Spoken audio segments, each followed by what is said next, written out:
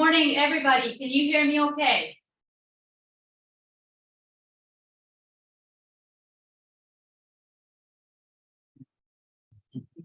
Okay, I would like to remind everyone, if you want to hear the conference in English, please, on the setting on the bottom for the interpretation, you click on English, so you can hear our instant interpretation right there. Okay, and here we go. السيد رئيس جامعة الموصل الأستاذ الدكتور قصي كمال الدين الأحمدي المحترم. السيد مساعد رئيس الجامعة للشؤون العلمية الأستاذ الدكتور منير سالم طه المحترم. السيدان عميدا كليتي العلوم السياسية والحقوق المحترمين. السادة الحضور كل بمقامه واسمه. السلام عليكم ورحمة الله وبركاته. يستذكر العالم في هذه الأيام تلك اللحظات التي انطلقت فيها الحملات العسكرية لاحتلال وغزو العراق عام 2003 ومن هذه الأرض بالتحديد، على الرغم من التنديد والرفض والاستنكار العالمي لها.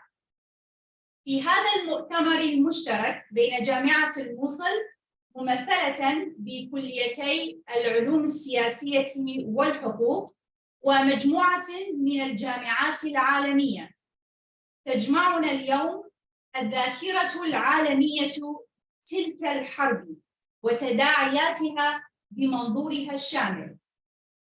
ولكن على وجه التحديد تجمعنا ذاكرتنا العراقية المشتركة، والتي تهدف إلى إعادة كتابة التاريخ بصورته الحقيقية وكما يجب أن يكون. لذلك اسمحوا لنا أن نكتب بأقلامنا ومن وجهة النظر العلمية، وأيضاً من وجهة نظر عراقية هذه المرة، عن الاحتلال الذي جاء باسم الحرب على الإرهاب ونزع أسلحة الدمار الشامل، ليكون هو المسبب الرئيسي للإرهاب فيما بعد ومزعزعاً لأمن المنطقة. نكتب عن الاحتلال من حيث مدى قانونيته والأخطاء الجسيمة التي رافقته، وعن مخلفاته وعما تركه من آثار سلبية، حيث ما زال مجتمعنا العراقي والدول المحيطة به تعاني منه. وفي الختام لا يسعنا سوى أن نستذكر تلك الأرواح التي غادرتنا خلال هذه المدة الزمنية، تلك الأرواح البريئة التي أصبحت مادة الحرب وجوهر تفاعلاتها. فلكل روح من هذه الأرواح قصصها التي لم تكتمل، فلأرواحهم الرحمة والخلود ولذويهم الصبر والسلوان. كبير في أن تنعم شعوب العالم بالأمن والسلام، ويتم استئصال الأفكار التي تجنح نحو الحرب، ويتم استبدالها بأفكار تؤمن بالسلام والازدهار والاستقرار. وبهذا أعزائنا الحضور، اسمحوا لي أن أعلن مؤتمرنا لهذا اليوم وأنتقل إلى زميلي الأستاذ روز كابوتي في جامعة نيويورك. روز.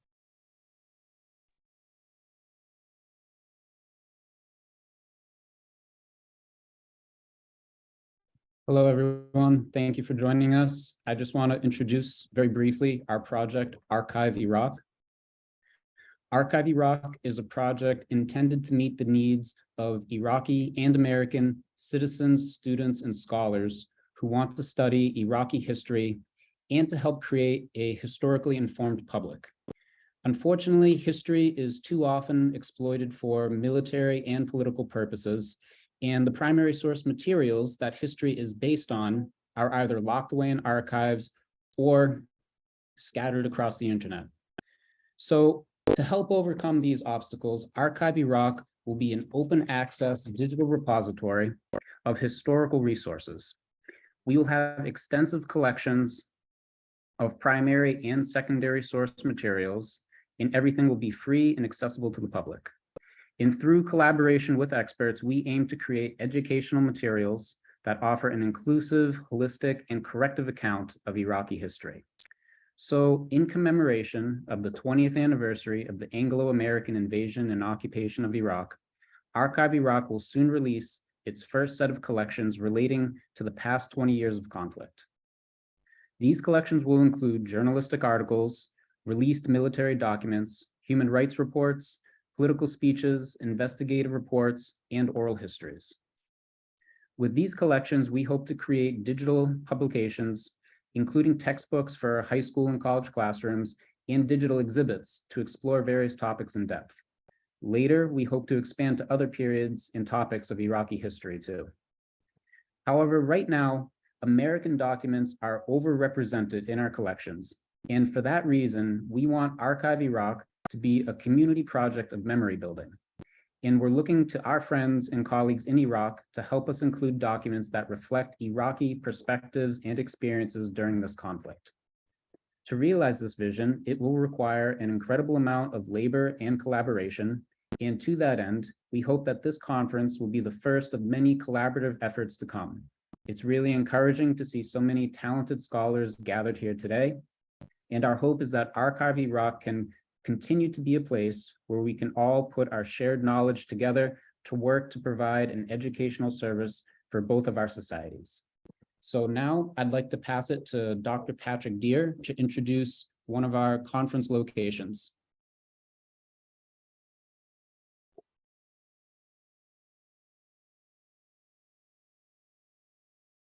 Good morning and also good afternoon to everybody attending the conference at the University of Mosul.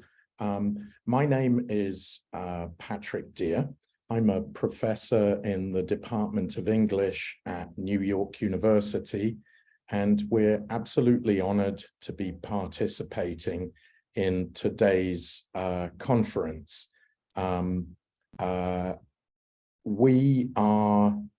Our particular participating organization is the NYU Cultures of War and the Post-War Research Collective. Since its formation in 2013, the NYU Cultures of War Research Group has aimed through its public programming to contribute to debates around war culture and to produce concrete outcomes for post-war cultural policies, which bridge the divides between academia, veterans, the military, activists, writers, and creative artists in today's challenging global climate. So we're delighted to open the conference and send warmest regards in solidarity to internationally. We recognize that despite the urgency and the extraordinary human suffering that is marked by the 20th anniversary, that certainly in the US, the US lacks cohesive narratives in historical memory for the war, for the invasion and occupation of Iraq.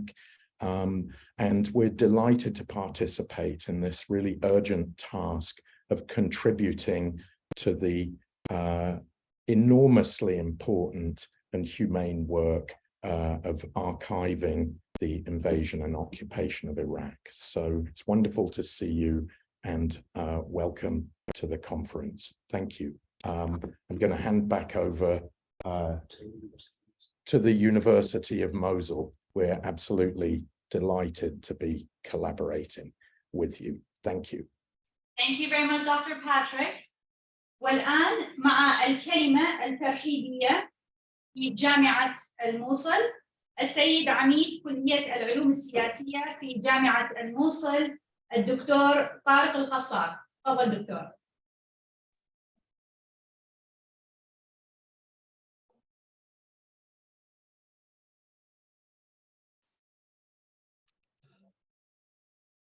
بسم الله الرحمن الرحيم. الزملاء في الجامعات الأمريكية شركائنا في هذا المؤتمر، السادة الحضور في جامعة الموصل، أسعد الله أوقاتكم وأهلا وسهلا بكم في هذا المؤتمر. نيابة عن السيد رئيس جامعة الموصل أرحب بالضيوف والسادة المشاركين في هذا المؤتمر. نتمنى أن تساهم هذه المؤتمرات وهذه الورش في خلق ذاكرة أو حماية لذاكرة طالما عانت منها دول ما بعد النزاع.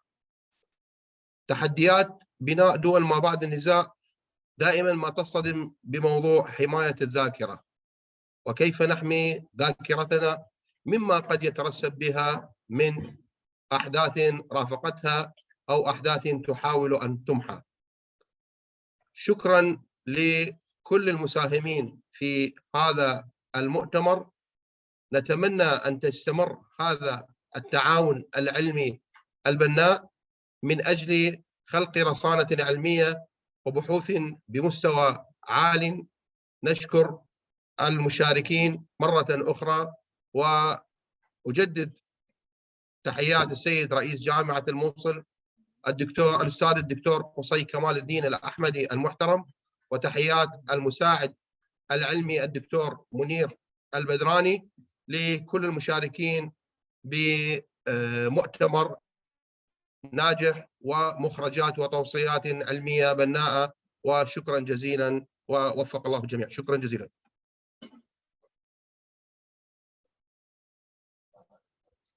شكرا جزيلا دكتور. أحب أن أذكر حضورنا الكرام بتحويل السيتنج إلى اللغة العربية عندما يتحدث دكتور ديفيد. والآن مع دكتور ديفيد، a professor at Notre Dame University and an author and co-author or co-editor of over 22 books, including his most recent, A Peaceful Superpower, Lessons from the World's Largest Anti-War Movement in 2023. He is a lifelong activist and advocate for peace, disarmament, and nonviolent policy change. So we welcome Dr. David, our keynote speaker.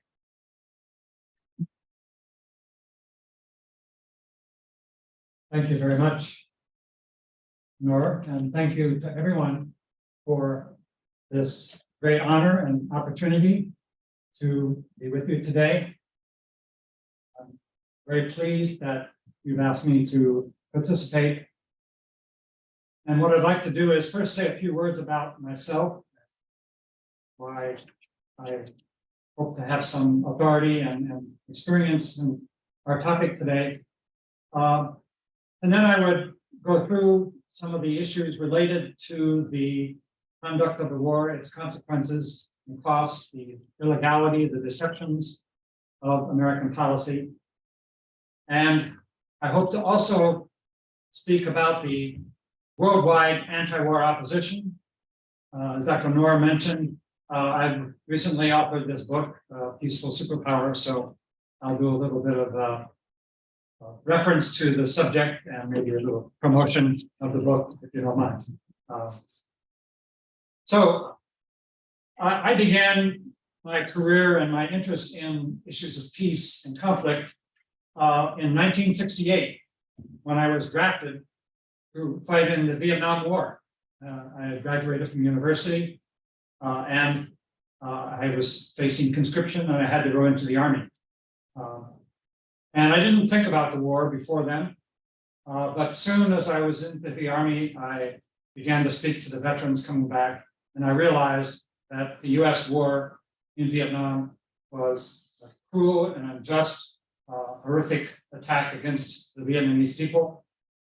And I learned that it was unjust, illegal, and I found myself questioning why I was in the military and what we were doing as the US military. So I began to speak out against the war as an active duty soldier. As you can imagine, my commanders are not very happy with me, but this was a time when the anti-war movement in the United States was reaching massive proportions, 1968, 1969, and there were many other soldiers and veterans like myself who were speaking out against the war. And I really spent the last 2 years of the time I was in the Army organizing against the war, even though I was doing my duty in the Army. Fortunately, I was not deployed to Vietnam. I served in the US in several military bases, but I organized actively against the war. And that experience turned me into a peace advocate. I tell my students, I became a peace professor by being drafted into the Vietnam War, and by learning about war and by studying war. And during that time, we were, as I say, many in the US who were opposed to the war. There was a massive anti-war movement. And I believe that we played a role in helping to restrain American aggression in Vietnam and ultimately help to end that war. And by the way, there is a program on American public television coming up next week, March 28th, I believe it is. That is called The Movement and the Madman. It's on the public television program American Experience. And it talks about an important part of the Vietnam anti-war movement and how it restrained the Nixon administration's planned escalation of the war into North Vietnam. And it's part of the story of how the Vietnam anti-war movement helped to end the war. That experience, as I say, concentrated my attention on war and peace issues, and I've been working as either an advocate for peace, organizing peace movements, or as a professor of peace studies ever since. And I was very concerned 20 years ago, 22 years ago, and earlier, as the US began to build up towards a possible war in Iraq. And what I want to talk about today is the nature of that war, and especially the nature of the opposition to the war. But as we begin, I would like to ask that we take a moment of silence, that we think about the many, many people who died and suffered in that war and because of the US sanctions, and think about the sadness of this moment 20 years on, for certainly and most importantly, the people of Iraq, but also for us here in the United States, to think that our nation caused so much suffering. So let's just pause for a few moments here.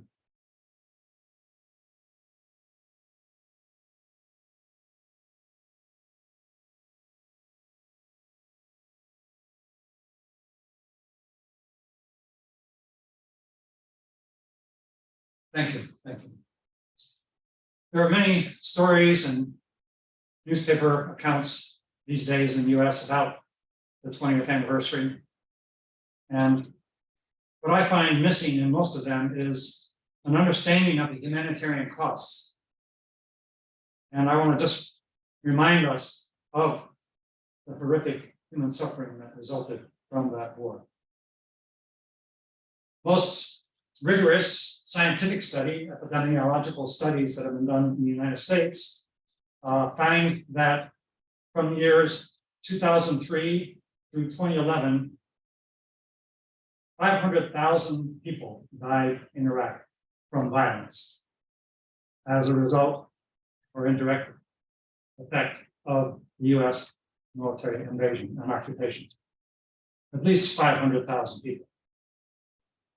That doesn't count the suffering that resulted from the US sanctions that were imposed in 1990 and maintained all through the whole decade of the 90s, which cut off Iraq from all sources of income because of the oil embargo and led to widespread humanitarian suffering.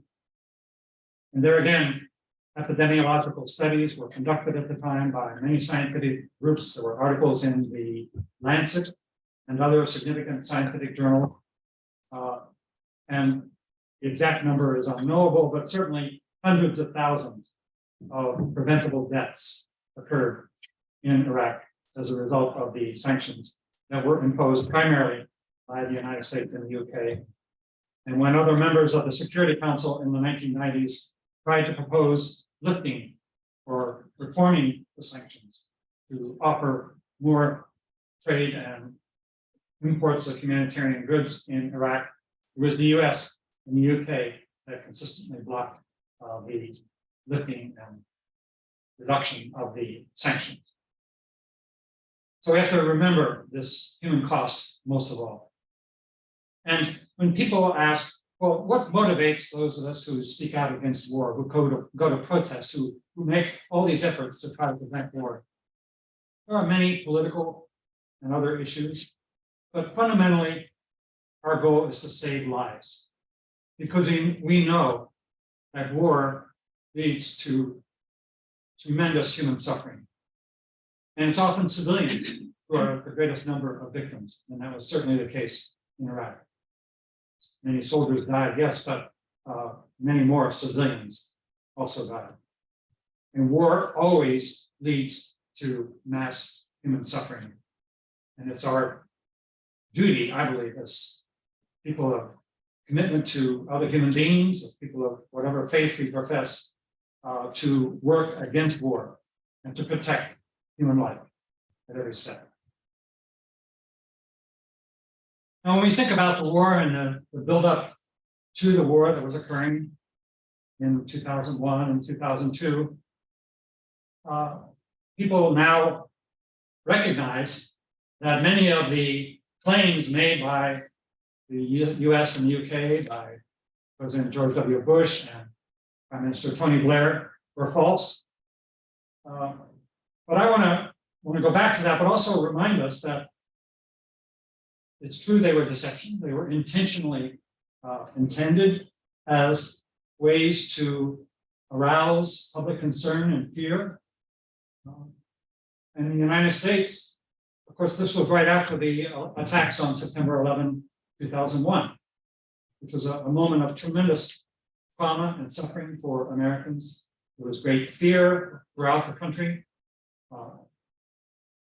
anxiety, and the Bush administration, to its shame, manipulated those fears and that anxiety to argue that Saddam Hussein was somehow behind the 9/11 attacks. And we know from the published record now that Bush had this view immediately after 9/11. And so did Donald Rumsfeld and others who were part of the decision-making in the White House. The national security official, Bruce Rydell, has written about these moments. He was in the White House staff at the time. He was in the White House when President Bush made his first phone calls to world leaders after 9/11. And when he talked to Tony Blair, and when he talked to the Crown Prince of Saudi Arabia and others, he said in those meetings, I think Saddam was behind it. I think we have to, quote, hit Iraq. And Rydell recounts how Prime Minister Blair and others who received these calls were taken aback because it was obvious to anyone who was looking that Iraq had nothing to do with 9/11. And indeed, Rydell, a senior national security official, says it was the unequivocal conclusion of the US intelligence community that Saddam Hussein had nothing to do with Al-Qaeda and 9/11. Iraq was not involved. It was a different set of actors. But Bush nonetheless went ahead with this deception. And of course, they brought in the question of weapons of mass destruction and this claim that Iraq has WMDs and that these weapons would be handed off by Saddam Hussein to Al-Qaeda and to terrorist groups that might attack the US again. And there was this consistent messaging coming from the White House about possible risk of WMDs, of weapons of mass destruction, which many of us at the time knew to be false. And I'll just take you back a bit, if I might, through some of the studies that we were doing at the time, my colleagues and I at the University of Notre Dame. We were scholars of sanctions and of UN inspections, so we studied all the reports that were coming out of the UN inspectors on annual, sometimes a biannual basis. And we knew from those studies and from the reports of the UN that when the original UN inspection mission, UNSCOM, and the International Atomic Energy Agency went into Iraq in the early years, they found elements of a nuclear program, of chemical weapons, biological weapons, ballistic missiles, and they systematically located and dismantled and verified the elimination of these weapons. And it's all there in the reports. So we tried to produce studies in 01 and 02. One of them was called Winning Without War. The notion that the inspectors were doing a good job. And if we just allow for inspections to go back into Iraq, that this would be a much better way to check on a possible threat to WMD. But in fact, the US refused to even consider an alternative. And you recall that in October, in the fall of 2002, the UN Security Council approved Resolution 1441, which renewed the UN inspections in Iraq. And right after that, Saddam Hussein, the government, allowed for the inspections to come in. So from December and January into February, there were extensive weapons inspections going on in Iraq with the expanded UN inspections network and commission, and also with the Atomic Energy Agency. And I remind you that in February of 03, Hans Blix, who was the head of the UN inspectors, and Mohammed al-Baradei, head of the Atomic Energy Agency, came to the Security Council, and they testified to the council before world television. And the quote from Hans Blix was, "So far, Anglo-American has not found any such weapons." And sitting next to him is al-Baradei, who said, "We have to date found no evidence of ongoing prohibited nuclear or nuclear-related activities in Iraq." So it was known by the most eminent experts, by the UN officials, that there were no WMDs in Iraq. But it was ignored. And I did a report on this, which I entitled Unknown Knowns. Rumsfeld was famous, or let's say infamous, for talking about supposed known knowns and unknowns. And but what he didn't say was unknown knowns, because that would have called attention to the fact that there was something that was known, but was intentionally unknown and was not paid attention to.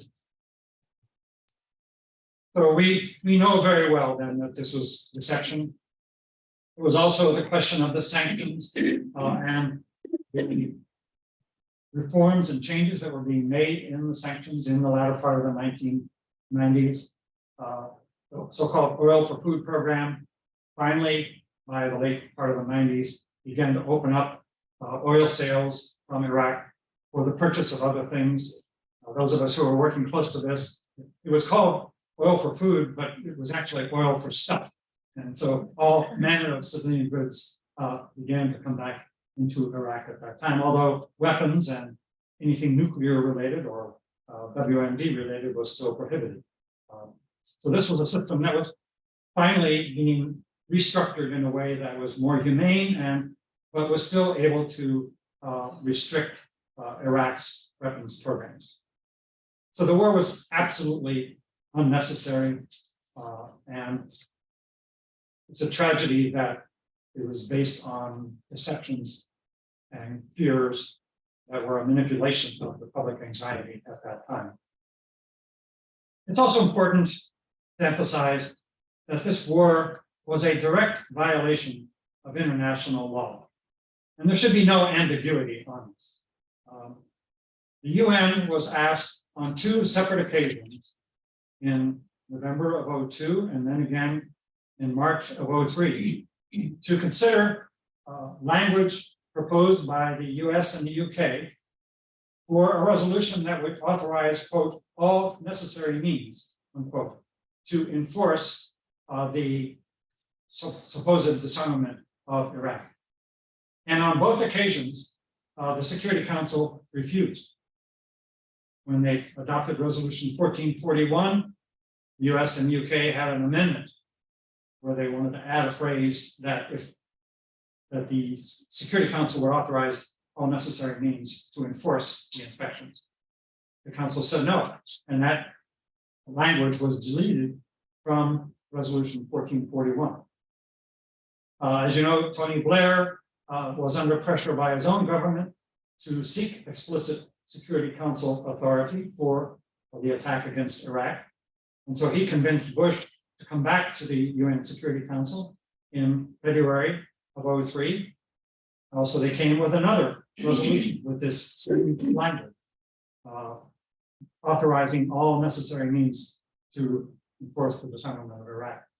And on that occasion, there was an intensive internal diplomatic process at the Security Council.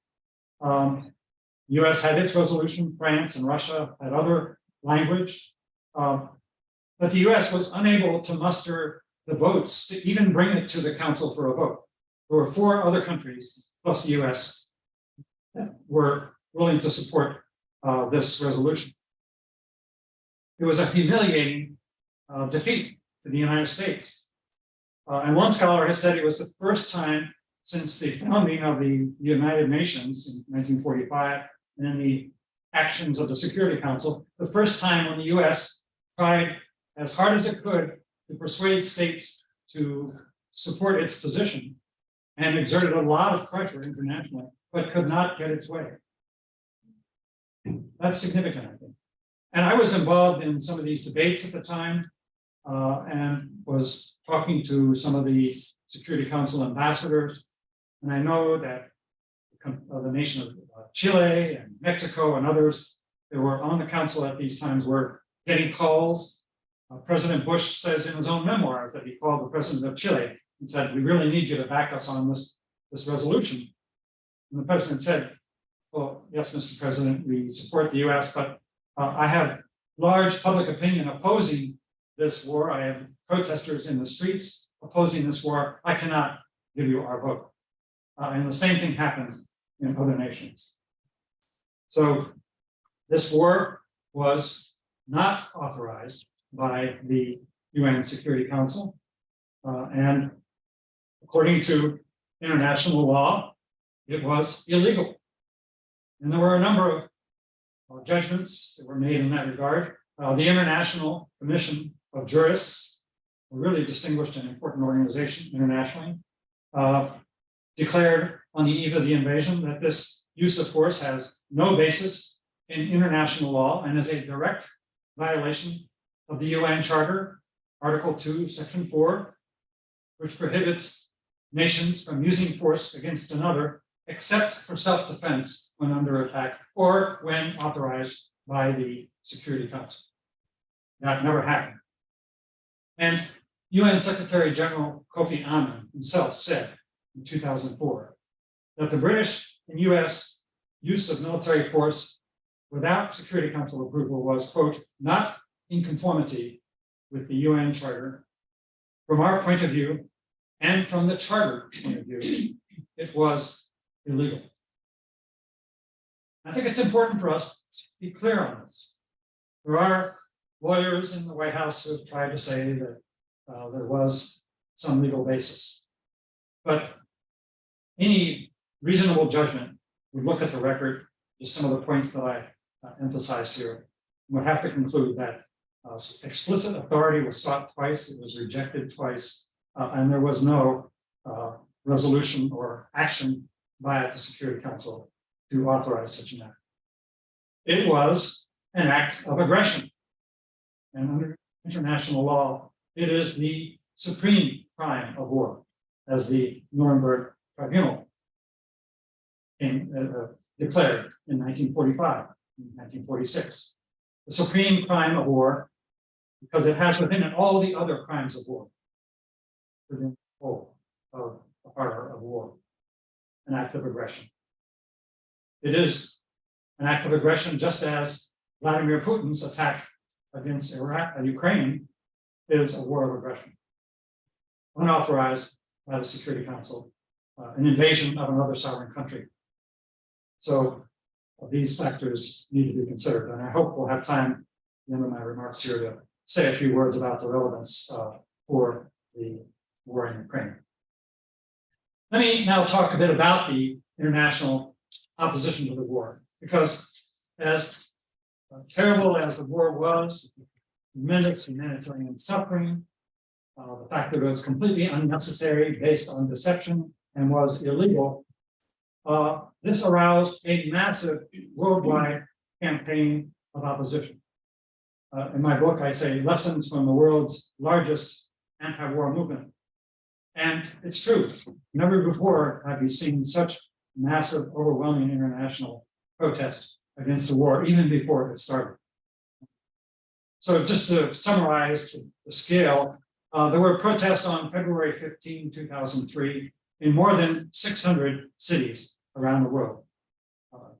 Estimates of 10 to 15 million people protesting, perhaps more, we really can't count at that level.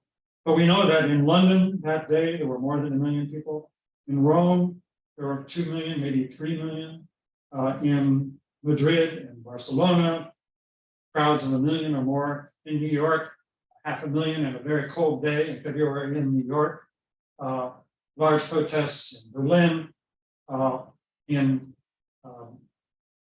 many cities in Asia, in Australia, in Cairo, and other cities in the Arab world as well, in South Africa, in Latin America, everywhere in the world, people were protesting this war. And coalitions were formed that went across society. Youth, students, women's organizations, trade unions, faith groups, church groups, from mosques, people from everywhere, speaking out as one to say no to war. Never been anything like it in world history. And it had a real impact. As I mentioned earlier, with countries that were in the UN, that were their diplomats were being asked to authorize war, while their people were out in the streets saying no to war. And it had a tremendous impact in terms of showing Bush and others that this was a war that people did not want.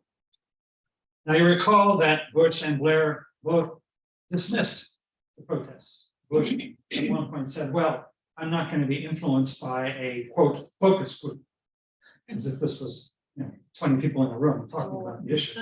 And there are millions and millions of people in the streets. And political leaders often pretend like they're not paying attention to protesters. But we know from now the record of the memoirs and from the books that Bob Woodward wrote about the inner debates within the White House at this time, that Bush and his colleagues and Blair down the street, they knew very well what was happening. They were worried.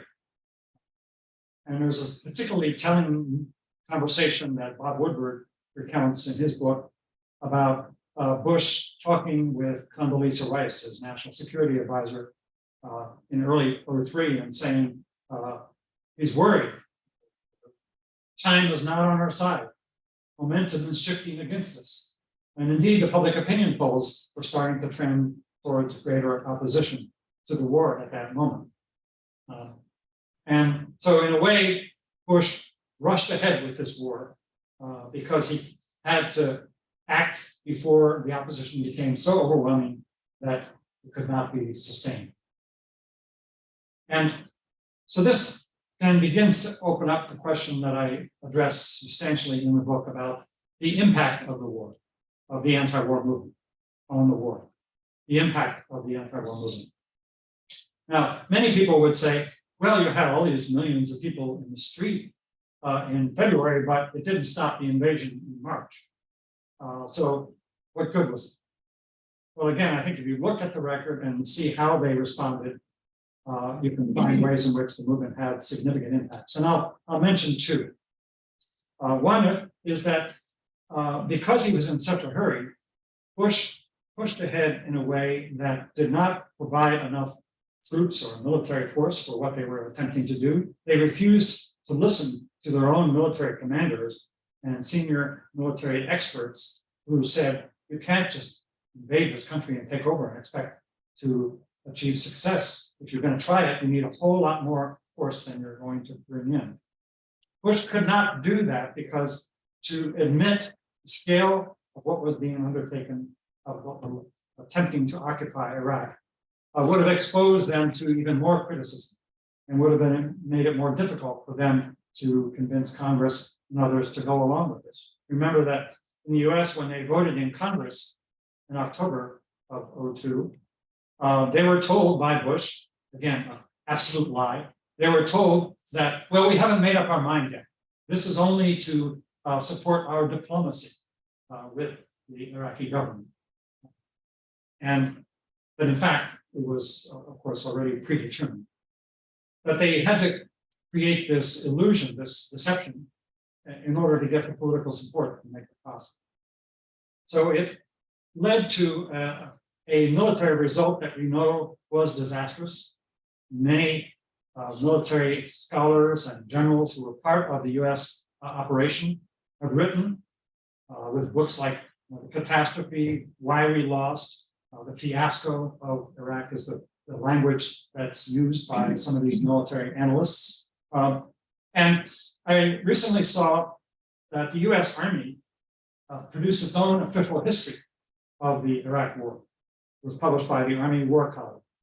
And so I read it carefully, and they came to the conclusion that the US war in Iraq was a, quote, strategic failure, quote unquote. And they trace that failure to these political decisions, politically motivated decisions, as they put it, by the Bush administration to refuse to admit what they were actually proposing to do and to therefore undercut the US war operation. There's another dimension, though, in which the anti-war movement had an impact, and that is in preventing the internationalization of the war. Now, Bush talked about his so-called coalition. They even used this word, coalition provisional authority, when they set up the occupation. But of course, all the people who were running the war were Americans. And our American troops were the ones who had to fight it. People like Ross Caputi and others who were called into the military. And if you look at the casualties among the soldiers of the United States in that war, the military casualties from the US and UK side, 93% of the casualties were from American troops. American troops were left to fight this war because no other country would really contribute significantly to it. And the so-called coalition of the willing was a threadbare, ineffective operation. The Army's history said it had no operational value to contribute to the war and the occupation. And many countries refused to participate significantly. Turkey, very significant, NATO ally of the United States, but with repeated mass protests in Turkey and several votes in parliament voted against allowing the US to use parts of Turkey for the war and refused to participate. Of course, Germany very significantly refused to participate. Canada, a country that has always joined the United States and the UK when they go to war, refused to participate in this war. And as you can imagine, the Bush administration vigorously lobbied Ottawa to change its opinion. But Prime Minister Chrétien said, I cannot support this war. Opinion in Canada is overwhelmingly against the war. There were mass protests in the cities. And on the day when Parliament voted, there were tens of thousands of people out in freezing cold weather in Ottawa in February to determine that Canada would not be joining US and UK. Of course, Spain initially went into the war, but then there was an election the next year. The socialist government came in, and they immediately withdrew the Spanish troops. And even many of the other countries that did send a small contingent, most of those troops that did join were for supply and humanitarian and other non-combat kinds of duties. The so-called coalition was meaningless and ineffective. And the US stood alone in the world. And then the last thing I'll say about the effect of the war the anti-war movement, was this synergy that existed between people in the street and the debate at the UN. As I mentioned, there were these occasions when the US and the UK were demanding authority and pressure was being applied for countries to vote. But at the same time, pressure was being applied on these countries by the street, by people who were protesting. And so the delegates at the UN did not want to support the war, and they drew strength from their citizens who were out protesting. And the citizens who were in the streets protesting acted in a way to support the United Nations. Remember that the protests were always saying, support the UN inspections. Inspections, not war. Let the UN handle the issue of Iraq. War is not authorized by the UN. It's therefore illegal. So there were the debates that were in separate places, in the streets and in the suites of the decision-making at the United Nations, but they were working together and reinforcing one another.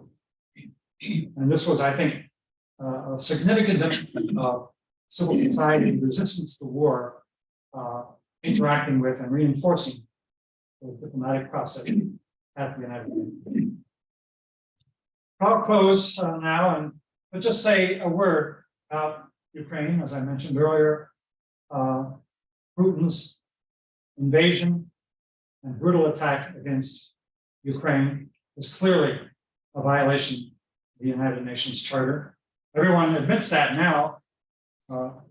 Not many were willing to admit that the same thing happened 20 years ago. And we need to keep that in mind. This is not a justification for what Putin has done. But we have to be clear that we oppose imperialist war in every setting, whether it was done in Iraq or Vietnam in my generation, or today with Russia in Ukraine. And Ukraine is fighting a war of defense. It is justified in fighting for its freedom, just as people of Iraq were justified in fighting an insurgency against foreign occupation, or the people of Vietnam were justified in fighting a war against the American attempt to dominate their country. So we oppose war, but we also understand that sometimes war may be necessary for self-defense. And all moral teaching and international law accepts the right of self-defense.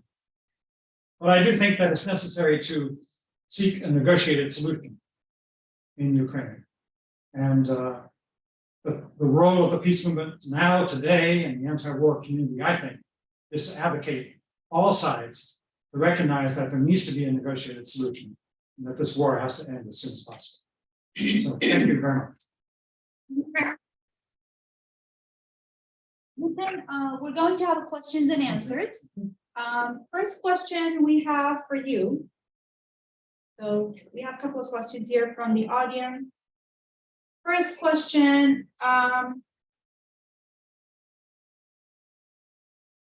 why there seems to be a lack of cohesive narratives in historical or popular memory in the US, and how we can counter this tendency to forget? Well, very good point. Well, events like this help, and especially when we come to these dates of the anniversary, 20 years, we need to remind people of this argument. I think education, we're all part of universities and teaching. And again, we need to remind young people, especially, that, and we can use this this war, that's a terrible war now in Ukraine, that's a teaching moment in a way. It's a tragic, horrible conflict. But when people say, well, it's a war of aggression, yes, it is. And let's think about the fact that our country was involved in wars of aggression, and other countries are involved in aggression and occupation of other territories, as in Palestine. Yeah. So we have to be constantly teaching and remind of the truth. And I think this project, Archive Iraq, is exactly the kind of thing that should be done. The evidence is there, it's overwhelming. Let's bring it out, remind people, and make it widely available and share it with as many different audiences as possible.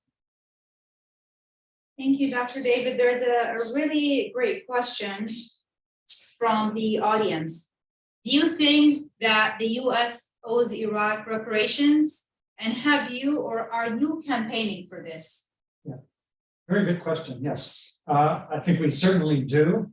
And one of the other events that I've done around this period of remembering the 20 years was to produce a study.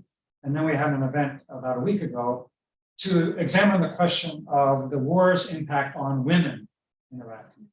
Because you'll recall, the argument was made that this war would help to liberate women from Iraq, from their dictator. Not realizing that, of course, women in Iraq were relatively well off in terms of the Middle East region, and in the earlier decades that had opportunity for education and employment, et cetera. So we focused on the consequences for Iraqi women.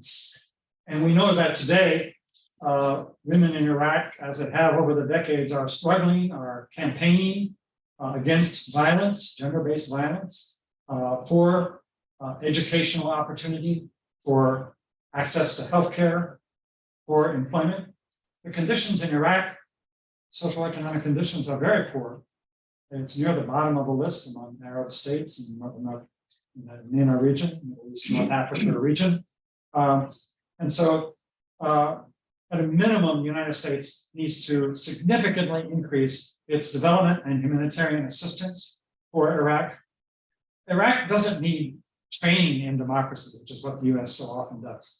And really, the so-called security assistance often is not helpful in the sense of maybe giving more weight to some of the militias that are not always accountable to political and constitutional rule. So let us focus on the humanitarian side, on economic, social support, providing access for healthcare, and whatever assistance we provide for Iraq, it should come to the people, not so much to the government or the political parties.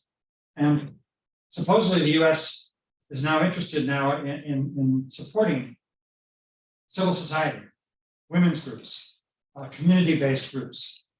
I think that's what we can do. It should be done anyway, but I think the U.S. has a special responsibility, given the horrific harm and suffering that we caused for that country, for the people of Iraq, to greatly increase and maintain our support, stay engaged in providing support for especially Iraqi women, but for Iraqi society.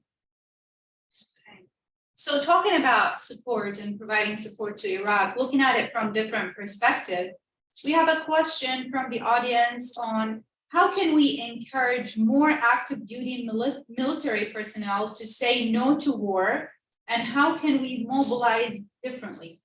Yeah. I'm sorry, I wonder if I can ask something. Since we're connecting to Mosul, I'd love to know who is asking the question and where from. Would that be possible? I will ask the control people to let me know. So, Russ, Hallie, where did this question come from? Some of the audiences here would like to know. Okay, while Dr. David answered the question, I'll try to get an answer. Thank you. Thank you very much. Well, of course, I like this question. It very much relates to my own experience. And I do think that we need to do education among military trainees. I've spoken at the Army War College. I'm right now trying to arrange for presentation at our West Point Military Academy. And I find that there are many of the active duty military in the US, and this has been true really back 20 years ago and still today, that they are not generally the ones who are advocating for these wars. If you look back on the decision-making to start this war, there were very senior military leaders who cautioned against trying to invade and occupy Iraq. And today in my interactions with active duty service members, we have a large military training program at my university at Notre Dame. And generally, they are recognizing the costs of war. So I think continuing education to encourage members of the military to speak their conscience. Of course, you have to follow orders when you're in military operations, but you are still a citizen as a soldier. And if you conscientiously believe that the policy is wrong, I think you have a duty to speak out. Now, of course, you may risk your career or a military punishment. I experienced that personally a long time ago, 50 years ago. But it's necessary, and in the long run, it is the best way to serve and defend a country, is to ensure that soldiers are used only when absolutely necessary and only for missions that are legal and morally just. Okay, so back to your question, Dr. Mariam, it was from Facebook, so they were not able to really tell because we're live being streamed on social media as well. Okay, the other question would be, what did Iraq gain from any of this? What prosperity was brought by the US to Iraqi people? Yeah, I think you have to admit that Iraq now does have a parliamentary system, better than a dictatorship, we hope. And while there are problems politically, there is at least an opportunity for an electoral system and for a parliament of many different voices.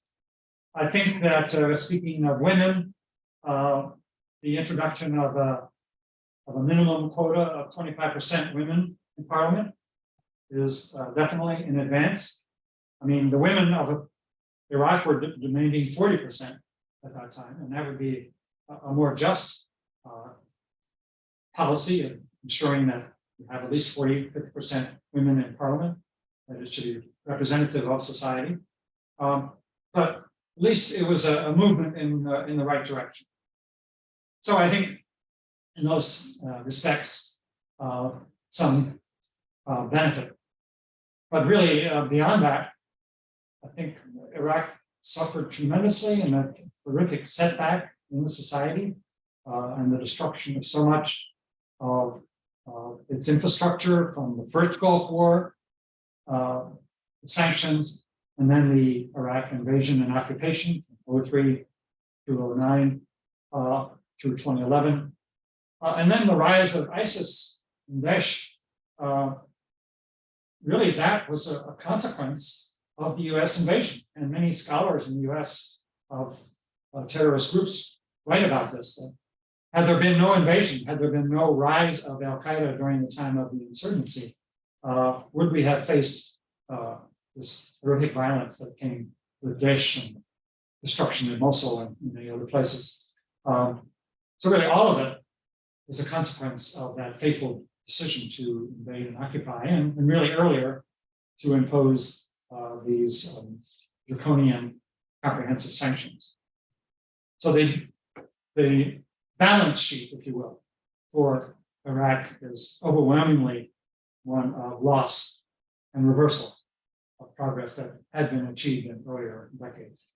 And we hope and want to support Iraq to recover, to improve, for society to have a voice.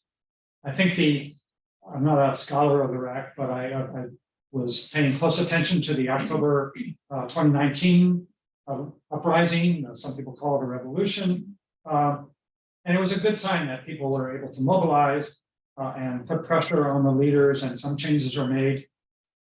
Whether it's going to lead to a real transformation is always still uncertain, but that's how societies evolve. Give opportunity for dialogue and debate. You allow people to protest as necessary, and hopefully it's translated into social action, and then the necessary economic and social development for people to have more dignity in their lives and more opportunity. Thank you very much, Dr. David. We're going to have a question from Dr. Mariam here. Hello, Dr. Mariam. It's a very simple one. And thank you, first of all, for really enlightening presentation, very inspiring. And I just wanted to know whether there had been any discussion about George W.'s decision being based on George H. Bush's coalition. So he calls it the same. So almost as though this is part of Daddy telling him what to do. It'll be quick. When we went into Kuwait, it was over before it even started. Yeah. What do you think? Yeah, it's a good question. And what motivated George W. to take this insane, rash action will always be debated by scholars and psychiatrists and others. We always understand what was in the mind of this person. But I think if we look at it more institutionally, the 1990-91 war, at the end of it, there was this big debate. Well, we should have just gone in and marched into Baghdad and take over the country. And Bush the first said, no, we wanted to get Iraq out of Kuwait. That's been accomplished. And so at that time, as you recall, there was this movement that emerged among the former national security officials and others in the military industrial system in the United States that kept arguing for preparing to challenge Iraq and Saddam Hussein into the future, finish the job, if you would. It wasn't just in George W.'s mind. This organization called the Project for a New American Century was created in the 1990s. And Donald Rumsfeld and Dick Cheney and others were kind of founding members of this movement. And it reflected this element of the military industrial system in the United States, the national security state that exists in the United States. And when we think about democracy in the world, we should think about the limitations and the profound failings of democracy in the United States on exactly this issue of war, and especially the Iraq war. You have this system of interlocking interests, the big corporations who make weapons, the members of Congress who get money from these companies and their constituents, the senior military officials who then retire and go to work for these big corporations. And it creates a reinforcing process for military responses to international problems. Through all my life, I've been pressing for non-military responses. The coalition we formed back in 2002 is called Winning Without War, Win Without War. That you can counter violent extremism and risks of war through non-military means far more effectively. And then the fact that we did not have a genuine debate as the war began. The press was astonishingly gullible in accepting this whole WMD myth. And the Pentagon, the military establishment itself, has learned to completely control the media. And Ross Caputi was telling me recently that when the battles of Fallujah occurred, the Pentagon had 91 journalists who were embedded in their forces. which means you had to go through a process by the military, get signed in, and go where the military wants you to go and receive their stories. And even the military would get to review your stories before they went out. So that's a process that exists in the US. That's hardly democracy or a free press. That's a controlled, militarized debate and militarized press. So all of these factors contribute to a kind of a war syndrome, a war mentality. We're seeing it again now with the defense of Ukraine. As I mentioned, I think it's legitimate to help them, but you see this frenzy of war reporting, and those who argue for a diplomatic negotiated solution are attacked. There were the progressive members of Congress in the United States who tried to circulate a letter last year urging the White House to seek a negotiated solution, and they were vilified and the press criticized, and so they had to withdraw their effort. So that's why I said at the end there, I think it's our job as advocates for peace and critics of war to take it and argue for a diplomatic solution. This war has to come to an end, and the longer it continues, the greater the loss of life and the greater the risk of escalation and all the rest that goes on with war. So sorry for the long answer, but you know, it's a very big and important question. Thank you, Dr. Mariam. So we come to even a bigger question, if I may. Talking about accountability, very big.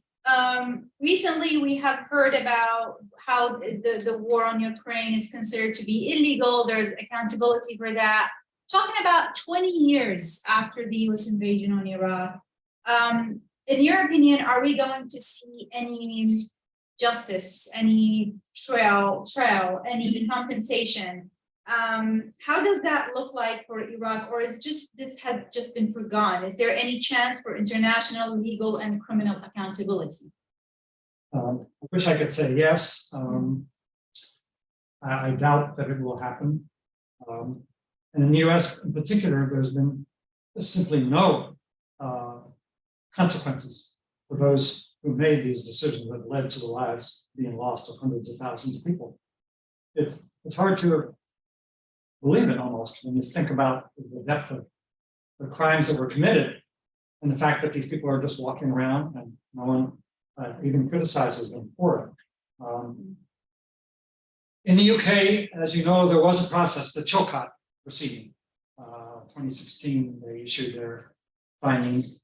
It was a very sanitized process, but at least they were able to issue a judgment that this war was not a last resort, was not a necessary use of force.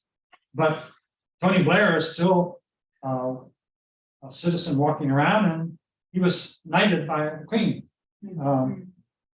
So we don't have accountability, and we have to in some way. I mean, I'm not trying to throw George Bush or Condoleezza Rice in jail, but somehow there has to be a judgment rendered, and they have to face the crimes that they committed. And even if they don't accept that it was a crime, the fact that hundreds of thousands of people died because of their actions, and that whatever gain Iraq received on the balance sheet is so outweighed by the tremendous costs and the consequences and reversals that Iraq experienced, at least admit to that. So I don't know how it's going to happen. I think it's going to have to come from civil society, from those of us who are trying to keep alive this memory through the archive. And maybe one of the ways we do it is we have a proceeding. I doubt that these people will come to our proceeding, but sometimes you can do it in absentia and have an experience where we can just, in a careful way, bring forth the evidence, the kind of discussion we're having today and what you'll be accumulating in the archive, and just ask them to acknowledge that this war was a fundamental violation of international law and had these horrendous consequences, and that we do owe the people of Iraq. We have a responsibility, and it's a form of reparation. It's a form of assistance to help them evolve and continue to develop towards a freer and more prosperous society. Thank you, Dr. David. I think to wrap it up and trying to always kind of like look at the perspective of a solution. So we're questioning about the legality of the war. So we know in 2004, for example, Kofi Annan, the Secretary General of the UN, he admitted saying that this war was illegal. And when George W. Bush was asked, he said, I would be held accountable for this war, but we have not seen any action taken. So moving forward, how can we prevent such an atrocity, such an ugly war in the future? I mean, because prior to Iraq war, the largest protest the world witnessed was about saying no to this war, but it still happened. So moving forward, how can we prevent something like that from happening in the future? Yeah, well, we have to continue to build the anti-war movements, anti-war culture, and through events like this, remind people of the costs of war. One of the organizations that I work with, and they co-sponsored our event on Iraqi women last week, is the Costs of War Project at Brown University. And they do really important work of constantly reminding of the costs of the Iraq War, of other wars that the US has been involved in, Russia now and others. And we have confusion in this country and maybe in other countries where we think that if we're anti-war, we're somehow anti-military. We're not patriotic. We don't love our country. And that's fundamentally wrong. You know, and that's maybe because I was in the military and because I do love my country and yet I oppose its wars. You know, I can see how these positions are not incompatible. In fact, if we really love our country, we want to avoid making these horrific mistakes and causing so much suffering for innocent people. Work with the veterans, work with people like Ross and myself and others, and with people in the military who understand these issues, and just continue to educate around the folly of wars. I think we've reached a point in the United States where there is an understanding that the war in Iraq was a disaster. The war in Afghanistan turned out to be a disaster. We know that Vietnam was an unjust and a lost war. So, you know, after a string of defeats, if you will, after failure, it's important to learn a lesson. And that lesson is to end these endless wars. And you saw that in the 2016 and 2020 presidential debates, the Democrats, but also Trump, was talking critically of these wars. And I think that's important. It's a kind of a Iraq war syndrome, if you will. There was the Vietnam syndrome back in the day. And then when Iraq came along, famous anti-war leader Tom Hayden, your friend and colleague, he was saying that, well, now we have the Iraq war syndrome. And that's okay. It's good to have a syndrome about war, to understand how horrific it is. And, the idea of endless wars, that was a bumper sticker back in 2002 from our Room Without War groups. Then it became something that presidential candidates would say. So that's progress, perhaps, I hope. And to make our country a peacemaking country. So we're supporting Ukraine, again, coming back to the present, we're supporting Ukraine. They're in a just war for defense. But let's also help them negotiate a peace agreement. You know, it's understandable that they don't want to compromise at all. Of course, they're in this war, but at some point, all wars end in some form of negotiation. And it's better to be organized and develop a negotiation now and bring the whole world community into a negotiation. This can't be just Ukraine and Russia sitting across the table. But bring in the United Nations, bring in the Organization for Security and Cooperation in Europe. Turkey says it wants to play a role. China, Premier Xi is in Moscow now. I don't know what they're talking about, but China could play a role. They say they're for peace. So let's make it an international process in which the US, the Europeans, and say the United Nations and many others pool resources to help Ukraine and Russia end this war and develop some solution politically to the issues about Crimea and the Donbass and all of the issues at stake here. And we can be a peacemaker, the United States. We have been in the past and we need to be in the future. I do agree. Thank you very much, Dr. David. I have two more questions in 2 minutes. So first question that kind of gives us hope. We want to kind of like change it a little bit, the tone. What role can creative writers, artists, and filmmakers play to intervene in the memory of the invasion and occupation of Iraq? Are there any important examples that you have seen? So in 1 minute, if you can wrap that up for me, then I have another important question for you. Well, I think one is your film, your documentary, Mother of the Rivers. And I think, you know, all documentarians and filmmakers should be focusing on these issues, tell stories, show life as you have done in your documentary, and tell the human side. These are all big theories, but at the end of the day, it's a human experience. And so the more writers who are telling their stories and just focusing on what it's like for the soldiers and the agony and ambiguity and the post-traumatic stress that comes out of their experience, and to the women and others who suffer under these violence attacks. So basically focusing on the personal stories that can tell a lot. Okay, all right. So just a very quick question, we have touched on it, but going back to the idea that Iraq compensated Kuwait for its invasion and the pursuing war crimes charges against Russia for their invasion of Ukraine, do you think this is a potential opening a path to hold the US accountable for Iraq's invasion? It should be. It should be. Yes, I think so. Yeah, and you know, there will be a major reparations rebuilding process necessary in Ukraine. How that gets paid for will then raise the question of, well, the US still has an unpaid bill that needs to be paid in Iraq.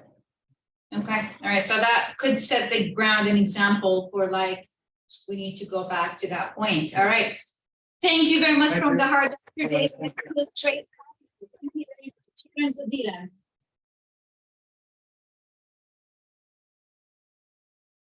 اوكي اعزائنا الحضور، ننتقل الان الى استراحه بمده 15 دقيقه ونلقاكم بعدها ان شاء الله.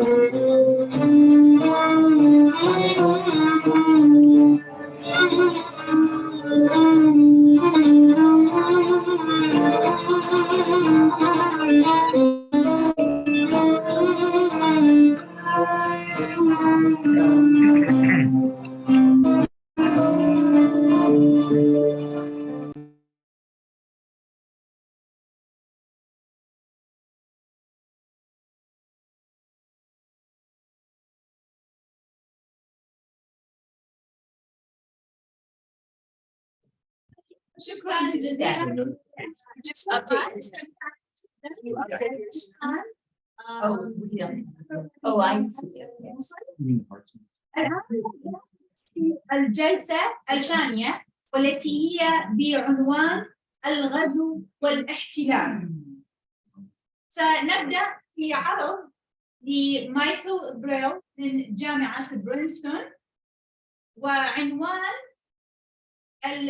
عنوان البرزنتيشن أو المحاضرة هي صدام والإرهاب، ادعاءات سياسية وأدلة أرشيفية. تفضل مايكل وأهلا وسهلا، شكرا جزيلا لانضمامك لنا. ألف شكر نور. يشرفني كثير أن أقدم بحثي ويشارك في هذا المؤتمر مهم. هل يمكنني أحكي باللغة الإنجليزية أو تفضلي اللغة العربية؟ ما فهمت بالضبط.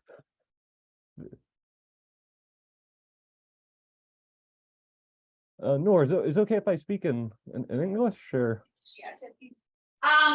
Michael, English would be perfect. Okay, I think I could do it, but Right. in Arabic, but I'll continue in English. But anyways, thank you so much. Thank you to you, Ross, Archive of Rock. It's an honor to be here. Had the pleasure of meeting Ross a couple months ago, reading his amazing book, realizing we were neighbors in Western Massachusetts, and learning about the important work he's done, not only in terms of scholarship, but activism and the Archive of Rock project. So again, I'm grateful to be here. I know it's something that was formative in my childhood, but doesn't compare to the experiences of so many of you who are directly impacted by this war. So I participate very humbly in that regard, and again, additionally honored to be able to participate quickly along your research and perspectives. I'm just going to quickly start a timer. I want to make sure you don't have to cut me off. With that, I will pull up. Says screen sharing is disabled. Any chance can help with that?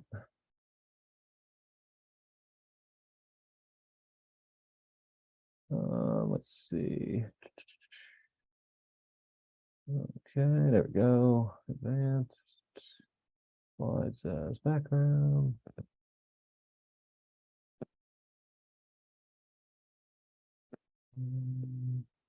Just bear with me 1 second. Row. There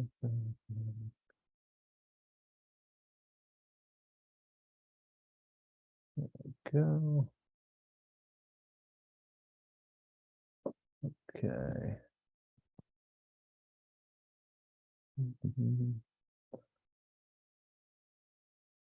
All right, again, as mentioned, I'm going to talk briefly about one of the major claims used by the Bush administration, making the case for the 2003 invasion, opposite weapons of mass destruction, which is more commonly talked about, were claims of Saddam's ties to terrorism and specifically Al-Qaeda. Little background on this. Saddam had a long history of supporting various groups abroad. Much of this was aimed at Iraqi dissidents. Through the 70s, through the 90s, a lot of this was also in the context of the war with Iran, carrying out attacks against each other's embassies during the 80s, during the Iran-Iraq war. This was also support for Palestinian groups against Israel, following the Camp David Accord, and again after the 1991 Gulf War, when Egypt became an adversary state to Iraq and Saddam, back the Islamic Jihad organization, one of the forerunner groups that became Al-Qaeda, and also with the shift during the 91 Gulf War, whereas Islamist groups supported Iraq. Afterwards, many of these groups became key allies of Iraq during the 1990s, especially the Jordanian Muslim Brotherhood, although this also preceded that as well with respect to support for the Syrian Brotherhood and its attacks against the Assad regime in the Ba'ath versus Ba'ath context, and also the Sudanese Brotherhood, which was a major ally of Iraq. In the 1991 Gulf War, it was called the Fedayeen program, planned to carry out like irregular terrorist style attacks against coalition targets, which didn't materialize too much. 1993, famously, there was an assassination attempt in Kuwait when former President H.W. Bush visited, which was thwarted. These things, as mentioned, and followed by the first World Trade Center bombing in 1993, gave rise to truly bizarre phenomenon, something a colleague and I, Wissam Al-Shabi at UCLA, call Saddam trutherism, which is an article we're currently working on, and I'm in part talking about. In short, these were people who believed that not only was Saddam behind the 1993 World Trade Center bombing, but had a connection to the Oklahoma City attacks carried out by Timothy McVeigh, the embassy bombings in 1998, the attack on the USS Cole in 2000, and depending on some of these people who you ask, even a role in the downing of Flight 800, which I believe the official explanation was a mechanical error in 1998. The leader of this movement was a woman named Lori Milroy, who was very influential with the neoconservatives, had been a big supporter of Iraq and Saddam during the 1980s, something of an apologist in the context of the Iran-Iraq War. But after the invasion of Kuwait in the 1991 Gulf War, became fixated in seeing Saddam at the center of everything. Terrorism expert Peter Bergen aptly described Milroy's theory as a unified field theory of terrorism that was something akin to, I guess, that in scientific terms, but also a Manchurian candidate level fixation with believing that many of the leading Al-Qaeda, which the development of the Al-Qaeda group actors, like Ramzi Youssef, but also Sheikh al-Libi and even Khalid Sheikh Mohammed were in fact Iraqi intelligence agents, and that identities had been prepared for them in advance during the Iraqi occupation of Kuwait, if that can be taken seriously. Moving on, this background, but also the degree to which Saddam was in the news in the 1990s with the fight with the inspectors, the enforcement of sanctions, occasional U.S. coalition bombings. To some degree, it was natural that Saddam was on people's minds, given that he was in the news regularly, but also very much demonized in the context of the 1991 war, and became the archetype dictator villain in the decade afterwards. Curiously, public opinion polling right after the 9/11 attacks and in the years following showed high percentage of Americans who thought that Saddam was directly involved in 9/11. As mentioned, there was core groups who were making media appearances, especially by the late 90s, pushing these theories that even crossed over into mainstream coverage. And after 9/11, they were ready to pounce and started advancing these theories, again, directly to the Bush administration and President Bush, conflating Al-Qaeda and Saddam as the true believers in this had before. Very famously, as early as September 14th, 2001, President Bush mentioned to Tony Blair that he was keen on going after Saddam and responding to 9/11, which Blair at the time warned him against. There was a core group of believers in Saddam trutherism, if you will, within the Bush administration, who were very powerful and influential. The leader of this was Paul Wolfowitz, the Deputy Undersecretary of State at the Pentagon, who I would say on the spectrum of people who buy into the various tenets of the Milroy and Milroy adjacent theory, he certainly believed it all, down to the Flight 800 connection, and used his position of power and influence within the Bush administration to tilt at windmills and go on on wild goose chases, trying to confirm various aspects of her theories. Doug Feith, one of Wolfowitz's deputies at the Pentagon, was also a big believer of this, and it's not surprisingly that much of the manufactured intelligence provided by Iraqi exile groups confirming supposedly these theories came through Doug Feith's office.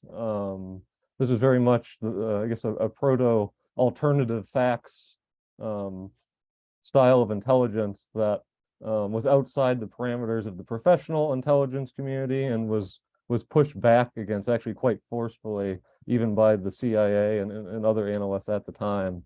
Along with Feith, Richard Pearl on the Defense Policy Board was important. Former CIA Director James Woolsey was an important believer who even went to Europe to try to track down and confirm the infamous supposed Prague meeting between Mohammed Atta and Iraqi intelligence.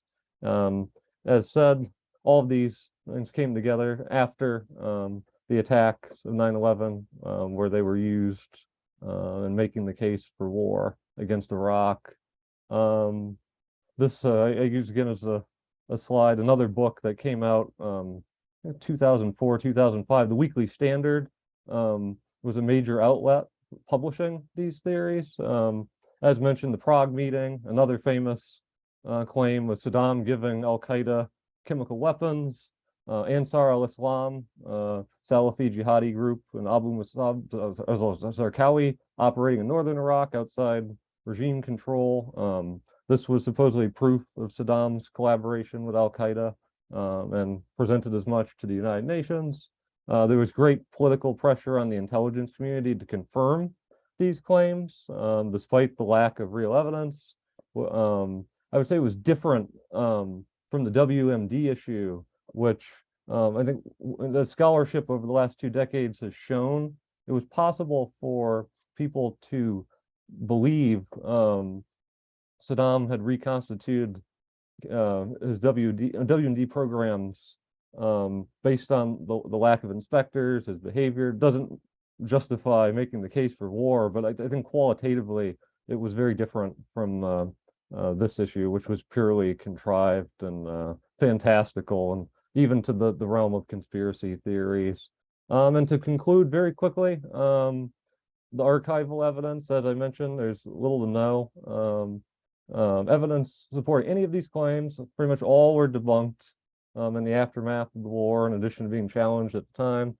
9/11 Commission report, Senate Select Committee on Intelligence, Pentagon study, CIA studies. There's a great documentary study looking at Saddam's ties to terrorism, and indeed, as mentioned, he did support many groups, but the main conclusion of this was that Iraqis, Iraqi opposition, Iraqi abroad were the primary targets and victims of Saddam's terrorism, along with his regional adversaries trying to break out of sanctions and continue his struggle against the United States and the Middle East. And in hindsight, there were people who tried to find this link in retrospect, and saying that Saddam was a forerunner to ISIS. But again, as the archives have shown us, even on his religious policies, Saddam was not a Salafi and did not tolerate the presence of jihadi Salafi groups or groups like al-Qaeda within Iraq.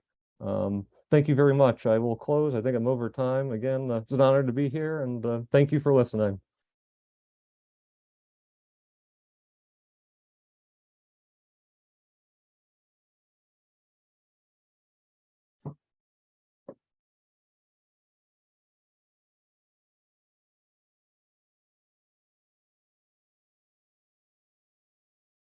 Battle with him back in the day. Shukran jazilan, Michael. Thank you very much for your awesome presentation. We will have some times for questions and answers toward the end after Dr. Marwan and the other for section 2 present. So thank you very much, Michael. Okay, عرضنا القادم مع الدكتور مروان سالم علي، أستاذ مساعد دكتور في تخصص الاستراتيجية بكالوريوس من كلية العلوم السياسية جامعة الموصل، ماجستير ودكتوراه في تخصص الاستراتيجية من كلية العلوم السياسية جامعة النهرين. حالياً دكتور مروان يشغل مسؤول شعبة ضمان الجودة وتقييم الأداء الجامعي في الكلية. تفضل دكتور مروان، أهلاً وسهلاً.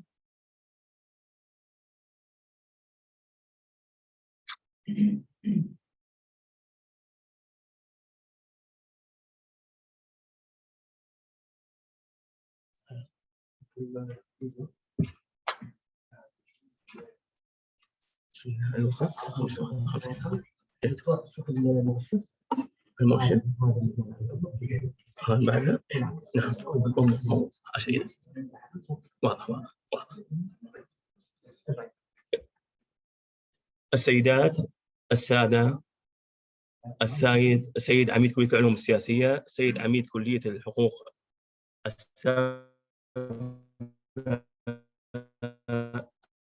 المشاركين في المؤتمر مع الجامعات الأمريكية، السلام عليكم ورحمة الله وبركاته.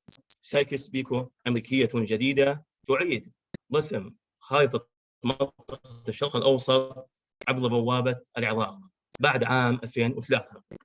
بداية يخطئ من يظن أن مشروع الشرق الأوسط الكبير أو ما سمي بالإقليمية المفتوحة أو الإقليمية الجديدة التي دعت إليه إدارة الرئيس الأمريكي الأسبق بوش الابن أو جورج ووكر بوش بعد أو قبل عقبة وبعد احتلال الأمريكي العراق، ظل حبيس أدراج مكاتب وزارة الخارجية الأمريكية والمؤسسات الأخرى. فالمتابعة الدقيقة للموضوع تكشف لنا بأن المشروع أخذ ميدان التطبيق عبر وسائل وآليات أمريكية عديدة. كان العراق هو بداية الانطلاق أو محطة الانطلاق من خلالها نحو منطقة الشرق الأوسط أو ما سميت بمنطقة الشرق الأوسط الكبير.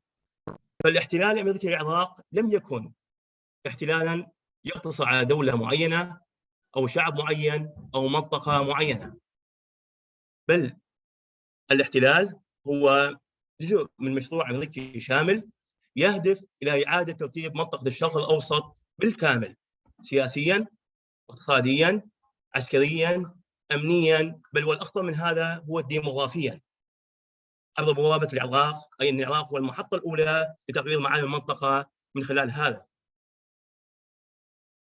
فالعراق وفق ما أكدت عليه صحيفة US Today الأمريكية هو قلب الشرق الأوسط الكبير، والشرق الأوسط الكبير هو قلب أوراسيا، وأوراسيا هي قلب العالم.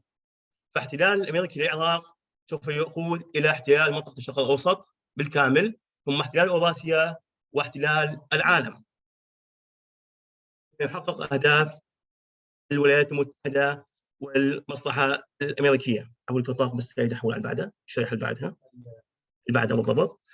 لكن رغم أن الولايات المتحدة أرادت أن تجعل من العراق محطة للانطلاق أو نموذج إقليمي شرق أوسطي يحتذى به عبر إقامة نظام حكم علماني ديمقراطي، بيد أن فرضية النموذج العراقي سرعان ما أثبتت فشلها في معظم الأحيان بعد أن وجدت منطقة الشرق الأوسط نفسها غارقة في الفوضى والحروب الطائفية والمحلية، حتى صعب التكهن بمستقبل المنطقة ومساراتها.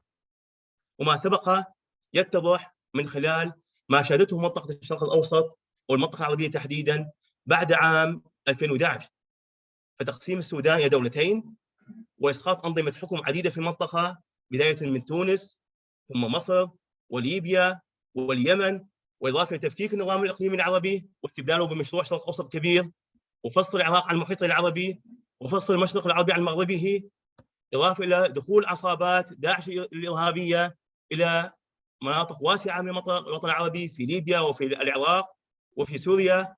ما هو إلا مخطط أمريكي لتقسيم المنطقة وإعادة ترتيبها بما يملي عليها مصلحتها. ومن هنا تم تقسيم البحث إلى محورين أساسيين أو مبحثين أساسيين. تناول المحور الأول تداعيات الاحتلال الأمريكي للعراق محلياً وإقليمياً ودولياً. أما المحور الثاني فتم تناول العراق بوابة لتغيير المنطقة وإعادة أو تنفيذ مشروع الشرق الأوسط الكبير. فيما يخص التداعيات تم تقسيمها إلى مطالب، تداعيات محلية وإقليمية ودولية. هناك العديد من التداعيات على الصعيد الداخلي العراقي، أي تداعيات على الصعيد المحلي، ومن أهم هذه التداعيات على الصعيد السياسي طبعا والاقتصادي والعسكري والأمني والتداعيات السياسية. أول هذه التداعيات هو أن الاحتلال الأنجلو-أمريكي للعراق أدى إلى تدمير الدولة. جاءت القوات الأمريكية للعراق وكان هدفها هو إسقاط نظام حكم أو إسقاط سلطة، وانتهت إلى تدمير الدولة ودون أي إدارة ناجحة للموضوع، مما أصبحت أزمة بناء الدولة هي من أكثر الأزمات خطورة وتحديا التي أصبح العراقيون اليوم يواجهونها، إضافة إلى تدمير مؤسسات الدولة بالكامل وتفكيك المؤسسات المعنية بالنظام والأمن العام سواء على الصعيد الداخلي أو الدفاع أو الداخلية، مما أدى إلى حصول انفلات أمني واسع في العراق وانتشار عمليات النهب والسلب دون أي إدارة محددة من قبل الولايات المتحدة. أما التداعيات إضافة للتدخل طبعا الأجنبي الإقليمي والدولي في الشأن العراقي وإضعاف الإرادة السياسية العراقية وشلها بالكامل. هناك تداعيات عسكرية أمنية، ومنها انقسام المجتمع العراقي إلى كتل سكانية كبيرة طائفية، وكل كتلة أصبحت تمتلك مؤسسات عسكرية وأمنية خاصة بها هددت الدولة العراقية والمواطن العراقي بالكامل، إضافة إلى سيادة أجواء الفوضى العارمة في عموم العراق وتعدد الأجهزة والمؤسسات الأمنية الاستخباراتية في أرض العراق الإقليمية والدولية، وفي مقدمتها الموساد الإسرائيلي والميت التركي، إضافة للاستخبارات الإيرانية. إضافة إلى هناك تداعيات عديدة أخرى، من ضمنها تحويل العراق إلى ساحة عمل لعشرات الآلاف من العناصر الأجنبية العاطلة عن العمل أو ما سميت أو تحت مسمى شركات الحماية المدنية الأمريكية.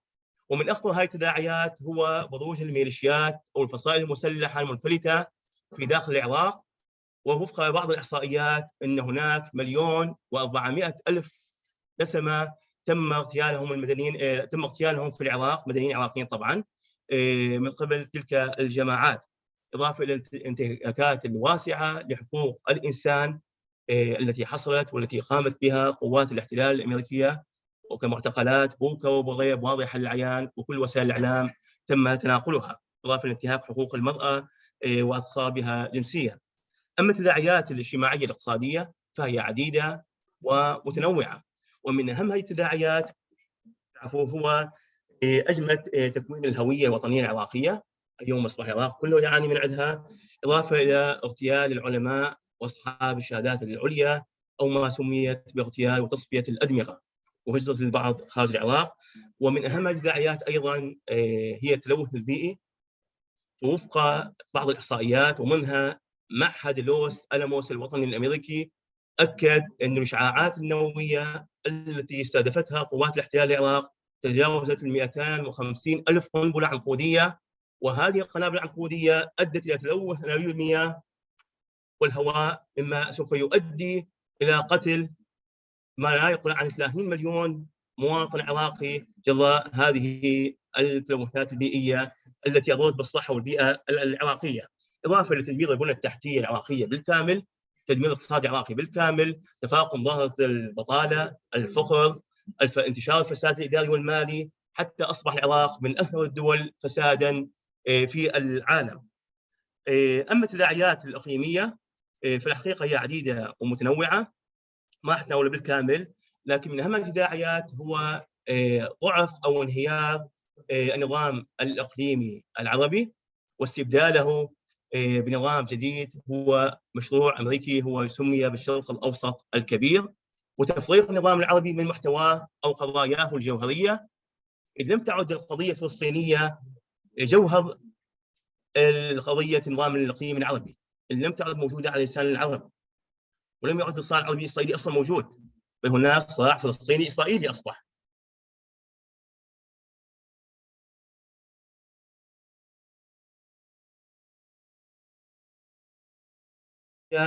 النظام العربي أدوار متصاعدة على حساب دول القلب، ومنها إحلال القواعد العسكرية الأمريكية من السعودية ونقلها إلى دولة قطر والبحرين، وإعطائها أدوار مساعدة على حساب دول القلب في المنطقة، إضافة إلى أنه الاحتلال أدى إلى اختلال ميزان القوة في المنطقة لصالح إسرائيل، إضافة إلى أنه النظام أدى إلى أن يكون نظام ثنائي الأقطاب سعودي وإيراني فقط، بعد أن كان العراق هو القطب الأهم في المنطقة.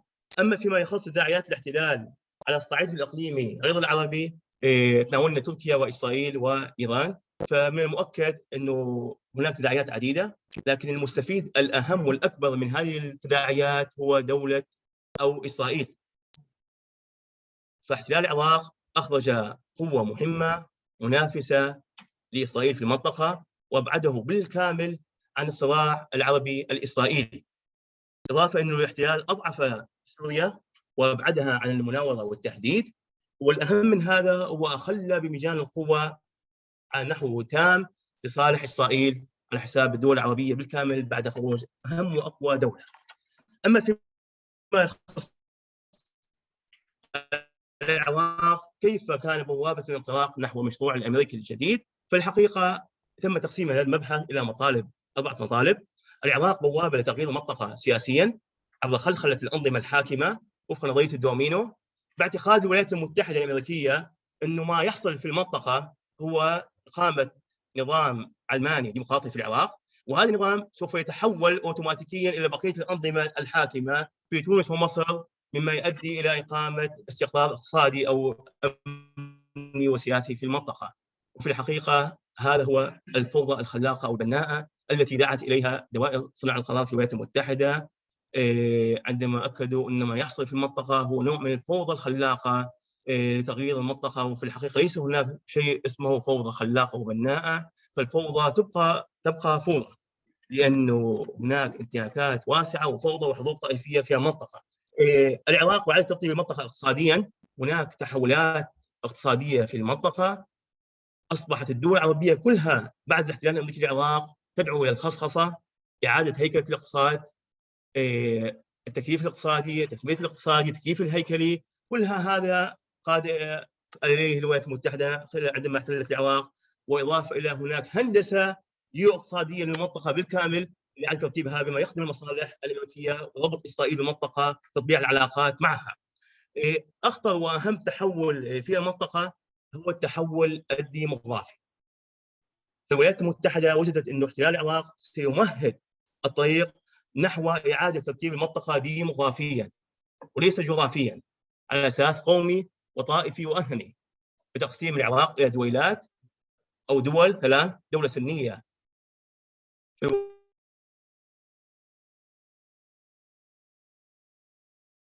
أن هناك أقليات لابد من إعطائها الحقوق والحريات الكاملة، وهذه الدولة الكردية في الشمال سوف تدخل من المؤكد في صراع مع دول مجاورة كتركيا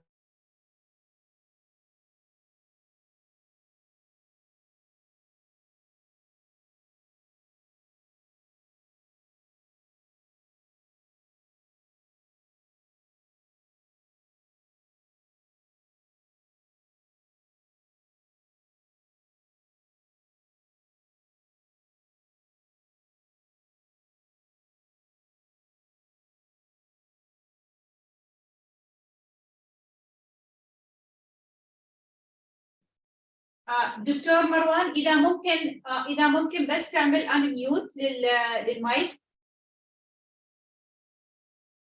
نعم دكتور مروان ميوتد. إضافة لتقسيم لبنان إلى 7 و8 دول، وتقسيم جنوب الصومال وغيرها من دول أخرى. إن هناك مخطط إقليمي جديد تهدف الولايات المتحدة من خلال احتلال العراق إلى تطبيقه في المنطقة. وآسف جدا على الإطالة، هذا ما تم تناوله بشكل ملخص وفق الوقت المسموح به. آسف جدا.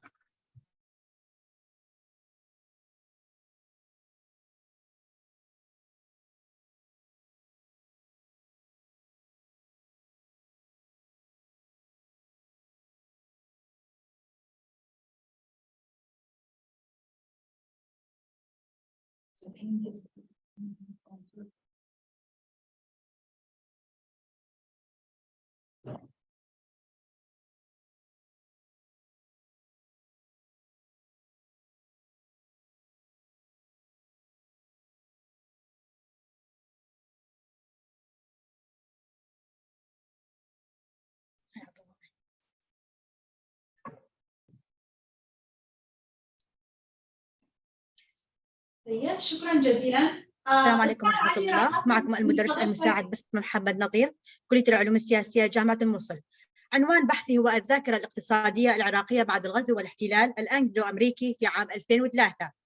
فيه تم التركيز على الأثر للغزو والاحتلال الكبير على انهيار الدولة العراقية ومؤسساتها الاقتصادية، وما ساهمه من جمود اقتصادي وركود اقتصادي، ثم انخفاض في معدل الناتج المحلي الإجمالي الذي أثر بالتالي على الدخل القومي للفرد يعني العراقي. بالتالي هذا أدى إلى زيادة معدلات الفقر، البطالة، والوفيات. وجاء البحث لتسليط الضوء على ذاكرة العراقيين في هذا النحو، ما خلقه من تبعات الغزو والاحتلال، والتي أثرت على مدى قدرة الدولة العراقية آنذاك في توفير أبسط الحاجات للمواطن العراقي. وبناء على ذلك قسم البحث إلى 3 محاور رئيسية، وهي: في المحور الأول تم تناول الذاكرة الاقتصادية أبان حرب الخليج وانعكاسات العقوبات الاقتصادية. في المحور الثاني وتداعيات الغزو والاحتلال الأنجلو أمريكي على الاقتصاد في الذاكرة العراقية. في المحور الثالث تبعات الغزو والاحتلال بسيطرة تنظيم الدولة الإسلامية داعش وانعكاساتها الاقتصادية. فيما يتعلق بالمحور الأول الذاكرة الاقتصادية العراقية أبان حرب الخليج وانعكاساتها الاقتصادية، فهو تمثل تمهيد لما عاناه الشعب العراقي في تلك المرحلة نتيجة ما فرضته الولايات المتحدة من عقوبات اقتصادية على أثر اجتياح العراق للكويت عام 1990، وكان لها الأثر الإنساني والاقتصادي، وتمثل بتدهور القطاع الصحي، ارتفاع معدل الوفيات، حرمان العراق من القدرة الشرائية للأدوية والمعدات الطبية. هذا أدى إلى زيادة معدلات ولادات أطفال ناقصي النمو، تباينت نسبها ما بين 9% عام 1991 ثم 23.4 عام 1996 ثم 22.8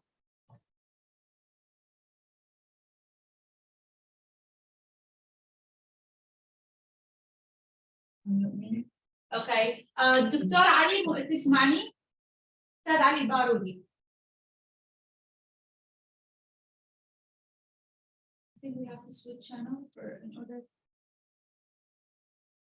نعم استاذ علي، هنالك خلل بالترجمه. حاليا احنا لما نشغل الانجليزي بدنا نسمع حضرتك مع دكتوره بسمه بنفس الوقت، فلذلك ما نقدر نسمع ترجمه. اتصور هنالك خلل بالشانل بالقناه.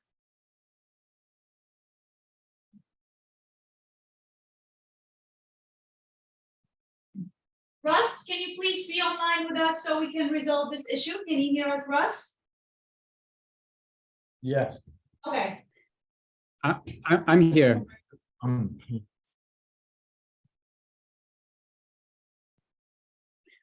Ali, is it possible that your microphone is picking up the sound from the Arabic presentation also? Okay.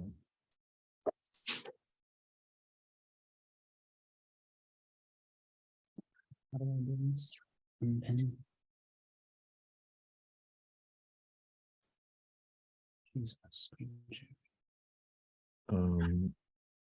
Well, Dr. Ali, is there anything that you're doing differently from when we tested the simultaneous translation?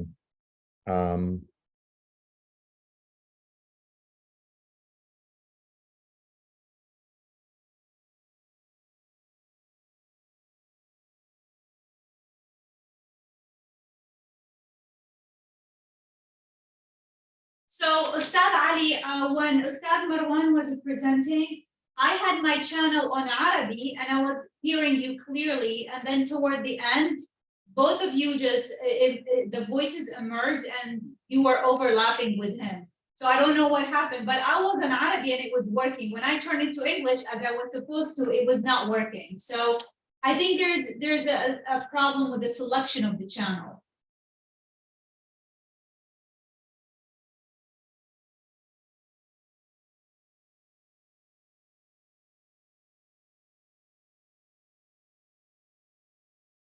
Got it. Is there a way, Russ, that we can maybe reset it? Is there an option like that?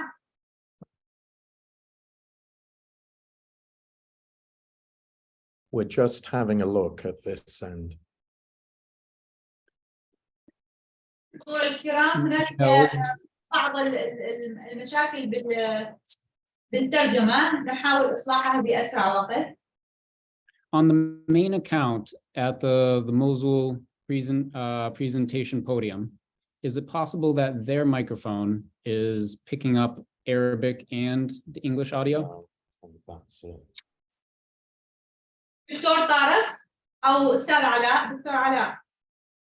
Because the translation was working fine with you, Noor, and it's not working at Mosul. So I think the difference عفوا is دكتورة got to be the نور، settings احنا at يعني Mosul. الجالسين طيب دكتور بالقاعة علاء، كلهم باللغة العربية، هل من الممكن ولذلك أن ممكن يعني الكمبيوتر يمكن إذا ياخذ الصوتين العربي والإنجليزي؟ باللغة العربية، فإذا على الإنجليزي راح يذكر يعني يترجم إلى اللغة الإنجليزية، ولكن بالعربي احنا، فالإلقاء راح يكون بالعربي والمستمعين أيضا باللغة العربية. طيب Russ, is there any setting that should be done from أدري بين المترجم وبين نعم.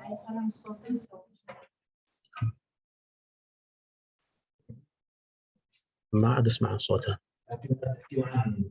موجودة يعني بس ما أتكلم.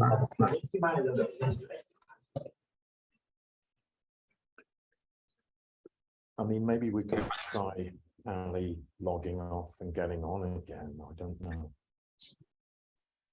دكتورة نور تسمعيني؟ نعم أسمعك. المطلوب من عندنا شنو دكتورة؟ نحاول نشوف احنا الخلل وين، ما نعرف بالضبط الخلل وين.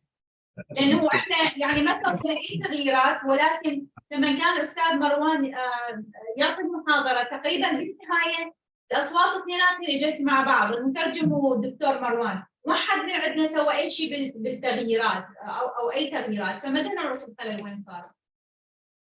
I'm sorry, can we try again? Do you want to try?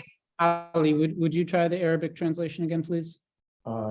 Let's have Dr. Tariq, will you speak from the Mosul podium? قليلا وراح نشوف إذا علي ترجم نقدر نسمع واضح هنا. طيب دكتور طارق، نعم إذا تسوي ممكن تسوي unmute من مكان البرزنتيشن وتحاول تتكلم حتى نشوف إذا أستاذ علي ترجمها وتطلع واضحة.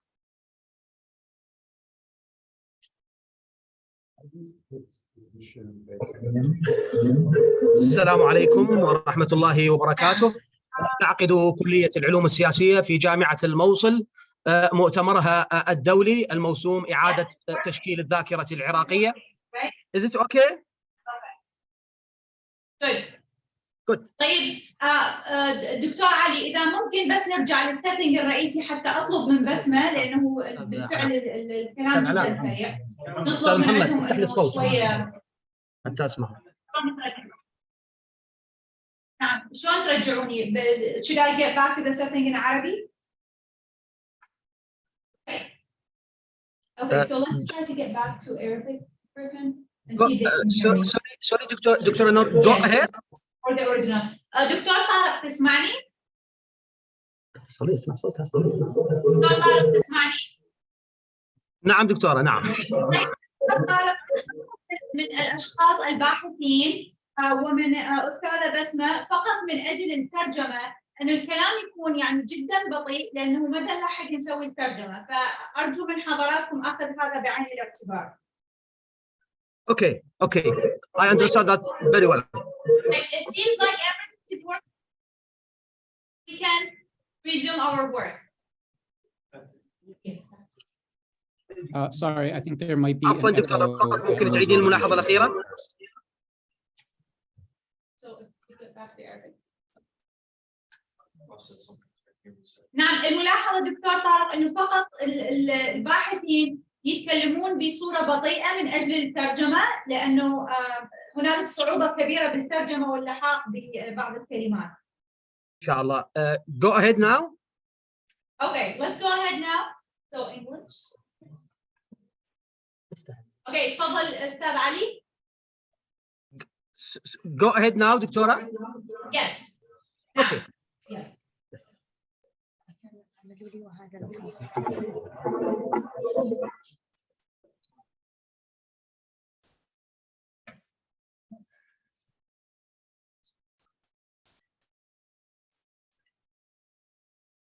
قالت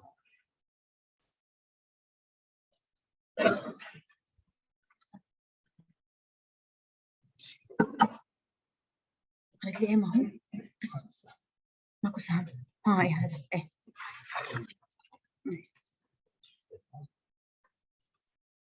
أبدي. السلام عليكم. عنوان بحثي هو الذاكرة الاقتصادية العراقية بعد الغزو والاحتلال الأنجلو أمريكي في عام 2003. فيه كان للغزو والاحتلال الأنجلو أمريكي الأثر الكبير في انهيار الدولة العراقية نتيجة انهيار مؤسسات الدولة واقتصادها مع جمود اقتصادي وركوده، انخفاض في معدل الناتج المحلي الإجمالي. هذا الأمر أدى إلى زيادة معدل الفقر، البطالة، الوفيات. جاء البحث لتسليط الضوء على ذاكرة العراقيين الاقتصادية نتيجة التبعات الغزو والاحتلال، والتي أثرت على مدى قدرة الدولة في تلك الفترة على توفير أبسط الحاجات للمواطن العراقي. بناء على ذلك قسم البحث إلى 3 محاور رئيسية. المحور الأول الذاكرة الاقتصادية العراقية أبان حرب الخليج وانعكاسات العقوبات الاقتصادية. المحور الثاني تداعيات الغزو والاحتلال الأنجلو أمريكي على الاقتصاد في الذاكرة العراقية. أما المحور الثالث فهو تبعات الغزو والاحتلال بسيطرة تنظيم الدولة الإسلامية داعش وانعكاساتها الاقتصادية.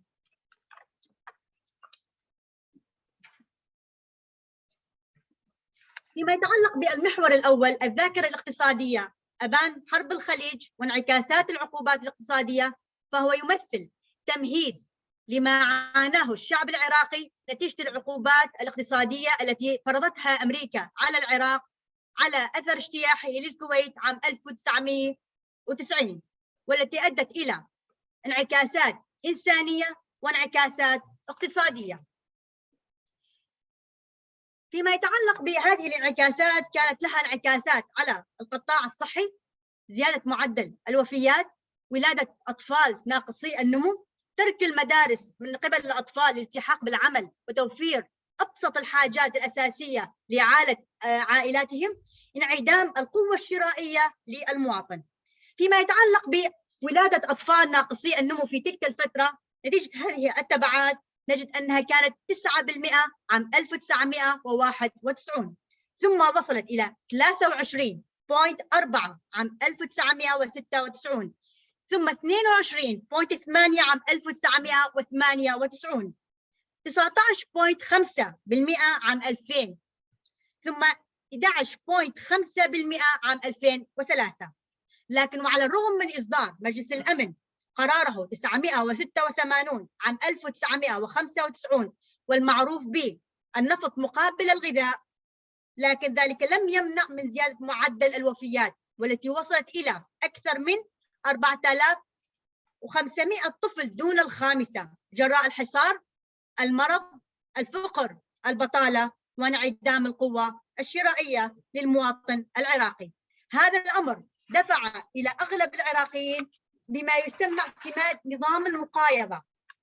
نظام المقايضة كان قائم في تلك الفترة على بيع ما يتم الحصول عليه من سلة الطعام المعروفة في العراق الحصة التموينية لشراء حاجات أخرى ضرورية، كما أدى إلى ترك الأطفال المدارس والالتحاق بالعمل ومواجهة مصاعب الحياة، والتي بلغت أعدادهم حسب إحصائية اليونسكو إلى 95,692 في بداية الحصار الاقتصادي، ثم زادت عام 1999 إلى 131,658 مع انخفاض حصة التعليم لتصل إلى 8% من مجموع ميزانية الحكومة، وانخفاض الإنفاق الحكومي على التعليم الطالب ليكون من $620 إلى $47، وبالتالي أدى إلى انخفاض عدد الطلاب الإجمالي لا سيما في التعليم الابتدائي.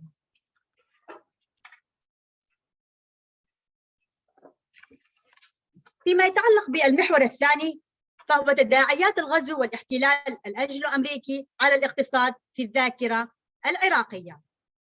فيه تم التركيز على ما عاناه الشعب العراقي من ناحية الفقر والبطالة والجوع، وأيضا على معاناة الدولة العراقية وعدم قدرتها على إعادة البناء مع غياب الاستراتيجيات الواضحة في تلك الفترة لاعتمادها لبناء اقتصاد وطني يوفر الحاجات الأساسية للمواطنين، وغياب رؤية واضحة لتحقيق ذلك، مع انهيار شبه تام لمؤسسات الدولة، فضلا عن ديون ورثها العراق قدرت بنحو 120 مليار دولار، وانعدام القرار السياسي والاقتصادي العراقي في تلك الفترة، كونه كان بيد الولايات المتحدة الأمريكية، والتي عمدت إلى اتخاذ قرارات لا تتناسب مع الوضع الاقتصادي العراقي آنذاك، مثل تعليق الرسوم الجمركية، السياسة الضريبية، قانون الاستثمار الأجنبي،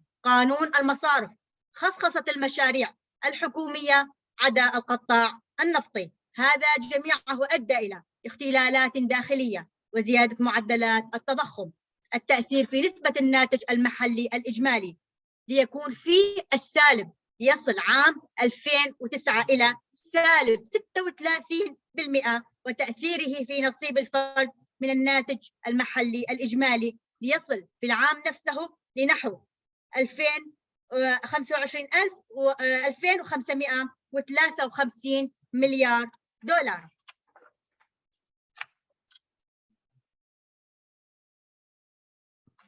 كما كان لعدم الاستقرار السياسي الأثر في زيادة معدلات البطالة، مع اعتماد الولايات المتحدة سياسة السيطرة على مؤسسات الدولة وتسريح الجيش، اجتثاث البعث، حل المؤسسات العسكرية، ليصل معدل البطالة آنذاك إلى 28.1%، ثم 2004 36.8%، وعمد الانخفاض إلى 17% عام 2007، وكما كان للتداعيات أيضا إحداث عجز في الموازنة العامة للدولة وتذبذب في إيراداتها العامة، والتي اتسمت بالتزايد التدريجي لتكون عام 2003 نحو 24,568 مليار دينار عراقي.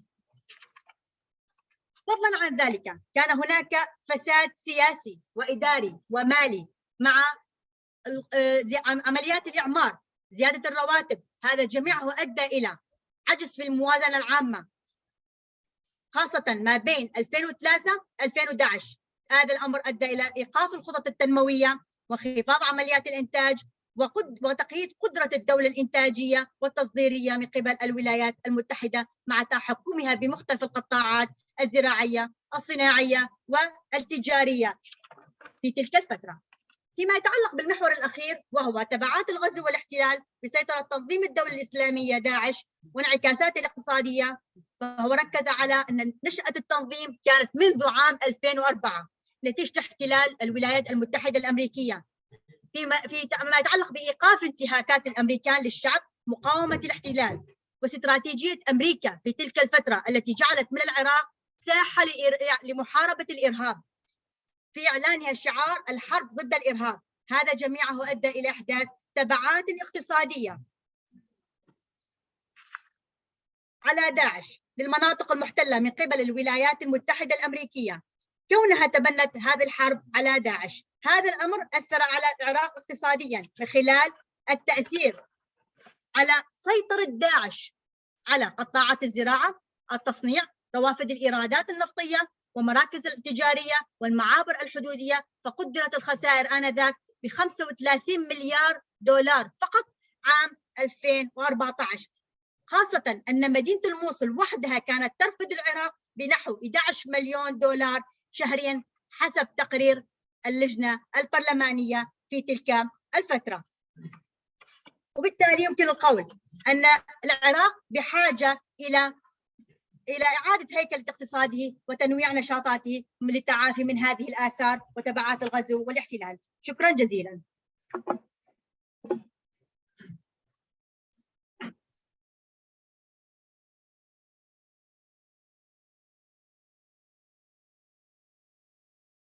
شكرا جزيلا أستاذة بسمة العبيدي. تسمعوني الصوت واضح؟ نعم دكتورة صوت واضح. نعم دكتورة صوت واضح. الآن شكرا جزيلا أستاذة بسمة. الآن مع الأستاذ محمد حازم محمد من جامعة الموصل كلية العلوم السياسية. دكتور محمد حازم محمد حاصل على شهادة الدكتوراه في العلوم السياسية الفكر السياسي من كلية العلوم السياسية جامعة بغداد، ويمارس التدريس والبحث العلمي في تخصص الفكر السياسي، لا سيما الفكر السياسي الإسلامي والغربي. بحث أستاذ محمد حازم محمد عن مجلس الحكم العراقي في الاحتلال الأمريكي عام 2003 وإشكالية التأسيس وتأسيس الطائفية. أهلا وسهلا دكتور محمد بحضورك. تفضل دكتور. السلام عليكم ورحمة الله وبركاته. طاب يومكم بكل خير. شكرا للقائمين على هذا المؤتمر القيم، ويسعدني أن أكون بينكم. بحثي بعنوان مجلس الحكم العراقي بعد الاحتلال الأمريكي عام 2003 إشكاليات التأسيس.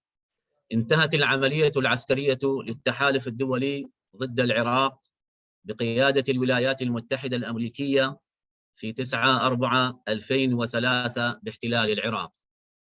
لذا أنشأت الولايات المتحدة الأمريكية سلطة الائتلاف المؤقتة بإدارة بول بريمر بوصفها هيئة إدارية أمريكية لحكم العراق في المرحلة الانتقالية. ومن ضمن قراراتها تأسيس مجلس الحكم العراقي. لذا يتناول البحث مجلس الحكم العراقي في إطار إشكالية تأسيسه ودوره في تأسيس الطائفية السياسية في العراق وعلى النحو الآتي. المبحث الأول: إشكالية تأسيس مجلس الحكم العراقي. تشكل مجلس الحكم العراقي من القوى والأحزاب السياسية المعارضة للنظام السياسي العراقي السابق، وعلى الرغم من تباين أيديولوجياتها إلا أنها اجتمعت في هذا المجلس على وفق الانتماء الطائفي والقومي، إذ ضم في عضويته 25 عضواً، 13 عضواً يمثلون المكون العربي الشيعي، و5 أعضاء يمثلون المكون العربي السني، و5 أعضاء يمثلون المكون الكردي، وعضو واحد يمثل المكون التركماني، وعضو واحد يمثل المكون المسيحي. وهكذا يتضح جلياً أن هذه التشكيلة مجتمعية في أساسها وليست سياسية.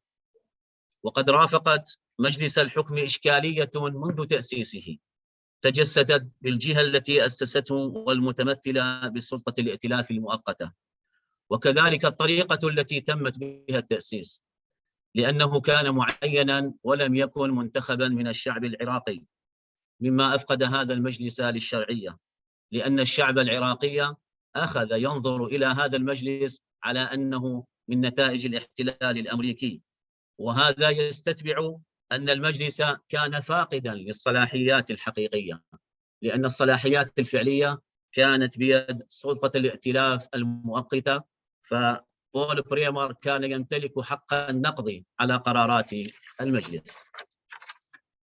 أما فيما يتعلق بالمبحث الثاني: تأسيس مجلس الحكم العراقي للطائفية السياسية.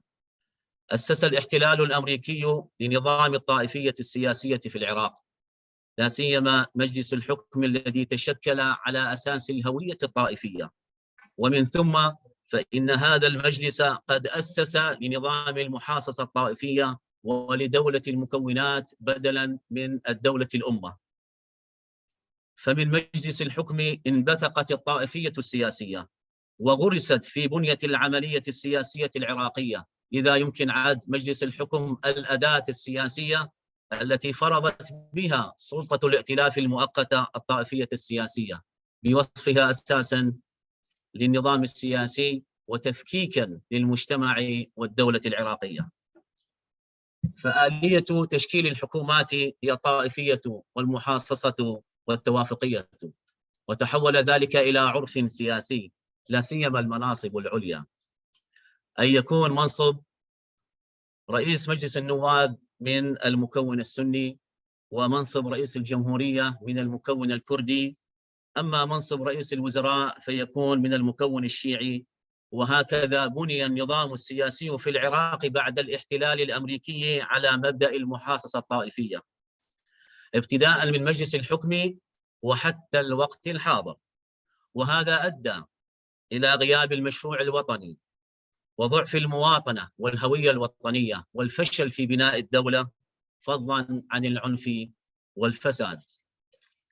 وعلى الرغم من تعددية المجتمع العراقي دينيا ومذهبيا وقوميا، يؤكد تاريخ العراق قديما وحديثا أنه نموذج للتعايش السلمي بين المكونات الاجتماعية، لأن قبول الآخر والتفاعل معه سمة بارزة للمجتمع العراقي، تشهد بذلك التجربة العراقية والوقائع الاجتماعية للمجتمع العراقي، سواء أكان ذلك بين المسلمين أنفسهم أم بين المسلمين وغيرهم من أبناء الديانات الأخرى. لذا فإن جذور الطائفية السياسية في العراق سياسية محضة وليس لها أي جذور اجتماعية. شكرا جزيلا لحسن إصغائكم، والسلام عليكم ورحمة الله وبركاته.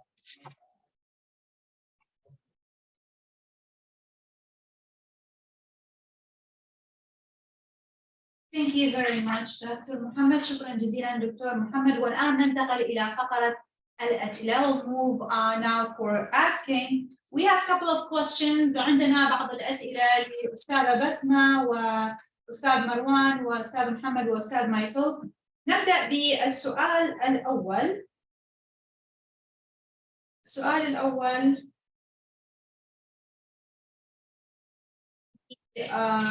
دكتورة بسمة، هل إصلاح القطاعات الصحية أو غيرها فيما يصب في مصلحة الحكومة والشعب يعود استناداً على امتلاك مستقرة مستقلة، أم ماذا أدى إلى تلك الانهيارات بغض النظر عما أحدث الغزو الأمريكي؟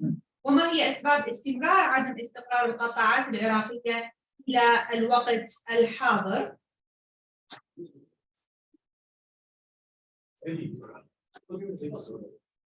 So, and to translate this to English really quick, it's for Dr. Basma, besides the American invasion, what else led to the collapse of the Iraq's healthcare and the society and the sector and others? What are the reasons for continuing in these sectors presently?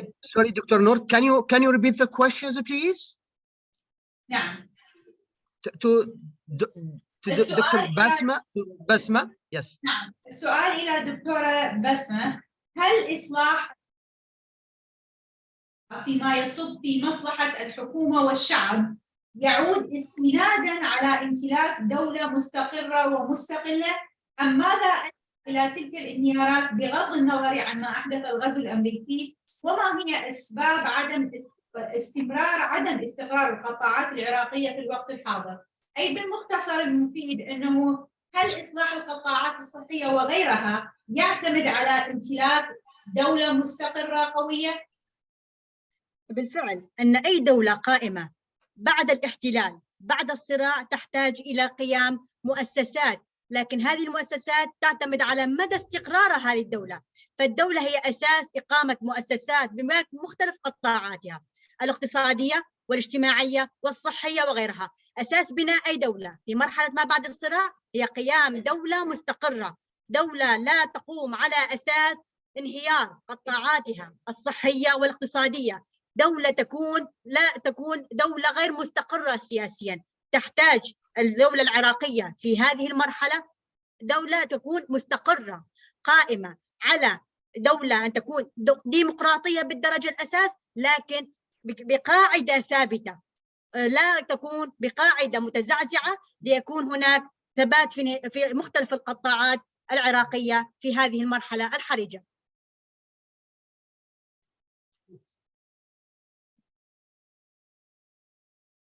طيب دكتورة بسمة، بما حضرتك وجودك جاوبيني على السؤال الآخر، على ماذا يتم بناء رؤية جديدة لعراق جديد أو مستقر؟ What does a vision for building a new Iraq or a stable Iraq looks like? So كيف يتم بناء رؤية جديدة لعراق جديد ومستقر برأيك؟ من وجهة نظري أن بناء عراق مستقر في هذه المرحلة يحتاج إلى تأسيس قاعدة ثابتة في الدولة العراقية في مختلف قطاعاتها، ليكون مستقبل العراق مستقبل أفضل، بمعنى أن النظام السياسي أن يكون ثابت من الداخل ليكون ثابت خارجيا إقليميا ودوليا.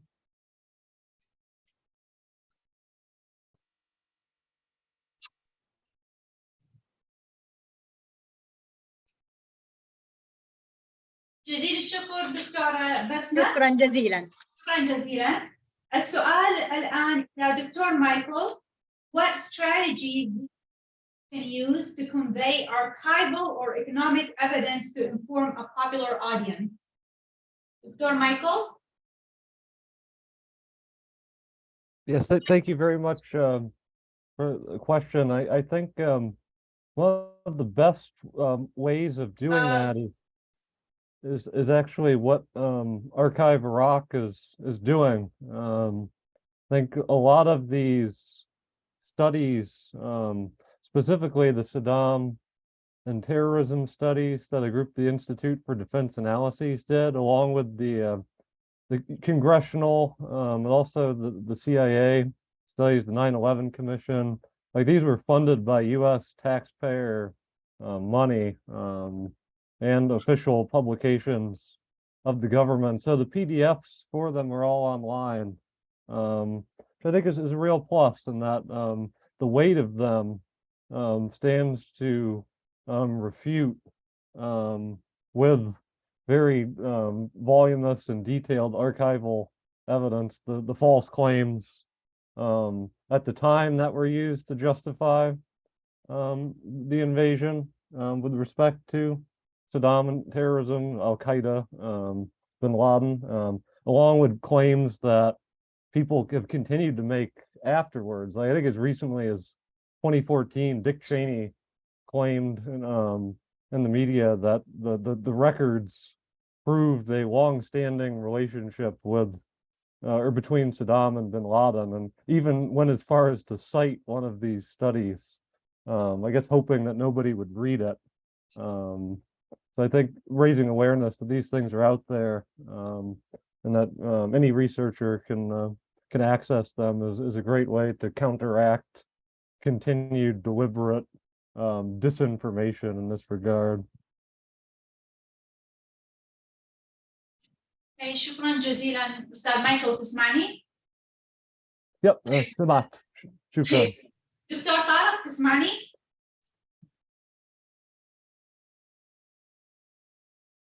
دكتور طارق، دكتور علاء تسمعني؟ لو أغير الشانل.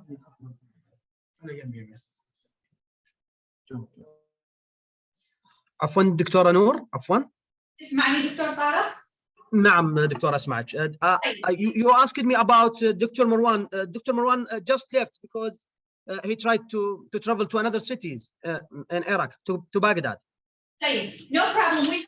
Dr. Muhammad is here now and ready to answer your questions. Now we have a question for Dr. Muhammad. Dr. Muhammad, when the US gave sovereignty back to Iraq in June 2004, should we view this as a limited form of sovereignty?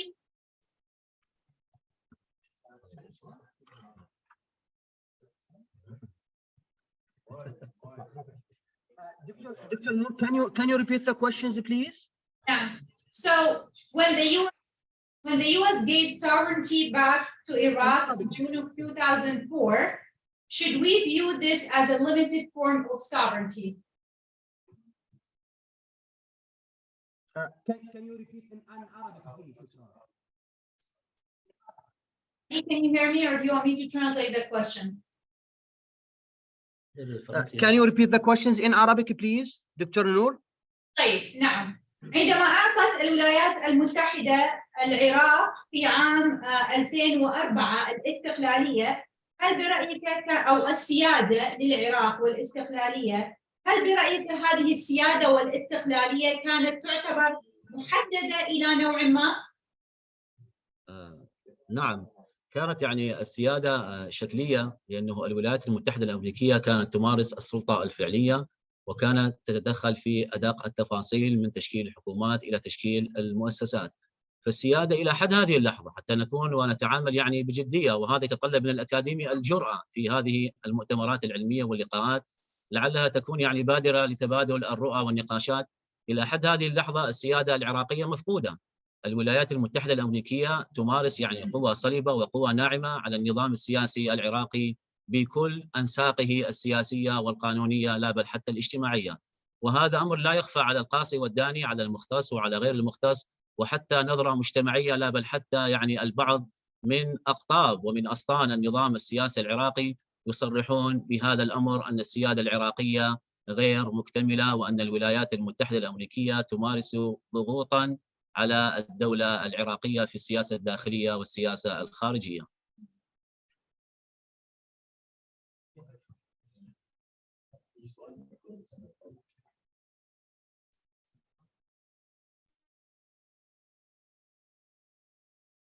Thank you very much. شكرا جزيلا دكتور محمد تسمعني. شكرا جزيلا. شكرا جزيلا. شكرا جزيلا. طيب راح اوجه نفس السؤال الى الدكتوره بسمه.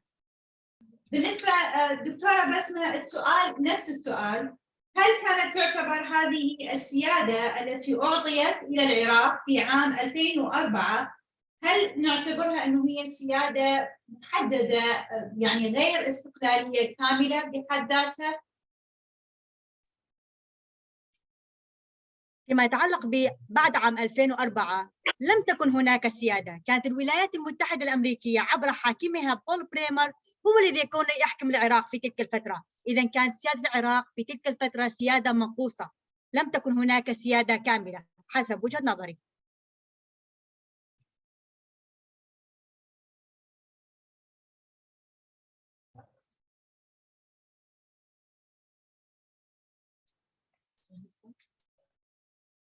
طيب هنالك سؤال آخر. علي, can you translate? Can you hear me, Ali? Okay. طيب سؤال آخر إلى دكتورة بسمة. How do we convey economic data to counter misinformation to a popular audience? Please in Arabic? Yeah, بالعربي. لا أنت السؤال كيف ممكن بالعربي؟ نعم علي كان يترجم. علي can you hear me؟ ما عندنا ترجمة، يا ريت أنت تسأليني السؤال بالعربي.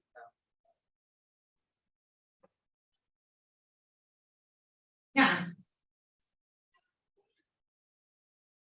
نعم دكتور طارق تسمعني؟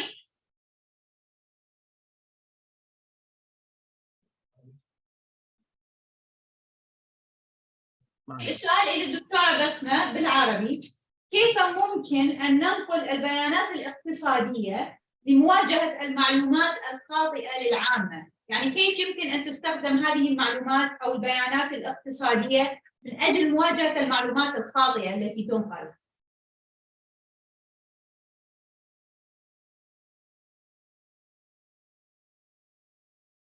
دكتورة بسمة, can you hear me?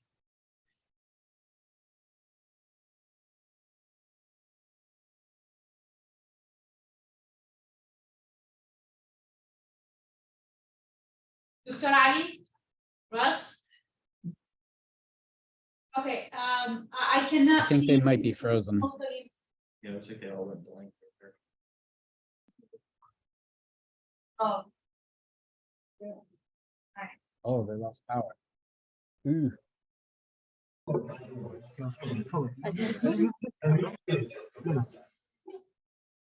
فيما يتعلق بالسؤال كحسب الإحصائيات، نحن لا نريد أن تبقى الإحصائيات اللي نحن طرحناها، نحن نحاول نقلل الإحصائيات، بمعنى أنه نسبة الفقر، نسبة البطالة، الجوع، المرض، نحاول إقلالها وليس زيادتها أو إبقائها. كلما كانت تحت الحد الموجود حاليا حسب المتوفر عندنا تكون أفضل بالنسبة للعراق. نحن نريد نطور العراق ولا نبقيه على الوضع الحالي.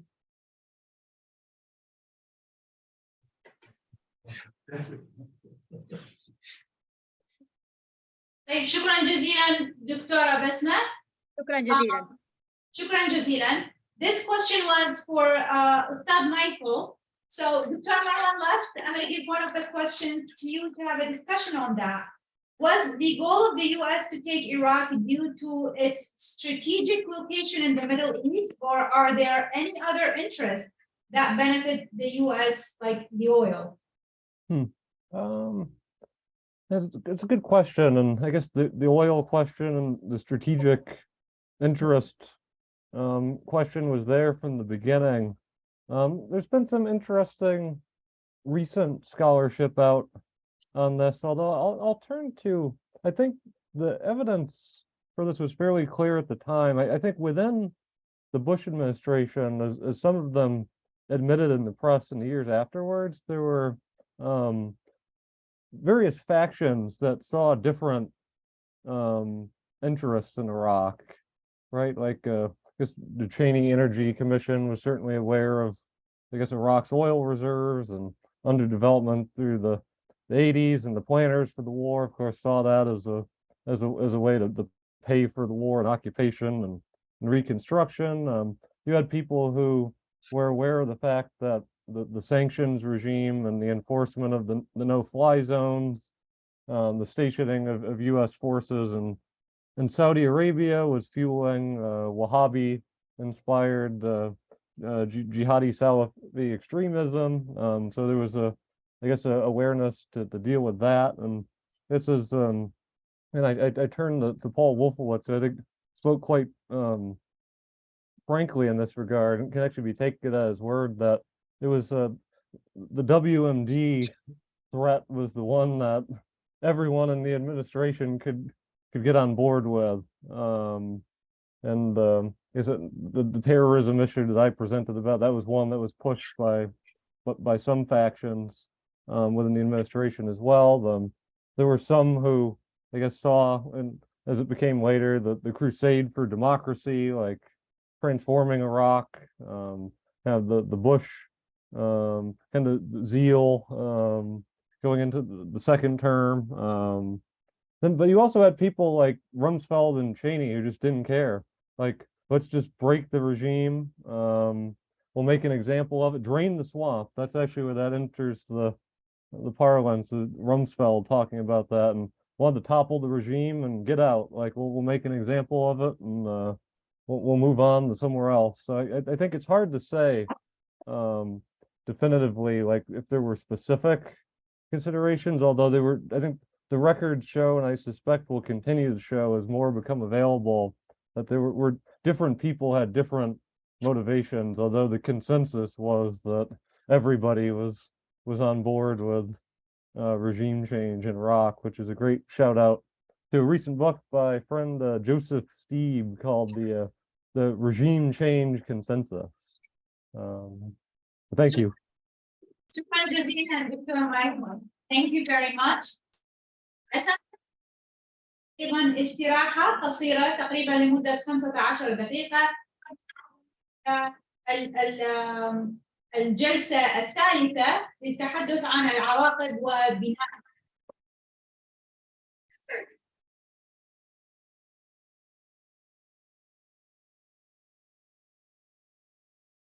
Please enjoy the music. استمتعوا بالموسيقى حين العودة. شكرا جزيلا. Thank you.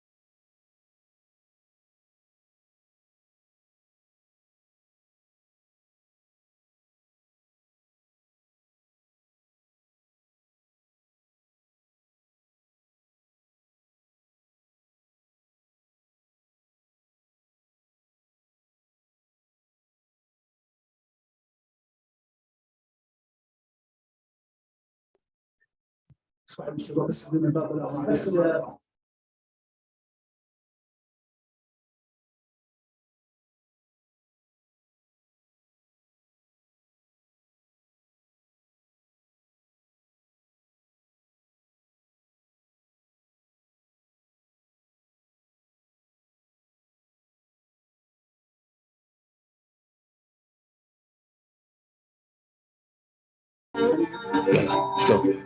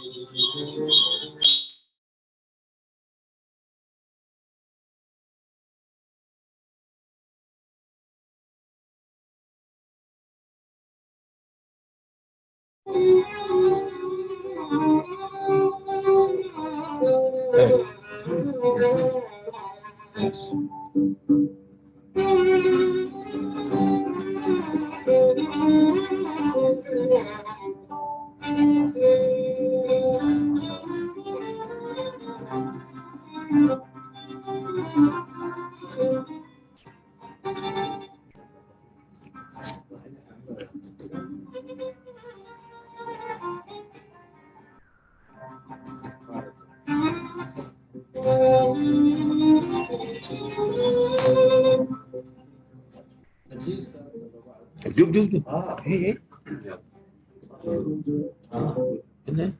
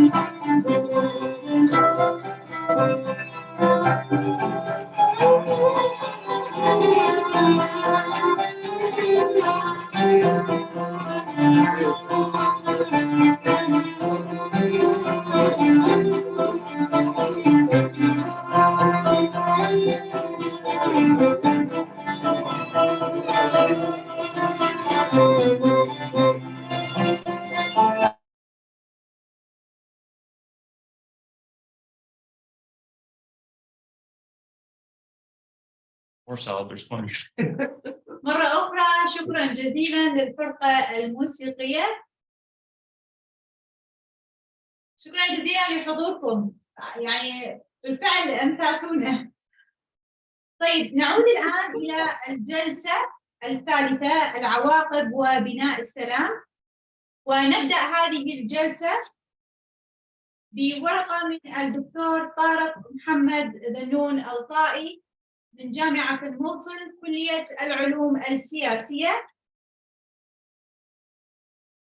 العنوان لهذه الورقة هي التحديات الأمنية التي تواجه بناء الدولة العراقية في مرحلة ما بعد داعش، رؤية استراتيجية. تفضل دكتور طارق محمد ذنون.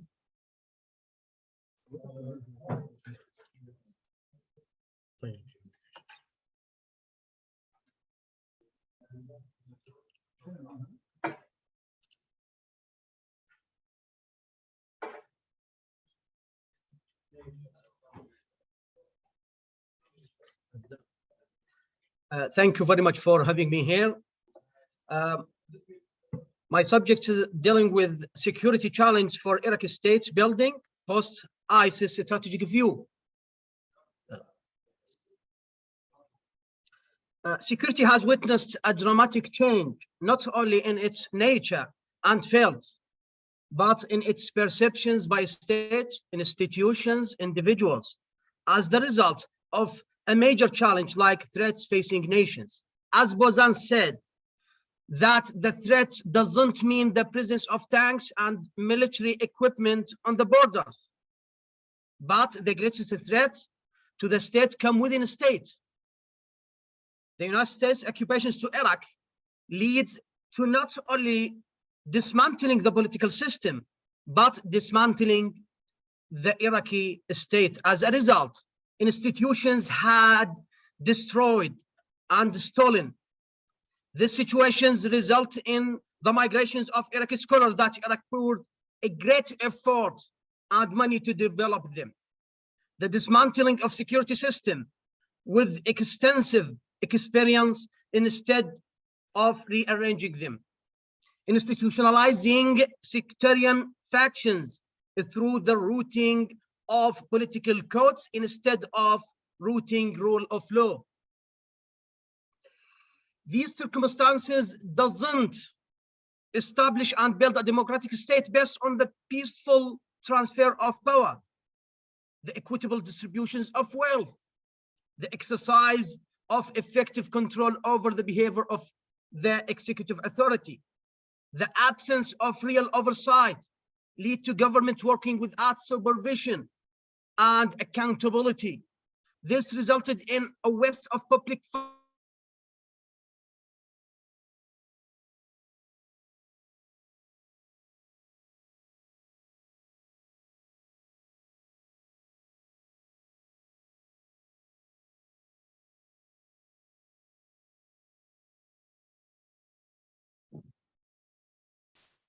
Dr. Farah, I can't hear you.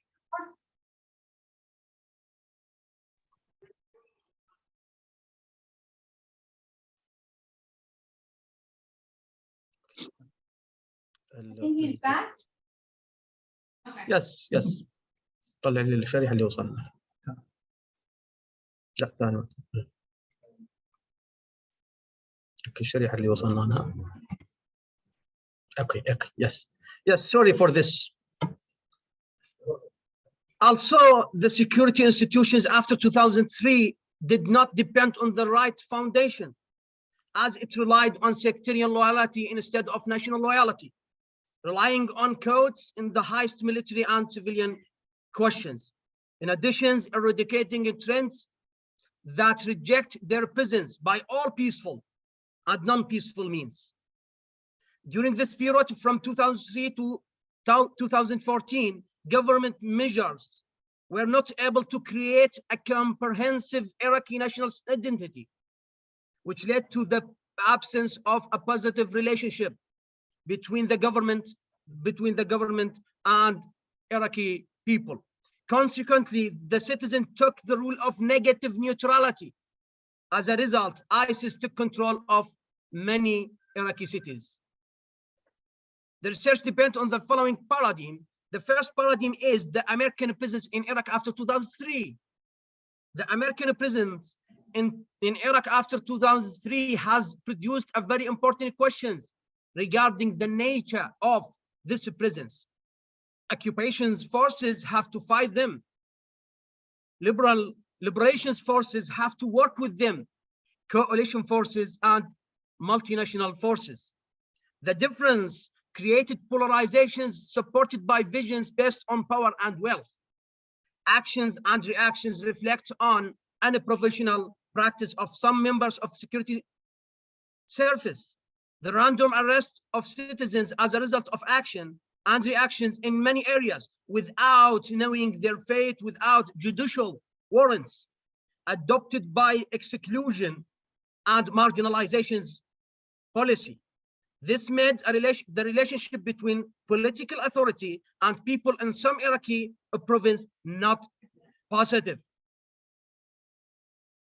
The dynamic forces of political interactions were able, due to their positions of wealth and power after 2003, to attract large sector of the individual to consolidate its presence. On the other hand, as they were able to strengthen the pillars of their existence during the American presence, push them to shift from support to opposing the American presence. In contrast, the parties that were opposing the American presence after 2003, its position has witnessed a dramatic change as a result of the major crisis. And according to considerations of a profit and loss, it believes that the United States is responsible for the consequences after its occupations of Iraq. The second paradigm, legitimate non-state military actors. The practice of humiliations to citizens in these cities, the practice of marginalizations and exclusions against citizens. This situation has created a state of despair towards the current situation as a result of lack of hope for reform.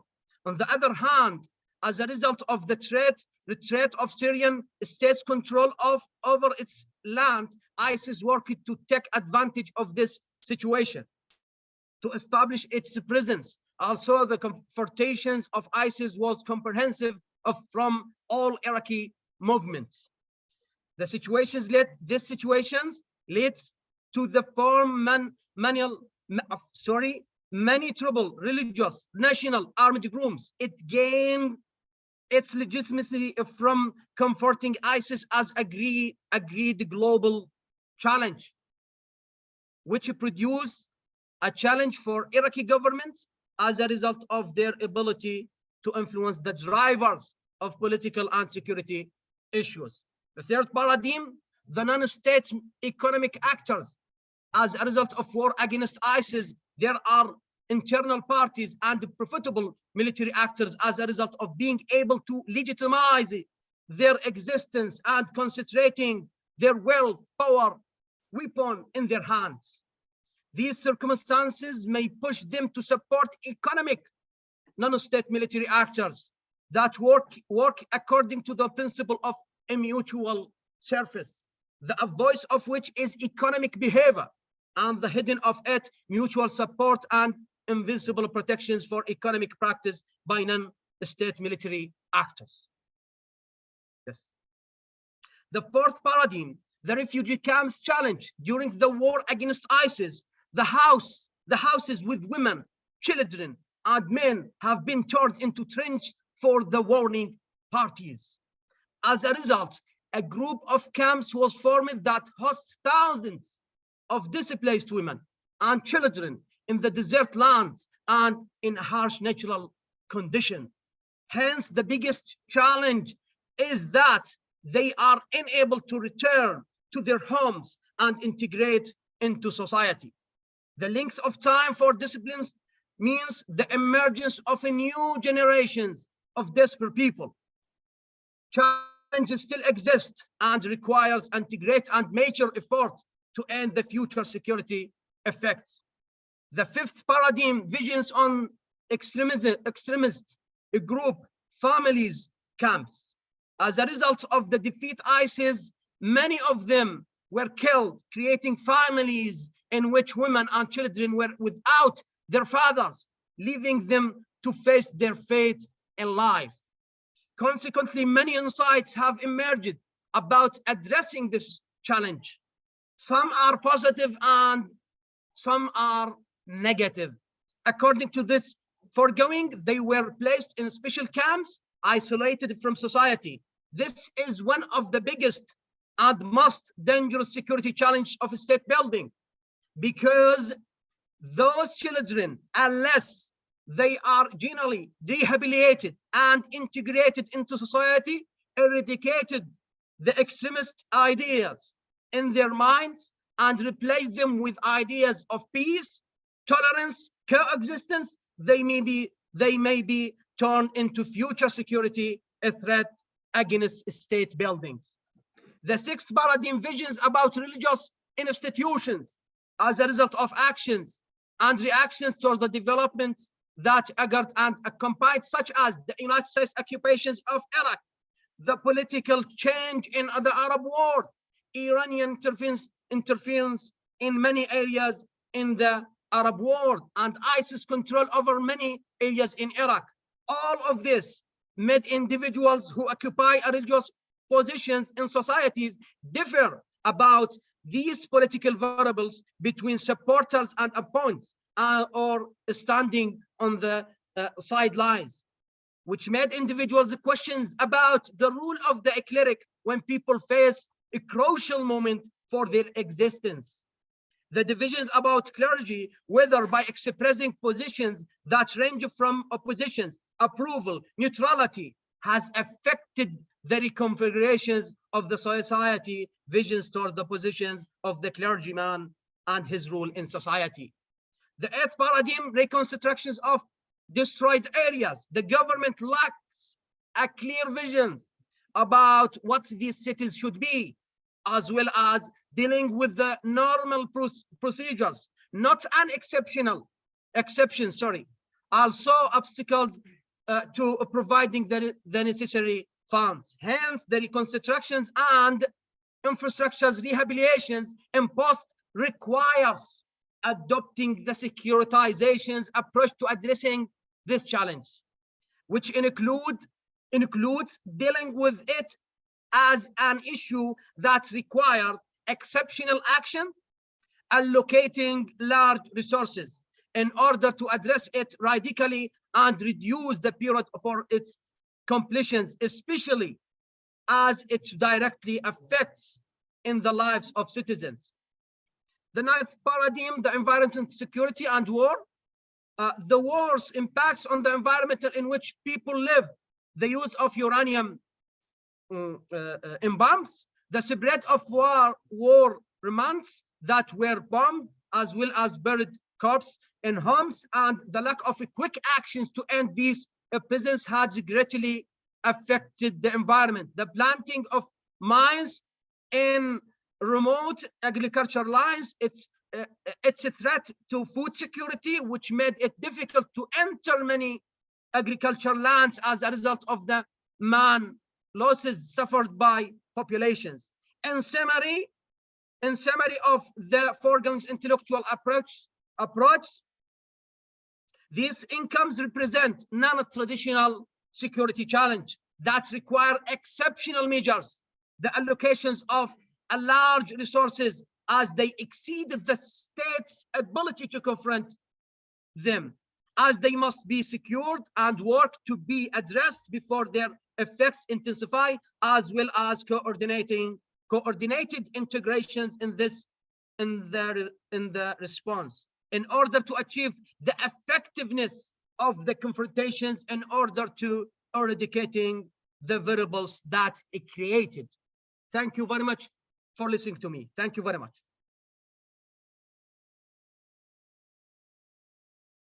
Thank you very much, Dr. طارق. شكرا جزيلا دكتور طارق. هنالك بعض الأسئلة اللي راح ننتظر إلى أن نسألها في نهاية الجلسة، ولكن أنتقل مع حضراتكم إلى الدكتورة زينب قادري، زميلة ما بعد الدكتوراه في مركز ميرشون لدراسات الأمن الدولي في جامعة الضحايا بعد الصدمة والرعب والتعاقد العسكري الخاص في حرب العراق. My English audience, Dr. Zainab Qadri, she's a postdoctoral fellow at the Martian Center for International. Her presentation would be after the shock and awe, private military contracting in the Iraq War. Thank you for translating, Ali. Just want to make sure that my audience here got that. So they got it. Fadali, Dr. Zainab, the mic is yours. Thank you very much for being here with us. Shukran. Thank you so much for having me. All right, I'll just get into it.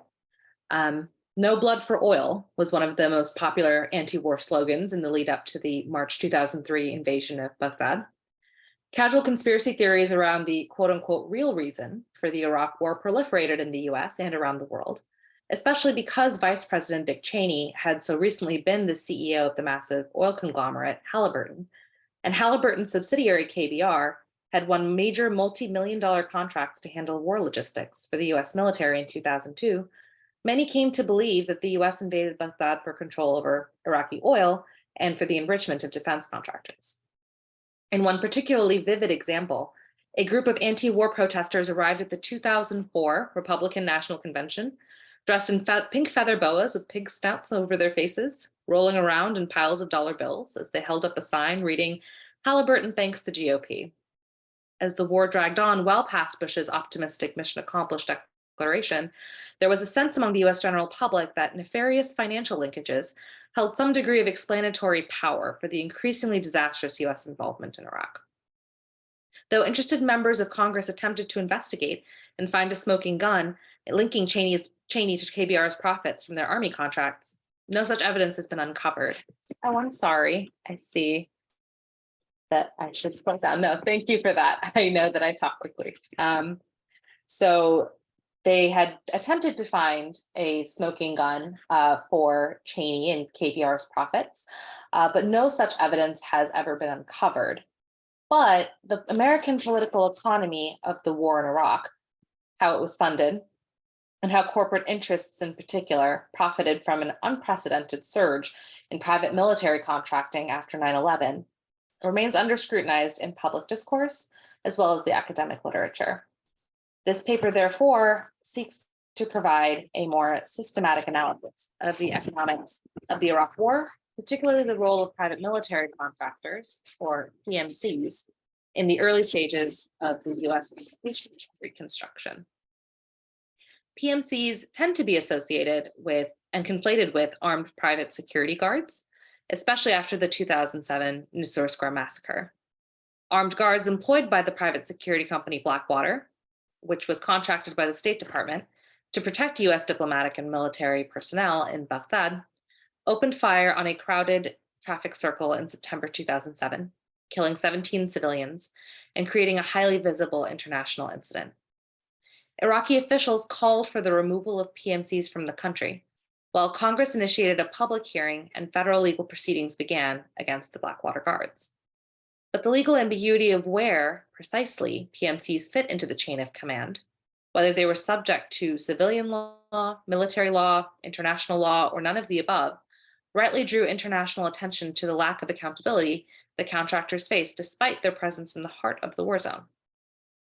However, the story of private military contracting in Iraq goes beyond Blackwater and Nisour Square, or even armed security guards. According to a 2011 Congressional Research Service report, the number of PMCs in Iraq equaled and sometimes exceeded the number of troops. Yet the percentage of private security contractors within that group could be as low as 4% and was never higher than 14%. This meant that though the presence of PMCs was widespread, the vast majority of them were unarmed, making Blackwater the exception rather than the rule. So the question becomes, how were PMCs involved in the Iraq War?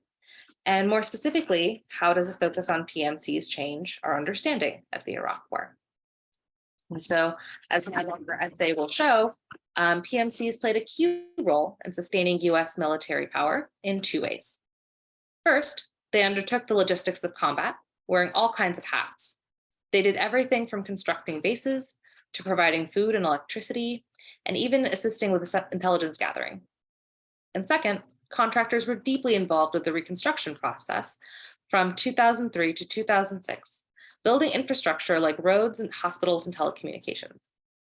Critics of private contracting tend to argue that the outsourcing of war resulted in a hollowing out of US democracy.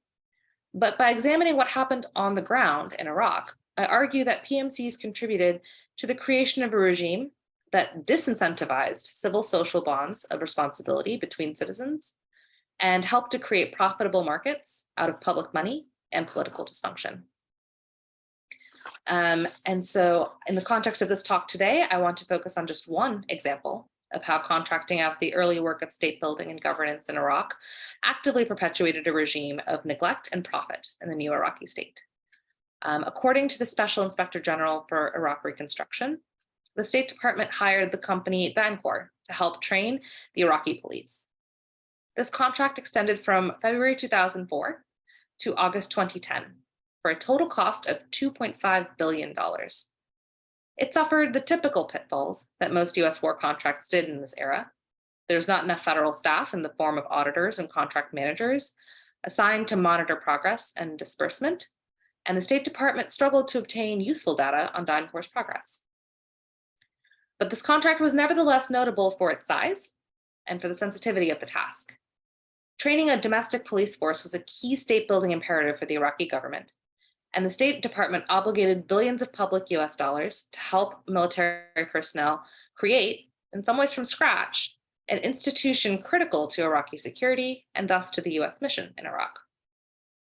The contract was structured as IDIQ, government parlance for indefinite delivery, indefinite quantity. This meant that the State Department did not specify upfront how much work it needed or on what kind of timeline the work was expected.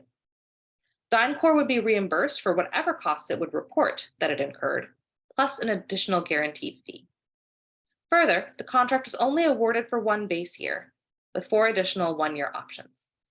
The State Department chose to exercise each of these option years, plus an additional 18 months. And significantly, the Special Inspector General for Iraq Reconstruction found that the State Department did not award the contract competitively. Instead invoked a federal provision that allows for non-competitive contract awards in cases of unusual and compelling urgency. Yet, the Special Inspector General found no written explanation for what constituted unusual and compelling urgency in this case. Despite the ample funds it was awarded, DynCorp's performance was not only patchy, but often opaque to both the State Department and the Special Inspector General. One audit found that invoices and supporting documents submitted by DynCorp were in disarray, and state lacked confidence that its records accurately reflected what it specifically received for its expenditures. The audit correctly recognizes that states' criminally poor contract administration left it vulnerable to waste, fraud, and abuse. But that does not absolve DynCorp for the waste, fraud, and abuse that its employees were known to commit. Federal reviews over the years uncovered many scandalous anecdotes from DynCorp's performance in Iraq. In 2005, for instance, one DynCorp employee was charged with distributing identity badges, accessing the green zone to unauthorized individuals, including an Iraqi woman that he was dating. In 2006, a government review concluded that there were no accurate measures to verify the operational capacities of more than 120,000 officers who had passed through training. In 2007, the Inspector General found that DynCorp had been commissioned to build a camp to house its trainers, but it instead completed $4.2 million in unauthorized work, including building a pool and 20 VIP trailers for Iraqi officials. And DynCorp is further accused by its own employees for sending them out into the field without adequate weapons and protective equipment. These were only the documented incidents. DynCorp was willing to accept the funding to train Iraqi forces, but not the responsibility for their conduct, and the Iraqi police was well known to be corrupt and violent. The impact of their inadequate training was borne by ordinary civilians. In 2007, one young woman made international news when she told Al Jazeera about how Iraqi security forces abducted her from her home and sexually assaulted her. Another young Iraqi woman, the blogger known as Riverbend, wrote online in response, quote, "Everyone knows American forces and Iraqi security forces are raping women and men, but this is possibly the first woman who publicly comes out and tells about it using her actual name. Hearing her story physically makes my heart ache. it's most likely she's one of the thousands of people they round up under the general headline of terrorist suspect. The men who raped her are those same security forces Bush and Condi are so proud of. You know, the ones the Americans trained," unquote. After the initial invasion of Baghdad, Iraq's heavy international debts were forgiven, and the Bush administration did not charge the Iraqi government for the costs of its occupation. And yet, the Iraqi people still paid a heavy price for US intervention. Creating a professional police force from scratch would be difficult under any circumstances, if current US debates around policing are any indication. But by contracting out the development of such an important sphere of governance, the US government baked into the Iraqi state building process the involvement of a corporate actor with no incentive or stake in the project beyond a share of public funds. DynCorp is only one example of how private military contractors operated and profited in Iraq, especially in the early phases of occupation and reconstruction. Examining PMCs as key players in the US campaign reveals the importance of corporate power in upholding and maintaining US military and global power. No smoking gun of conspiratorial machinations could be traced back to Dick Cheney or Halliburton specifically, but what is clear from an analysis of private military contracting during the Iraq War is that while companies profited from the dysfunctional re-engineering of Iraqi state and society, Iraqis paid with their lives and livelihoods. And that concludes my remarks. So thank you so much for having me. I am sorry if I spoke too quickly.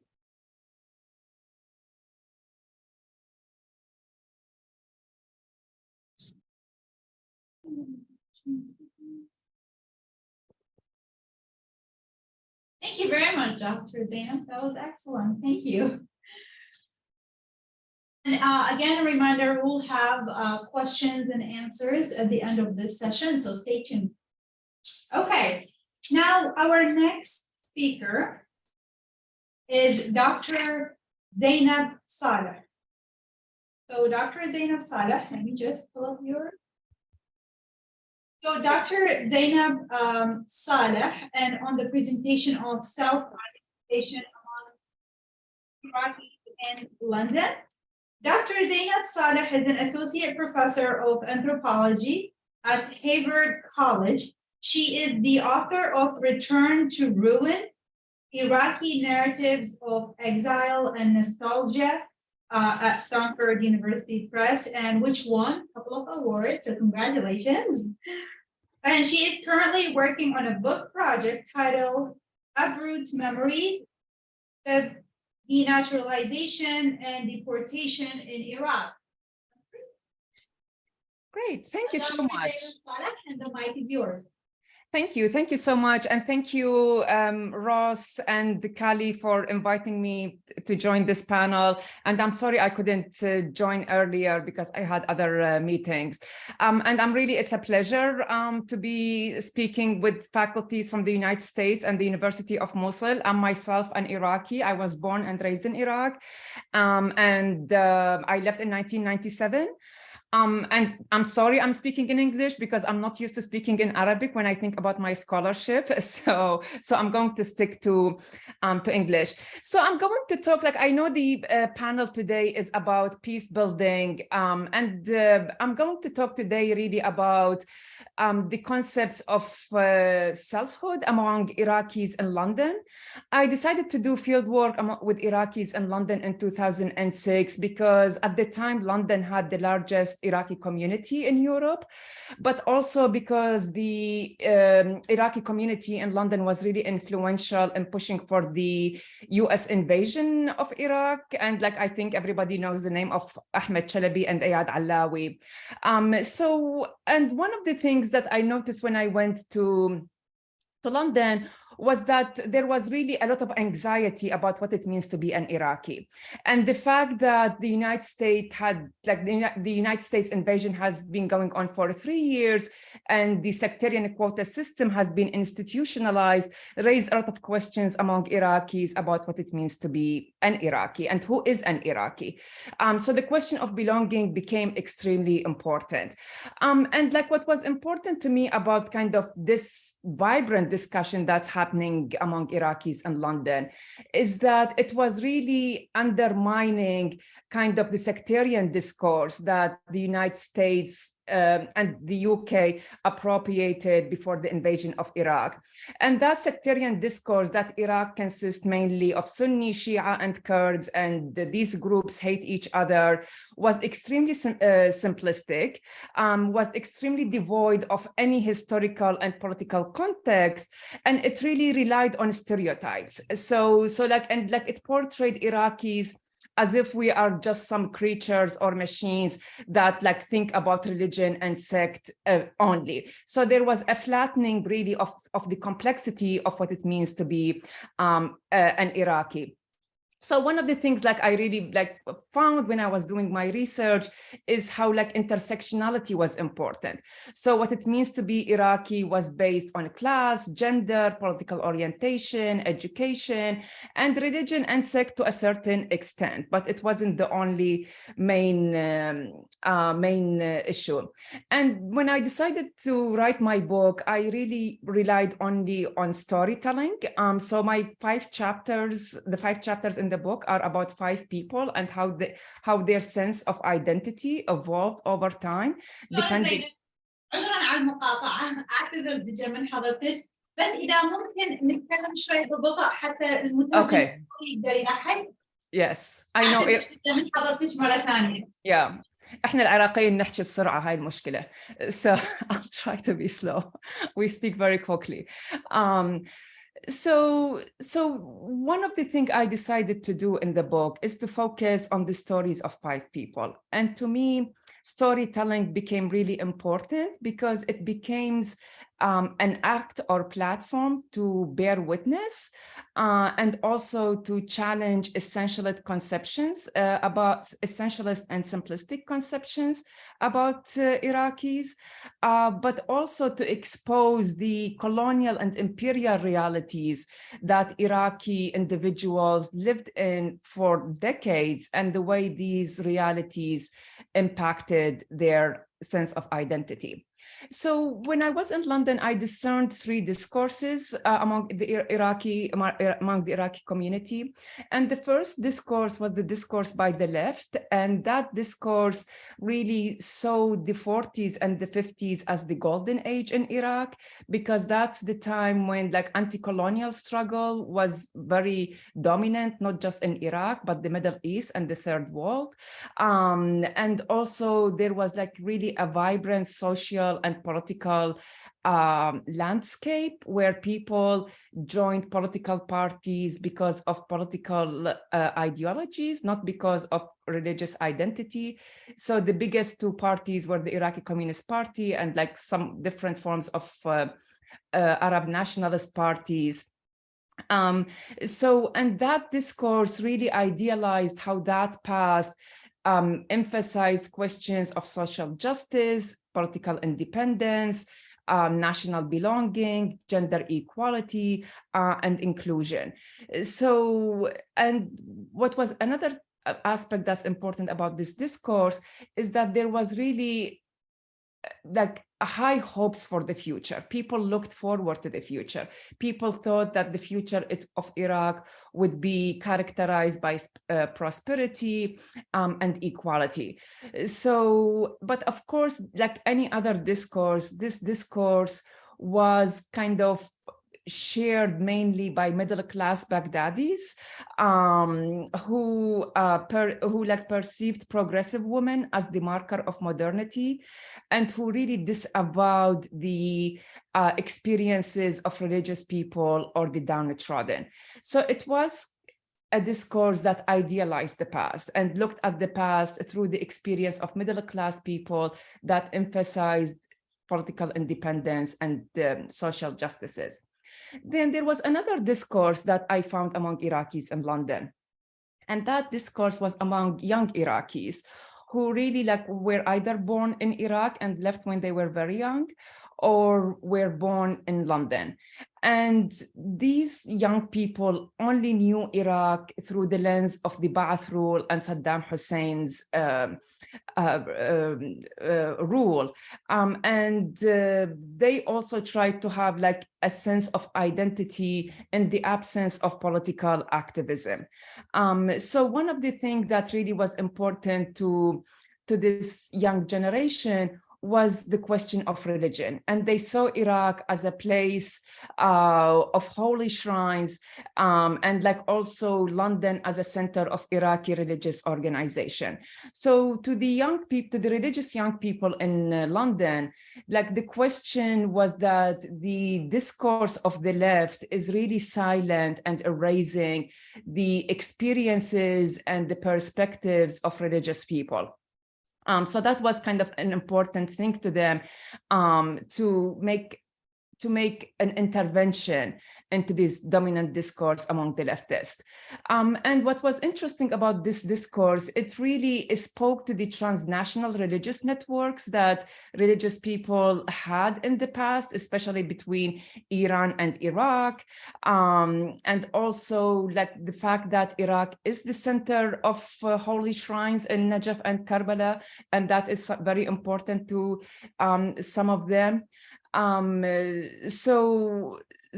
But like it was really what was interesting about that discourse is that they were really struggling with the discourse of sectarianism that has been dominant, whether in Iraq or among some members of the community in London. And they really tried to kind of re-envision what it means to be a religious person and an Iraqi. And the main thing that really they were thinking about in terms of religion is that we need to understand Islam in a modern way, and we need to read like really the text of religious clerks or the Quran to understand it and to have a modern reading of it, rather than just reproducing what like their parents or traditions dictated. So it was really interesting. It was like a religious identity that is trying to bring about a different interpretation of Islam and religion, an interpretation that emphasizes openness, tolerance, and acceptance of difference. And then the last discourse I noticed among Iraqis was the discourse of endurance.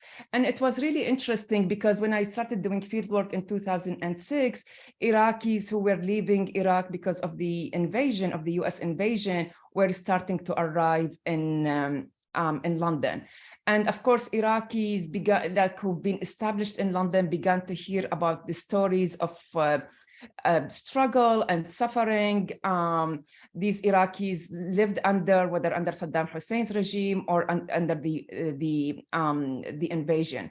So the Iraqis who left after 2003 came to be seen as like an Iraqis who like endured and who suffered more than any other group of Iraqis in London, because they lived through the Iran-Iraq war, they lived through the 1991 war, they lived through the sanctions, and then they lived under the US invasion and the dismantlement of the Iraqi state. So to them, like the question became that citizenship became linked with authenticity. The more you suffer, the more authentic you are, or the more you are an Iraqi. So these were the different discourses I found.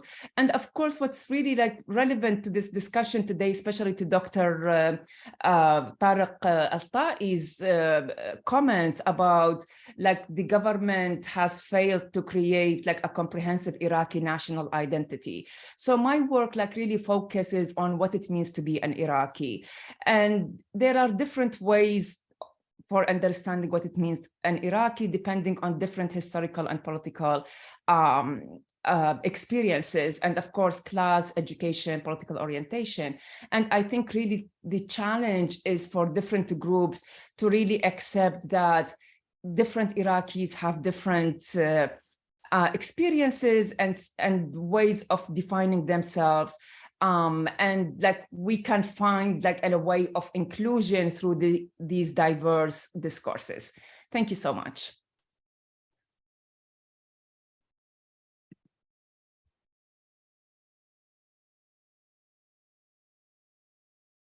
Thank you very much, Dr. Zainab. I agree with Iraqi speaks very fast. I had to keep reminding myself to breathe. I wrote it in front of me that I have to slow down, so you don't have to feel in any way. Thank you very much. Thank you. You're welcome. Such a short notice. We really appreciate that. Thank you. Again, we will have more questions for you also, Dr. Zainab, if you would just stay with us for a couple more minutes until we have our last presentation with Dr. Layth Zaham Khdayer from Mosul University School of Science. This presentation would be focused on the prospect for positive peace in Iraq between the specificity of the experiences universally of the module. So, Dr. Layth من جامعة الموصل كلية العلوم السياسية، الورقة بعنوان آفاق الانتخاب الإيجابي في العراق بين خصوصية عالمية النماذج. أهلا وسهلا. مساء الخير جميعا. First of all, I would like to say hello and welcome to all our partners, classmates and friends all over the world, especially at the other side of the Atlantic. I prefer to speak in Arabic. نعم. موضوع الورقة يتحدث عن طبعا بعد أن يعني فتحت الولايات المتحدة الأمريكية صندوق باندورا وانطلقت كل تلك الشرور المريعة التي ترتبت على الاجتياح الأنجلو أمريكي للعراق، كان لابد من معالجات ومقاربات سلمية تحاول أن تنقذ ما يمكن إنقاذه أو ترمم ما هدمه هذا الاحتلال. فالورقة تتحدث عن آفاق السلام الإيجابي في العراق بين خصوصية التجربة وعالمية النماذج. معروف أن الصراعات الداخلية والحروب الأهلية تقود وبالضرورة إلى تهتك وتفسخ تدريجي، طبعا بدرجات متفاوتة، للأنسجة السياسية والبنى الاقتصادية والهياكل العسكرية وشبكات التعايش والوئام الوطني للدول التي تكتوي بنيران تلك الأزمات. طورت كثير من المجتمعات، أي مجتمعات ما بعد النزاع، آلياتها الذاتية لبناء السلام عبر تجارب ونماذج متعددة. عموما بناء السلام يهدف إلى الحد من خطر الانزلاق إلى نزاع أو العودة إلى ذلك النزاع عن طريق تعزيز القدرات الوطنية على جميع المستويات لإدارة النزاع وإرساء الأساس لسلام وتنمية مستدامين، وهي عملية معقدة وطويلة الأجل تعمل على تهيئة الظروف اللازمة لإحلال سلام دائم. أهمية هذه الورقة هو كيف نستطيع أن نمرر ونكتسب المعرفة والخبرة التي تراكمت لدى مجتمعات ما بعد النزاع، تعميمها لاستيعاب خصوصية الحالة العراقية عبر تفادي أخطاء تلك التجارب واستثمار مفاصلها الناجحة. هذه الورقة تحاول الإجابة على التساؤل المتعلق بالخصائص والسمات البارزة لتجارب بناء السلام، وذلك عبر رصد المعالم والمحطات الرئيسة التي ضبطت إيقاع عمليات بناء السلام في 3 دول مأزومة، هي السلفادور وجمهورية البوسنة والهرسك ولبنان. في المبحث الأول لابد من يعني مقدمة بطيئة أو يعني قصيرة لمفهوم السلام. نعلم جيدا أن يوهان غالتونغ كان قد عرف السلام السلبي عام 64 بأنه غياب العنف المباشر أي الحروب، أما السلام الإيجابي فهو غياب العنف غير المباشر وبالشكل الذي يمكن الأفراد من الوصول إلى مرحلة التكامل integration ومنه إلى الانسجام الهارموني. إذن السلام الإيجابي هو الحالة التي لا يعني فيها السلام مجرد زوال حالة الحرب، بل يأخذ بعين الاعتبار المنجزات الإيجابية المترشحة عن زوال النزاع. أما آثار السلام السلبي فتكون مقتصرة على الحالات التي تتوقف فيها الحرب، فهو تجميد هش لحرب قائمة لكنها مؤجلة. إن أردنا أن نتطرق إلى عوامل قيام السلام الإيجابي واستتبابه فهي حكومات ديمقراطية رشيدة، إصلاح مؤسساتي عميق ومتعدد الطبقات، بيئة استثمارية قوية واقتصاد حر، توزيع عادل للموارد والثروات، قبول حقوق الغير في إطار تعددي، الشفافية وحرية تداول المعلومات، ومستويات منخفضة من الفساد. لا بد في المبحث الثاني أن نتطرق إلى نبذة قصيرة عن تجارب بناء السلام في هذه الدول المأزومة أو التي كانت مأزومة في مرحلة ما.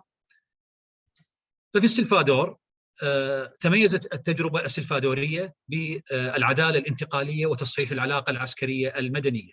نعلم أن الحرب الأهلية في السلفادور نشبت بين جبهة فاراباندو مارتي اليسارية ونظام يميني عسكري يعني استعان بوحدات الجيش النظامي وفرق الموت السرية. الجهود الرامية إلى إرساء السلام في السلفادور أثمرت في أواخر عقد الثمانينات عندما وصل الرئيس الفريدو كريستياني إلى سدة الحكم عام 89. استراتيجية السلام السلفادوري انطلقت أو استندت إلى المنطلقات الآتية: إعادة رسم العلاقة وحدود السلطة والمسؤولية بشكل جذري بين المؤسسة العسكرية والعناصر المدنية. 2. تشكيل لجنة مستقلة تعمل على تطهير المؤسسة العسكرية من الضباط المتهمين بارتكاب انتهاكات لحقوق الإنسان، فضلا عن وجود هيئة تقصي للحقائق. 3. إطلاق عملية توعية شاملة لأفراد القوات المسلحة تمهيدا لزجهم أو إعادة دمجهم وتأهيلهم في المجتمع المدني. أما التجربة البوسنية فنعلم أيضا وبالضرورة أن وقائع الحرب البوسنية دارت بين الجمهوريات التي كانت يوما ما متآخية، ولا سيما يعني وقائع الحرب الرئيسة دارت بين جمهورية البوسنة ومن جانب وكرواتيا والصربية من جانب آخر. كانت هذه الأطراف مدعومة بألوية من المتطوعين الأجانب المتحمسين. طبعا شهدت الحرب صدوع إثنية وعرقية ودينية عميقة، ولا سيما التصدع الدموي داخل جمهورية البوسنة والهرسك. النزاع البوسني برهن أن الأطراف المتحاربة ما كانت جادة في الصلح لولا الدور الحاسم، الدور الأمريكي الذي أجبر الخصوم على الذهاب إلى مؤتمر دايتون للسلام. لم تكتفي الولايات المتحدة الأمريكية بلعب هذا الدور، بل أيضا قدمت تطمينات لأطراف النزاع، وأدرج المفاوضين الأمريكيين برنامج دفاعي خاص لتدريب وتسليح جيش الفيدرالية البوسنية الكرواتية. أما التجربة اللبنانية فنعلم أيضا أن الحرب الأهلية اللبنانية وضعت أوزارها في عام 89 بعد أن توصلت أطرافها إلى قناعة أنه لا يمكن التوصل إلى أي أفق منظور للسلام بدون تنازلات ملموسة، وإلا فإن البديل سوف يكون هذه يسموها الإترنال وور أو الحرب التي بلا نهاية. تضمن اتفاق الطائف الذي وضع حد لهذه الحرب تأكيد لهوية لبنان العربية، وحدة أراضيه، مكافحة الطائفية السياسية، احترام نظامه الديمقراطي النيابي، و يعني نظام قائم على الفصل والتوازن بين فروع السلطة الثلاث. ما الدروس المستنبطة من هذه من عمليات بناء السلام في هذه الدول الثلاث؟ أولا، الأزمة العراقية تتشارك مع الأزمات السلفادورية والبوسنية واللبنانية في دموية الصراع، وفي إرث الماضي الثقيل، وفي عمق الصدوع الاجتماعية التي خلفتها التوترات الشديدة. نستطيع أن نرفع التعميمات إلى مستوى التنميط والنمذجة فيما يتصل بالشروع بعملية سلمية عراقية مقارنة. 2. يصلح النموذج السلفادوري أن نأخذ به كمعيار لنجاح الإصلاح المحكم في البنية القانونية والسياسية والإدارية. النظام السلفادوري اعترف بوجود انتهاكات وفظائع من جميع أطراف النزاع، وسلم بالجذور الاجتماعية للحرب الأهلية. خلافا للسلفادور كان الطريق إلى السلام في لبنان والبوسنة أكثر وعورة نظرا للاستقواء بالعناصر الأجنبية المقاتلة. هذا ما يفسر ثقل الضامن الدولي ودوره المحوري في كبح الصراع وإرغام أطرافه على التفاوض تمهيدا لترسيخ السلام. من الدروس المستنبطة أيضا أن هناك أهمية للتوازن في عملية المزج بين منهجين رئيسيين لحل النزاع. هما طبعا هذين المنهجين يتقاطعان في الآليات والرؤى والاستراتيجيات، لكنهما يصبان في النهاية ضمن الحيز السلمي ذاته. هذان المنهجان هما المنهج الواقعي القائم على أو المؤمن بجدارة الفاعلين الدوليين والمنهج البنيوي الذي يؤكد أن الاعتناق الطوعي للمعايير والمثل الليبرالية يقود في بيئات معينة إلى إخماد الحرب الأهلية ويوفر بديل عن الضمانات الأمنية. ما النتائج والتوصيات التي يمكن أن نخرج منها بهذه الورقة؟ الاستمرار في خطى الإصلاح وعقلنة الحكم الرشيد، الديمقراطية المجتمعية وبث أسس الليبرالية ومفاهيم الحريات وحقوق الإنسان، المراجعة الشفافة والصريحة لمرحلة الصراع بعيدا عن الكبرياء الوطنية عبر تعزيز الفكر النقدي والمناقشة المستنيرة، دعم مؤسسات العدالة الانتقالية ونزع فتيل الأزمات المستقبلية المحتملة، وإنشاء أنظمة إنذار مبكر ترتبط أكاديميا وتنظيميا بالبنى البحثية ذات العلاقة مثل كليات العلوم السياسية ومراكز الأبحاث الأمنية وهيئات الاستطلاع والمسح الاجتماعي. وأخيرا ترسيخ السلام عبر إعادة الإعمار وتقليص الفوارق بين الطبقة الغنية والفقيرة، دمج المهجرين مع السكان أو من السكان مع باقي أطياف المجتمع، تسريح المقاتلين القدماء وإعادة تأهيلهم. ختاما تقبلوا وافر الثناء والامتنان لحسن إصغائكم واهتمامكم and thank you very much.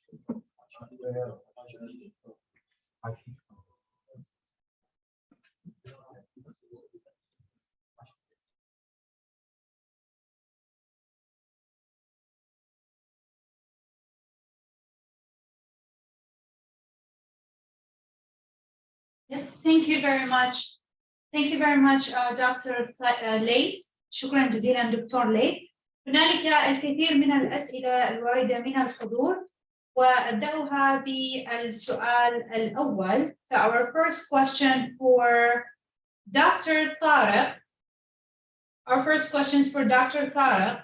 Dr. Tariq, what do you say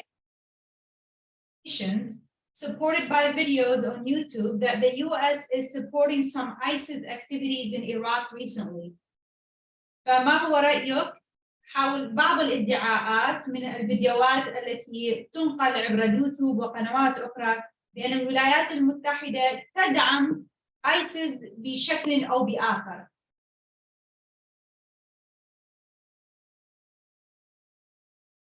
Dr. Tariq, this question is for you. Thank you very much, Dr. Noor. I would like to listen to the questions in Arabic to be more accurate, please. Okay, can you ask me in Arabic? نعم، ما هو رأيك حول بعض الادعاءات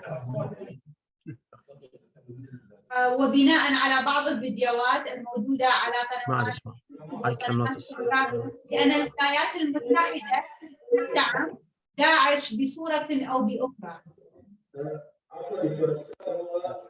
هناك ادعاءات بأن الولايات المتحدة كانت تدعم داعش وقد تبين ذلك من خلال بعض الفيديوهات المنتشرة على الإنترنت، فما ردك على ذلك؟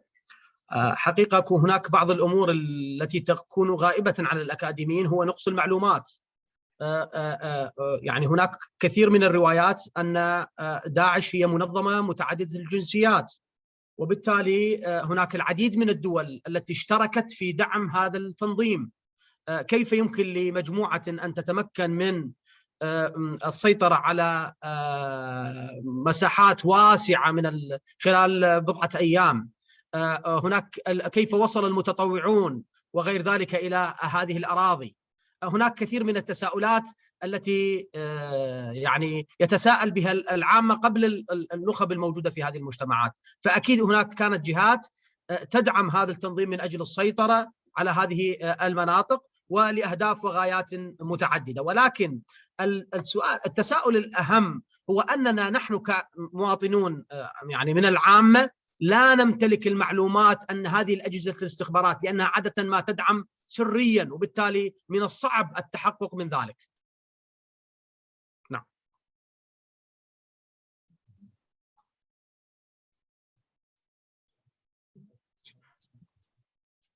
Thank you very much دكتور طارق. شكرا جزيلا دكتور. شكرا جزيلا.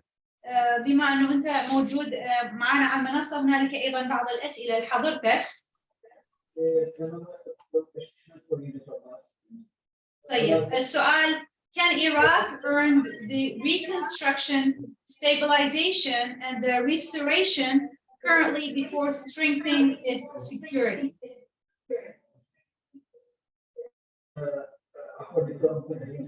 طيب, can Iraq earn the reconstruction, stabilization, and the restoration currently before strengthening its security?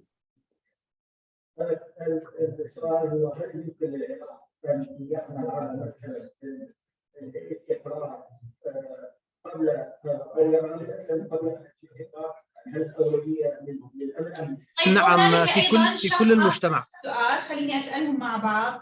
How can the security condition play a very important role for the development of Iraq? أن المسائل الأمنية أو الإشارات الأمنية تلعب دورا مهما في استقرار العراق. يس، نعم بالتأكيد. الأمن هو أساس تقدم المجتمعات حقيقة، وما شهدناه نحن في محافظة نينوى بعد تحريرها من داعش أن هناك وضعا أمنيا مستقرا ساهم فيه مختلف الفواعل المدنية والعسكرية، وكان دورهم كبيرا في حفظ الأمن. هذا ساهم في إعادة تثبيت الأمن والعمل باتجاه المستقبل. الآن الكثير من الاستثمارات بدأت تنهمر على محافظة نينوى، بدأ هناك عمل جاد، بدأ المواطنون يثيقون بالإجراءات الأمنية المتبعة. الآن الوضع يسير بانتظام، بمعنى أن الأمن أساس أو هو المفتاح الرئيس للتقدم والتنمية والازدهار في كل المجتمعات. أكيد الإجراءات الأمنية وعملية الفعل وردة الفعل من قبل الفواعل العسكرية والتعامل مع المواطن إذا كان سلوكها جيدا سينعكس ذلك على مدى قدرة المواطن على التعامل مع هذه القوات وتقديم المعلومات أو غير ذلك بالشكل الذي يسهم في تثبيت وتدعيم ركائز الأمن والاستقرار. فالأمن يعد ركيزة أساسية في هذه في استقرار المجتمعات، ولا سيما نحن الآن نمر بمرحلة التحول من الأمن التقليدي الذي يعتمد على الجانب العسكري فقط إلى نوع آخر أو شكل آخر كما يذكره بوزان، إلى الأمن الغير التقليدي الذي يشمل مجمل العمليات الأمنية التي تتعلق بالأمننة وعملية بأن الأمن لا يتحقق من خلال فقط وجود الدبابات على الأرض، وإنما من خلال إجراءات وسلوكيات أخرى تسهم في حفظ الأمن وتقدمه. كما يقول بوزان أن هناك جوانب متعددة للأمن في السياسة والاقتصاد والبيئة وغير ذلك من الأمور، ولهذا التركيز على المفهوم العسكري لم يعد كافيا في عملية تثبيت الأمن، وإنما التركيز على مسائل أخرى. ولهذا نحن في محافظة نينوى في الموصل بدأت هناك مختلف الفعاليات التي تدعم الجانب الأمني وتعزز من العلاقة بين السلطات الأمنية والمواطنين. شكرا جزيلا.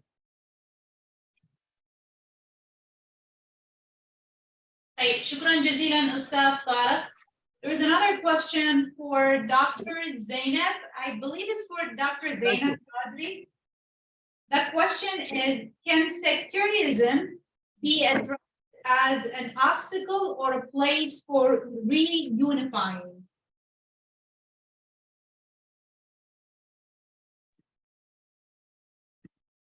Is it for me or is it for Zainab Qadri? Dr. Zainab. Okay, can you hear me? That sounds like a Dr. Saleh question. Can you hear me? Okay, تفضلي دكتورة زينب صالح. I can't hear you now. Let me see if I change the channel maybe. تفضلي دكتورة زينب. Can you hear me now? نعم, if you change the channel to English, you can hear. I can hear you. Okay, perfect. So the problem with sectarianism, okay, yeah. So the problem with the sectarianism and the sectarian discourse is that it's extremely simplistic and extremely embedded in stereotypes. And it looks as identities as being mutually exclusive. And that's where it's really dangerous. It's really like, I find, like, as I saw it, like really among Iraqis in London and how fragmented the community was. So like when you first go to London and your first impression of the Iraqi community is that it's an extremely fragmented community. The whole discourse is like, who's a Sunni, who's a Shia, who's a Kurd, who's Christian, who's an Arab.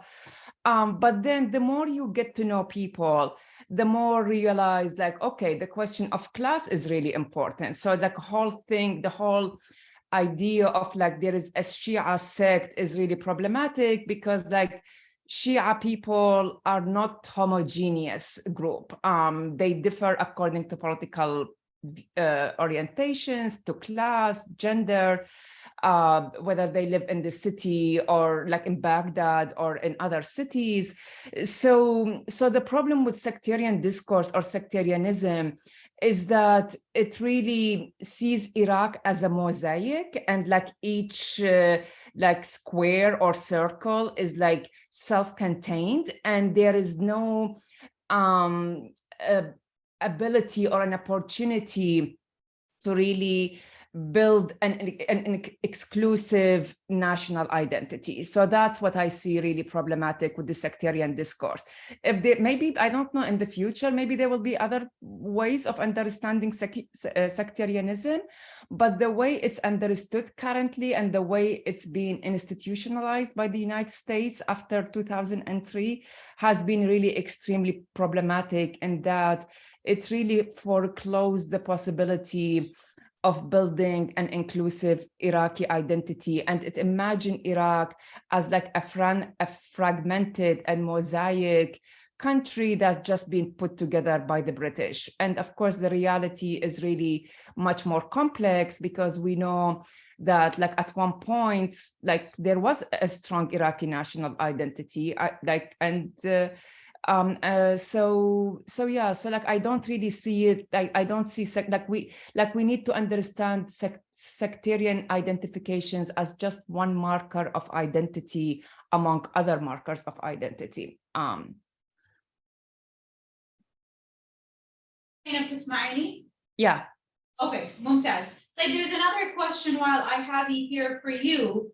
Where can pluralism and diversity be best taught as a value?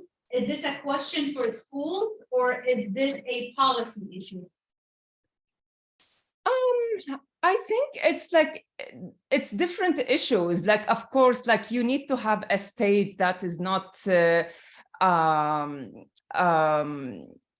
promoting sectarian discourses. And like, that's really, I think, one of the really huge mistakes with the American invasion and the Americans' lack of understanding of Iraq, like American generals and people in power, their lack of understanding of the complexity of Iraq. And I think like really, like if you look like at Iraq, at the history of Iraq, like Iraq has always been a plural society. And like sometimes in the United States, like when people ask me, are you Sunni, Shia, Kurd, blah, blah, blah, and like, why you Iraqis hate each other and kill each other? I'm like, well, if you know the history of Iraq, we lived together, we coexisted for a long time together. Like what we really need to ask the question, what happened in 2003? Like these like forms of coexistence like were kind of dismantled. So I think like really there is a possibility for a plural Iraq. And I think there is like really a need to understand that Iraqis have different ways of understanding what it means to be an Iraqi. And it's a complex way, and it's a shifting way. Like you can identify maybe as like, I don't know, a middle-class Baghdadi in one context, and in another context, you would identify as like an Iraqi who's been hurt by the US invasion, or as an Iraqi, as a Baghdadi who maybe grew up like in poorer neighborhood, and how like other Baghdadis look at you. So like identity always shift, it's not fixed. And there are like, there is no one overarching identity, because like even what it means to be Iraqi is to like really it means to like acknowledge these different ways of understanding what it means to be an Iraqi, and they are compatible. Like that's the whole issue, is that, and some of the scholars have been really talking about identity, like they are criticizing the term identity in its singularity and emphasizing identities because there are plurality of experiences. So schools are extremely important. The state is extremely more important. The media is extremely important. So yeah, so it's like, but like there needs to be a will to really build an inclusive Iraqi identity that is based really on difference. Like that's the whole thing. And it's like really, this is not just a question facing Iraq, it's a question like facing the United States. And like now a huge divide between Republicans and Democrats, or like evangelical Christians and the progressive people. So yeah, so I'll stop here because this is one of my, I can talk about that on and on. Thank you. Shukran jazeelan, Dr. Zainab. Thank you very much. I have two other questions, which they go hand in hand. I'm not sure if Dr. Zainab Qadri can answer this. Is what was the reason for dismantling the Iraqi army immediately after the US invasion? And to take a step back a little bit, what was the main reason the US forces succeeded with the invasion despite the resistance of faced? So Dr. Zainab Qadri, you want to answer this question? Yes, thank you. So the dismantling of the Iraqi army was one of the first things that Bremer did as head of the Coalition Provisional Authority, the CPA government. And it was trying to sort of speak to some of this identity stuff that we've been talking about, that, you know, we needed to start from scratch. Everything about the American invasion was, let's remake Iraq from scratch. That was the point of shock and awe. That was just like, shock the system, you know, overwhelm the system and start from a blank slate as though we can erase history. So that's why they wanted to just start from the beginning with the Iraqi army. And that ended up being a very big mistake, because you can't erase history and you can't erase people, and you can't just leave people unemployed in the streets while it's on fire. And why the initial invasion, from a US foreign policy perspective, which is what I study, there have been recent books that talk about how regime change, you know, as a euphemism for imperialism, was a policy in the 1990s, was something that had been considered long before 2003, and 9/11 basically just raised the stakes, that after 9/11 there was a need to project US power in the world. There was a need to kind of contain rogue elements, and since Iraq was already a candidate, and it's hard to fight non-state groups like the Taliban, you know, or Al-Qaeda or whomever that like have these transnational ties, they wanted a state, and that's why Afghanistan had been the first choice in 2001. So Iraq was, you know, already an unpopular pariah state under sanctions for 13 years, and they had, you know, a state, a country we can go to war with. And so the strategic incentives were such that, you know, we can just recreate a new capitalist free trade democracy in the Middle East. We can start from scratch, and that will show that America is great after 9/11, right? So that's my perspective. Thank you. Noor, can I comment on this question as well? Please do. So I was invited, and Kali actually was with me. I was invited to a conference 10 days ago about the anniversary of the invasion of Iraq. And it was interesting because this conference brought US military personnel and Iraq experts of Iraq and some Iraqis. So the conference was over 2 days. And the first day was about the opinion of generals and colonels and the experiences of vets. And what was really interesting and mind-boggling actually as well, about the opinions of the American generals and colonels, is their realization now is like, oh, dismantling the Iraqi army was really a mistake, because then people were left without salaries, and then maybe some of them joined the insurgency. And their other realization after 20 years was like, oh, maybe the Baathification was a wrong thing, because a lot of people were in the Ba'ath not out of political ideology or conviction, but because this is how you keep a job if you are a teacher or something. So I think, as Dr. Zainab Qaderi said, is like the Americans had this idea like, okay, we'll destroy everything. And as Ramsfeld said, like creative chaos, like, and the Iraq will be a blank slate and then we'll rebuild. And unfortunately, it's only after 20 years, these generals and colonels are understanding the repercussion of these actions. But like the sad thing about the whole conference wasn't about like, how do we not do that in the future, not like wage a war and destroy a country. The whole discourse by the military personnel was, how can we wage a better war next time and avoid the mistakes that we've made in Iraq. So that was like really something just mind-boggling 10 days ago. Sadly, as a historian of US foreign policy, they always ask that same question, not how do we not do that, but how do we just do it better? And it presumes that it was like a sound policy to begin with, like if we just occupied it better, like the occupation. Absolutely. Thank you for this great addition to the conversation, Dr. Zainab and Dr. Zainab. Thank you very much. We have another questions. I would like to ask Dr. Laith and Zaham Khdair. There's a question for Dr. Laith. The question is, let me just pull it up. We have so many questions. So the question is, what can be done to make peace possible?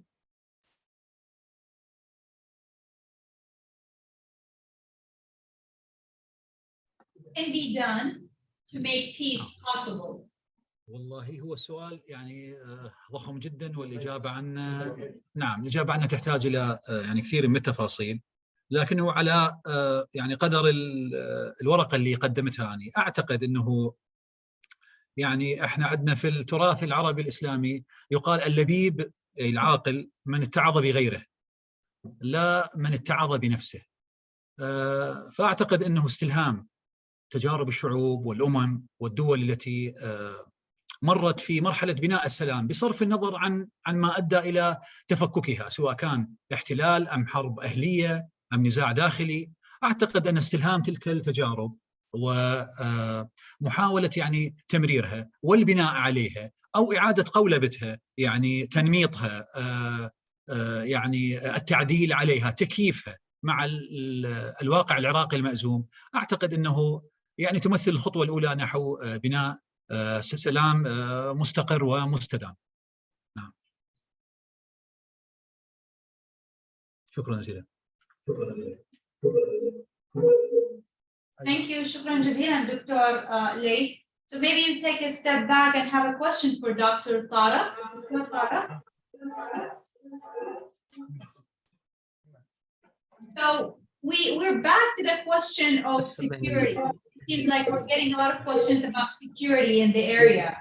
So there are two questions they start with. Do you think if Iraq form a security collective treaty with neighbors will be beneficial? And what can to strengthen the Iraqi security from perspective?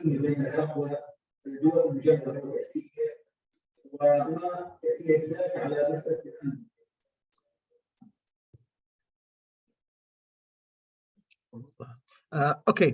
That's good questions. أكيد اتفاق الدول نحو تثبيت السلام في منطقة الشرق الأوسط سيسهم بشكل فاعل في تحقيق الأمن المستدام، لأن القوى المتصارعة عندما تعتقد أن مصالحها متحققة من خلال الاتفاق سيؤدي ذلك إلى تحقيق السلام في المنطقة. الضمانات لكل الأطراف وتفاعلاتها في منطقة الشرق الأوسط سيؤدي إلى تحقيق الأمن المستدام. نعم.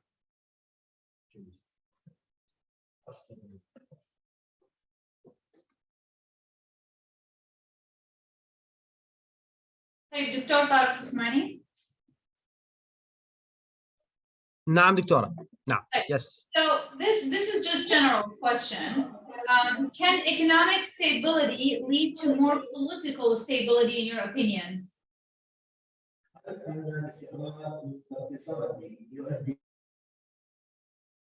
أكيد بالتأكيد المدرسة الليبرالية ترى بأن زيادة التفاعل والتشابك الاقتصادي سوف يؤدي إلى تقليل لجوء الدول إلى الحرب، لأنها عندما تلجأ إلى الحرب فإن مصالحها سوف تتضرر. فالمدرسة الليبرالية ترى بأنه كلما زاد الترابط الاقتصادي بين الدول كلما قاد ذلك إلى امتناعها عن اللجوء إلى الحرب، لأن التكلفة سوف تكون باهظة، لأن تكلفة لجوءها إلى الحرب سوف تكون باهظة. فالتفاعل الاقتصادي وزيادته وتثبيته بين الدول يؤدي بالتأكيد إلى تعزيز الأمن والاستقرار في المنطقة.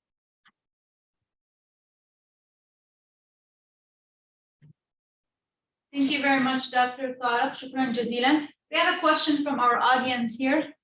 Please go ahead. So the question is twofold, and both relates to looting. Looting, okay. Yeah, looting of museum, just literally right after the invasion, looting of the historic antiquities in the museums in Baghdad and other places. Thousands of antiquities we learned that was lost, and some of them were recovered. Right. I don't know how much. The status of those. Second is looting of oil.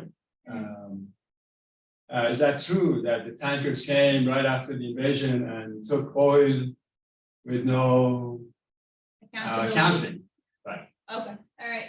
Thank you very much. So we have a question that has two parts to it.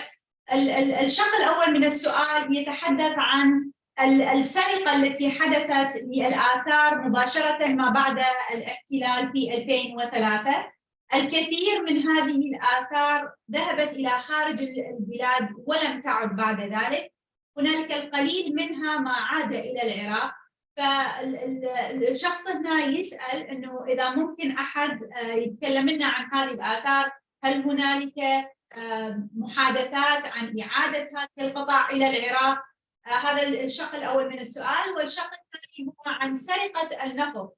سمع قصة بعد الاحتلال إنه كانت هنالك اللي إحنا نسميها بالعراقي التانكرات مال التحميل اللي تجي تسرق النفط وتاخذه إلى الخارج بدون أي محاسبة. فيسأل هل بالفعل حدثت هكذا قصص ما بعد الحرب مباشرة؟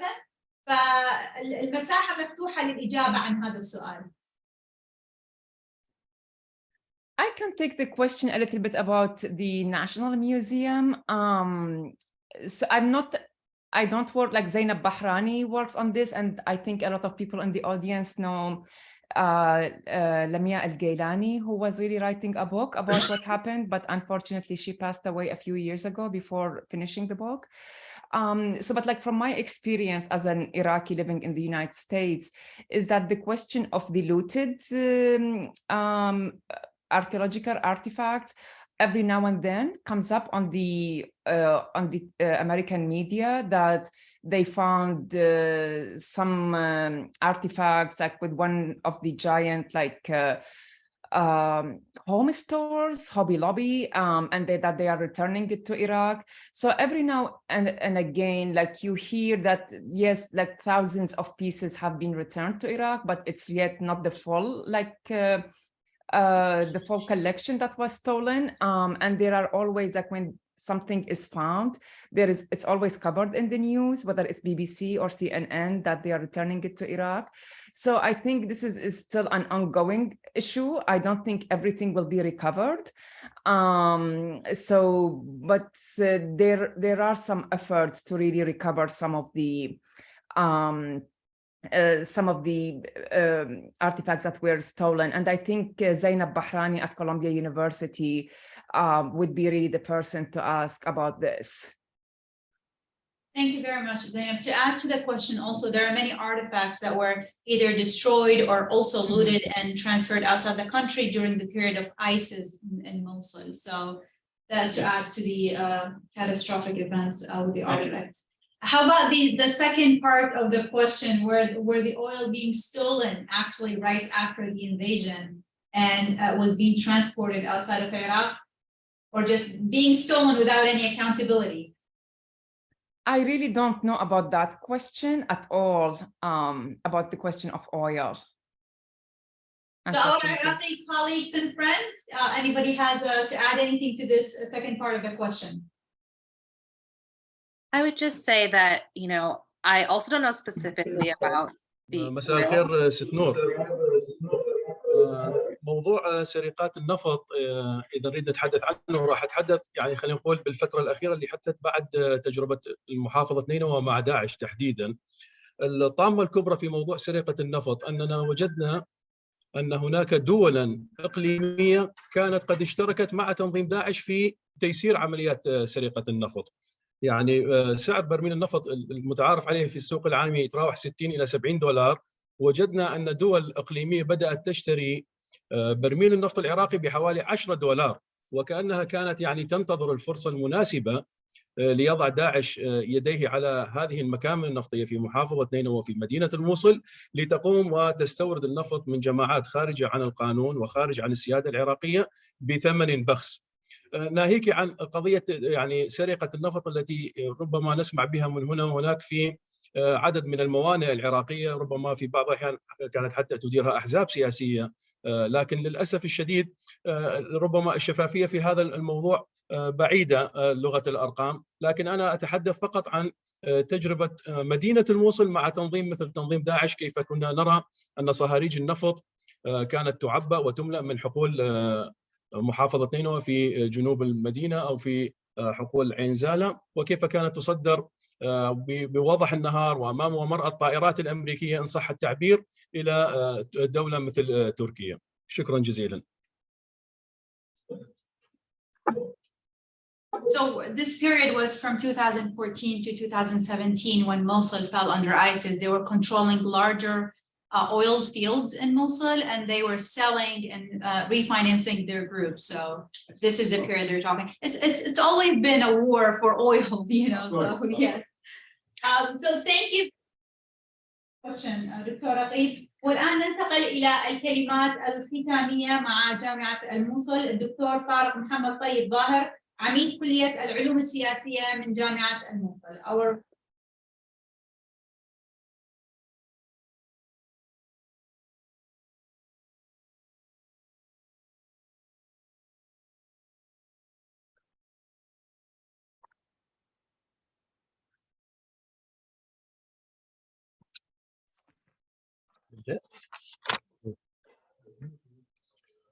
الزملاء في الجامعات الأمريكية في الجانب الآخر من العالم كما اعتدنا أن نطلق عليها دائما، الزملاء في جامعة الموصل، الباحثون المشاركون بأوراقهم البحثية في هذا الحدث المهم، المتابعون للحدث من كل مكان في العالم، الحضور الكرام، أسعد الله أوقاتكم بكل خير والسلام عليكم ورحمة الله وبركاته.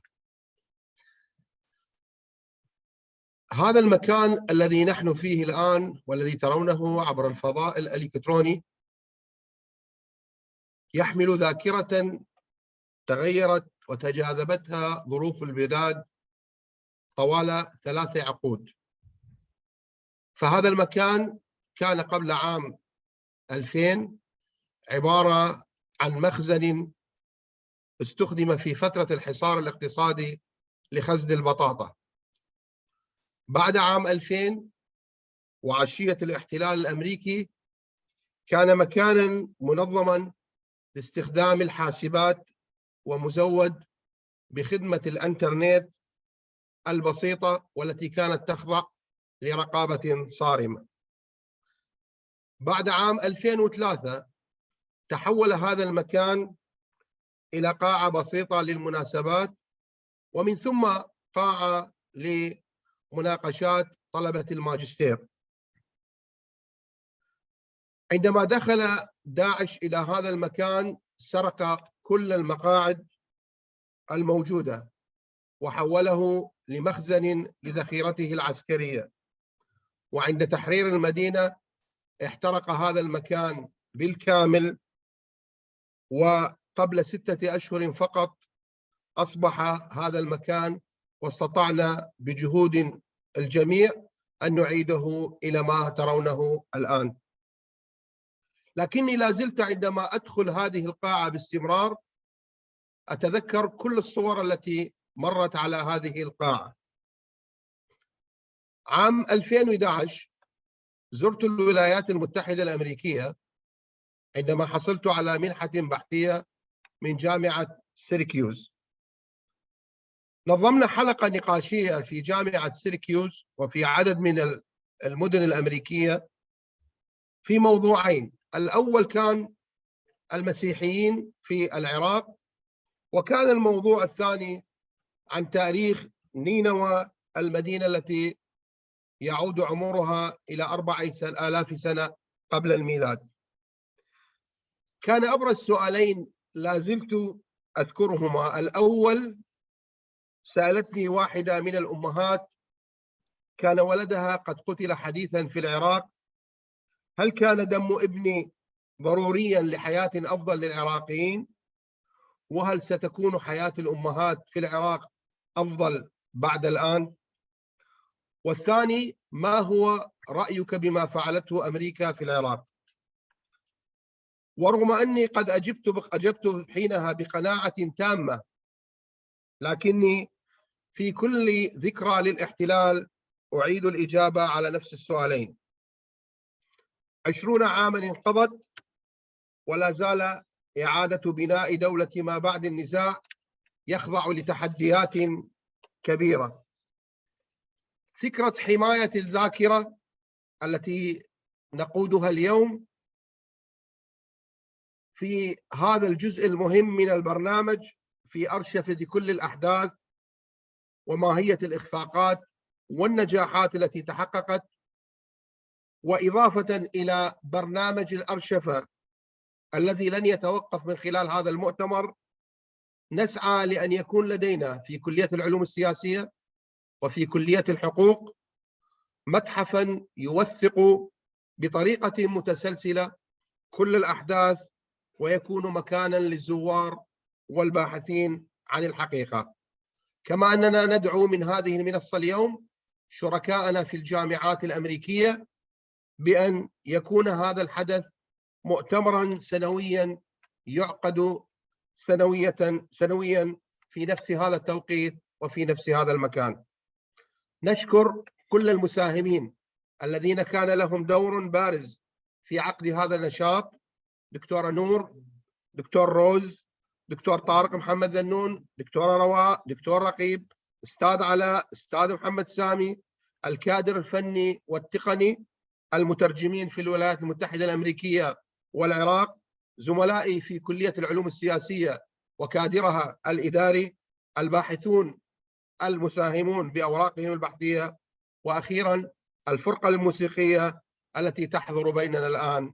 شكرا لكم وبارك الله بجهودكم وحظ أوفر للجميع.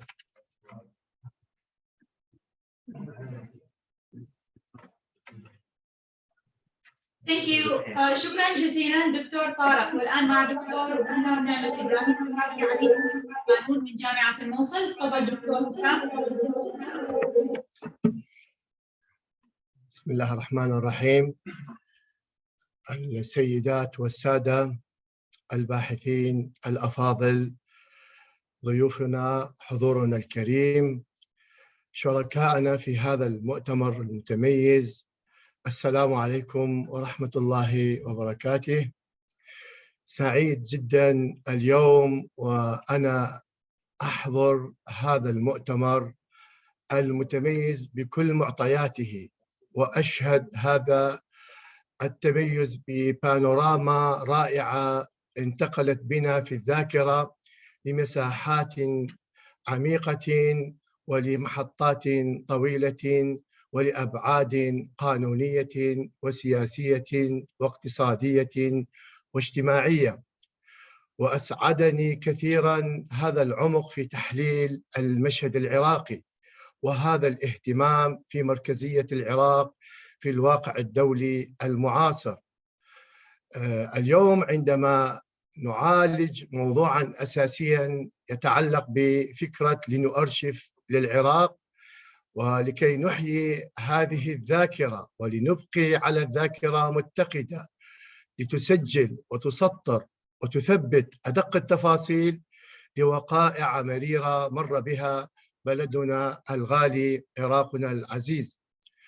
هنا تقف أمامي مسؤوليات كبيرة، مسؤوليات قانونية نجدها حاضرة في أن نكون جميعا على مستوى كلية الحقوق وعلى مستوى جامعة الموصل وعلى مستوى شركائنا في العمل في كلية العلوم السياسية أن نؤرشف كل التفاصيل وأن نكون على قدر المسؤولية في أن نوثق ونثبت ونحدد معالم الواقع العراقي والمشهد العراقي الممتد بعد 9 نيسان 2003 ولغاية اليوم.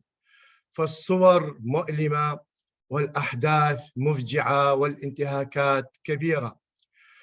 عندما نقف فنشاهد هناك استباحة للمدن العراقية، ثم هناك مشهد نرى فيه حملات التهجير، وهناك انتهاكات تتعلق بالاختفاء القسري، وهناك الثكالى والضحايا، وهناك ملفات الآثار والسرقة المنظمة لموارد العراق، وهناك الكثير والكثير من الانتهاكات لحق الإنسان في التعليم ولحقوق المرأة ولحقوق الطفل.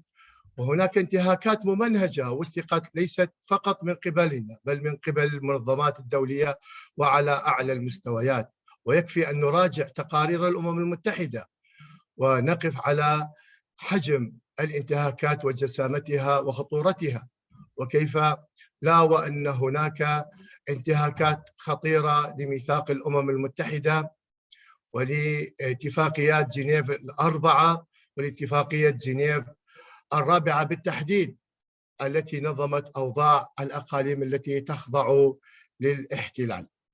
لا أريد أن أطيل، ولكن دعوني أن أتقدم بشكري وتقديري لكل القائمين على هذا النشاط العلمي المتميز، شركائنا في الجامعات الأمريكية وشركائنا اليوم في كلية العلوم السياسية، وشكري وتقديري لرئاسة جامعة الموصل التي يسرت لنا إنجاز هذا المؤتمر العلمي.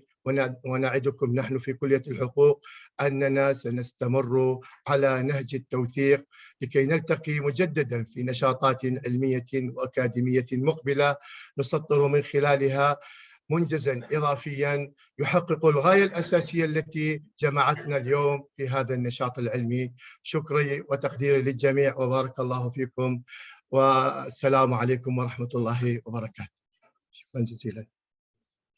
شكرا جزيلا دكتور وسام. والآن أيضا كلمتي أخيرتين لدكتور رقيب ودكتور طارق باختصار وبدقيقتين لو سمحتوا لأن الوقت لم يسمح مع الأسف. تفضل دكتور رقيب. شكرا جزيلا دكتورة نور، مساء الخير على الجميع. ونحن نختتم وقائع هذا الملتقى المميز.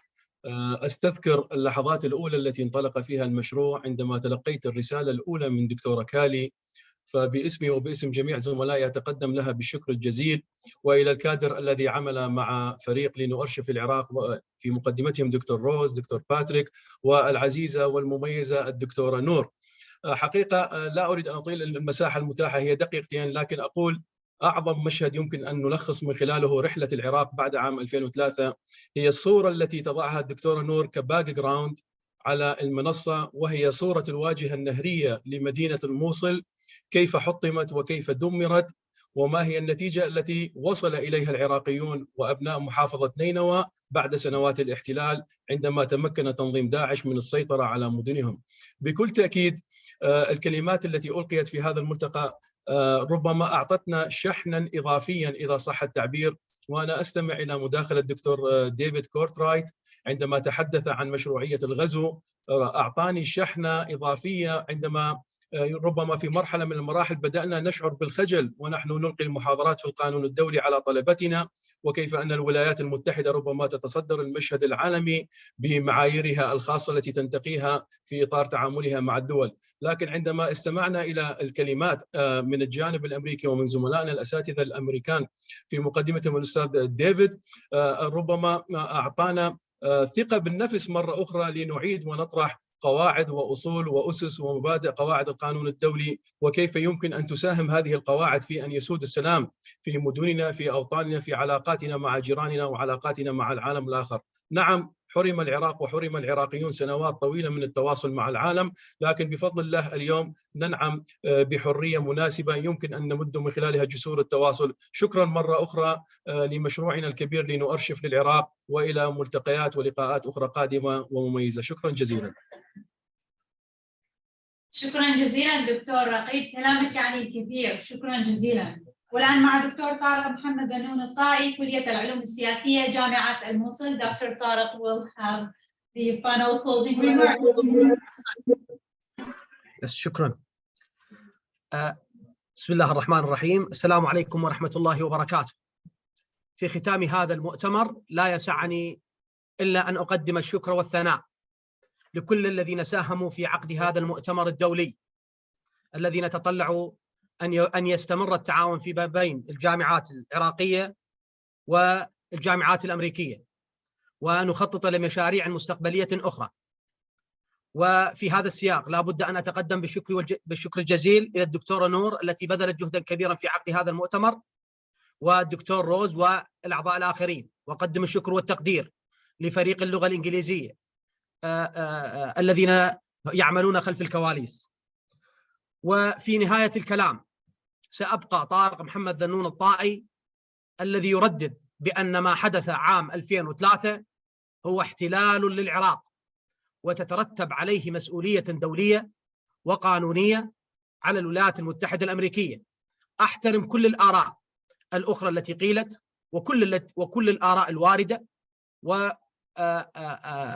وسنعمل من خلال هذا الأرشيف لنؤرشف العراق وبالتعاون مع الجامعات في تأسيس ذاكرة عراقية حقيقية علمية لنعطي للأجيال القادمة الوصف الدقيق لما حدث في العراق. شكر وتقدير إلى السيد عميد كلية العلوم السياسية في جامعة الموصل الدكتور طارق القصار على الدعم المتواصل لانعقاد هذا المؤتمر، والشكر والتقدير لعميد كلية القانون الدكتور وسام على توفير كل الأمور اللوجستية المتعلقة بعقد هذا المؤتمر، وكذلك زملائي الأعزاء من كلية القانون دكتور رقيب، لهم مني كل الاحترام والتقدير. لك مني دكتورة نور كل الاحترام والتقدير، ونأمل أن يؤسس هذا المشروع لبناء شراكة حقيقية باتجاه يعني تأسيس مشاريع مستقبلية تسهم في تغذية العقول بما يناسبها وبالشكل الأمثل. والسلام عليكم ورحمة الله وبركاته. شكرا جزيلا دكتور طارق. وانتقل إلى زميلي المدير لمشروع لنؤرشف العراق من جامعة نيويورك، أستاذ راس، تفضل. Thank you, Noor. And thank you everyone again who joined us today. All of the presentations were fantastic. And the fact that we all were able to come together from 3 very distant locations and have a truly transnational conference, to me, is very inspiring. So I just hope it won't be the last time. So I'd like to invite everyone to please continue to follow the work of Archive Iraq. Please stay tuned for the conference proceedings. And on the behalf of Archive Iraq, I'd just like to leave you all with a call to action, that we all continue to work together to collect evidence and documents and to write and to speak, to build a new historical memory of this conflict together as a project for peace and justice. So thank you again. Goodbye, everyone. And I really appreciate you joining us. الباحثين والحضور الكرام، شكرا لحضوركم اليوم معنا في هذا المؤتمر المشترك. في هذه الساعات القليلة التي قدمتم خلالها مناقشات وتقديمات ذو معلومات قيمة، أتمنى أن نكون اليوم قد وضعنا حجر الأساس لمناقشات أكبر وأعمق في هذا المجال. شكر خاص إلى دكتور ديفيد كورترايت لحضورك معنا اليوم ولمشاركتك المعلومات القيمة. الأساتذة الكرام في لجنة التحضير من جامعة الموصل، جامعة ديوك، جامعة شابل هيل وجامعة نيويورك، شكرا لعملكم المتواصل في الأشهر المنصرمة، وإلى لقاء آخر وقريب إن شاء الله. في أمان الله.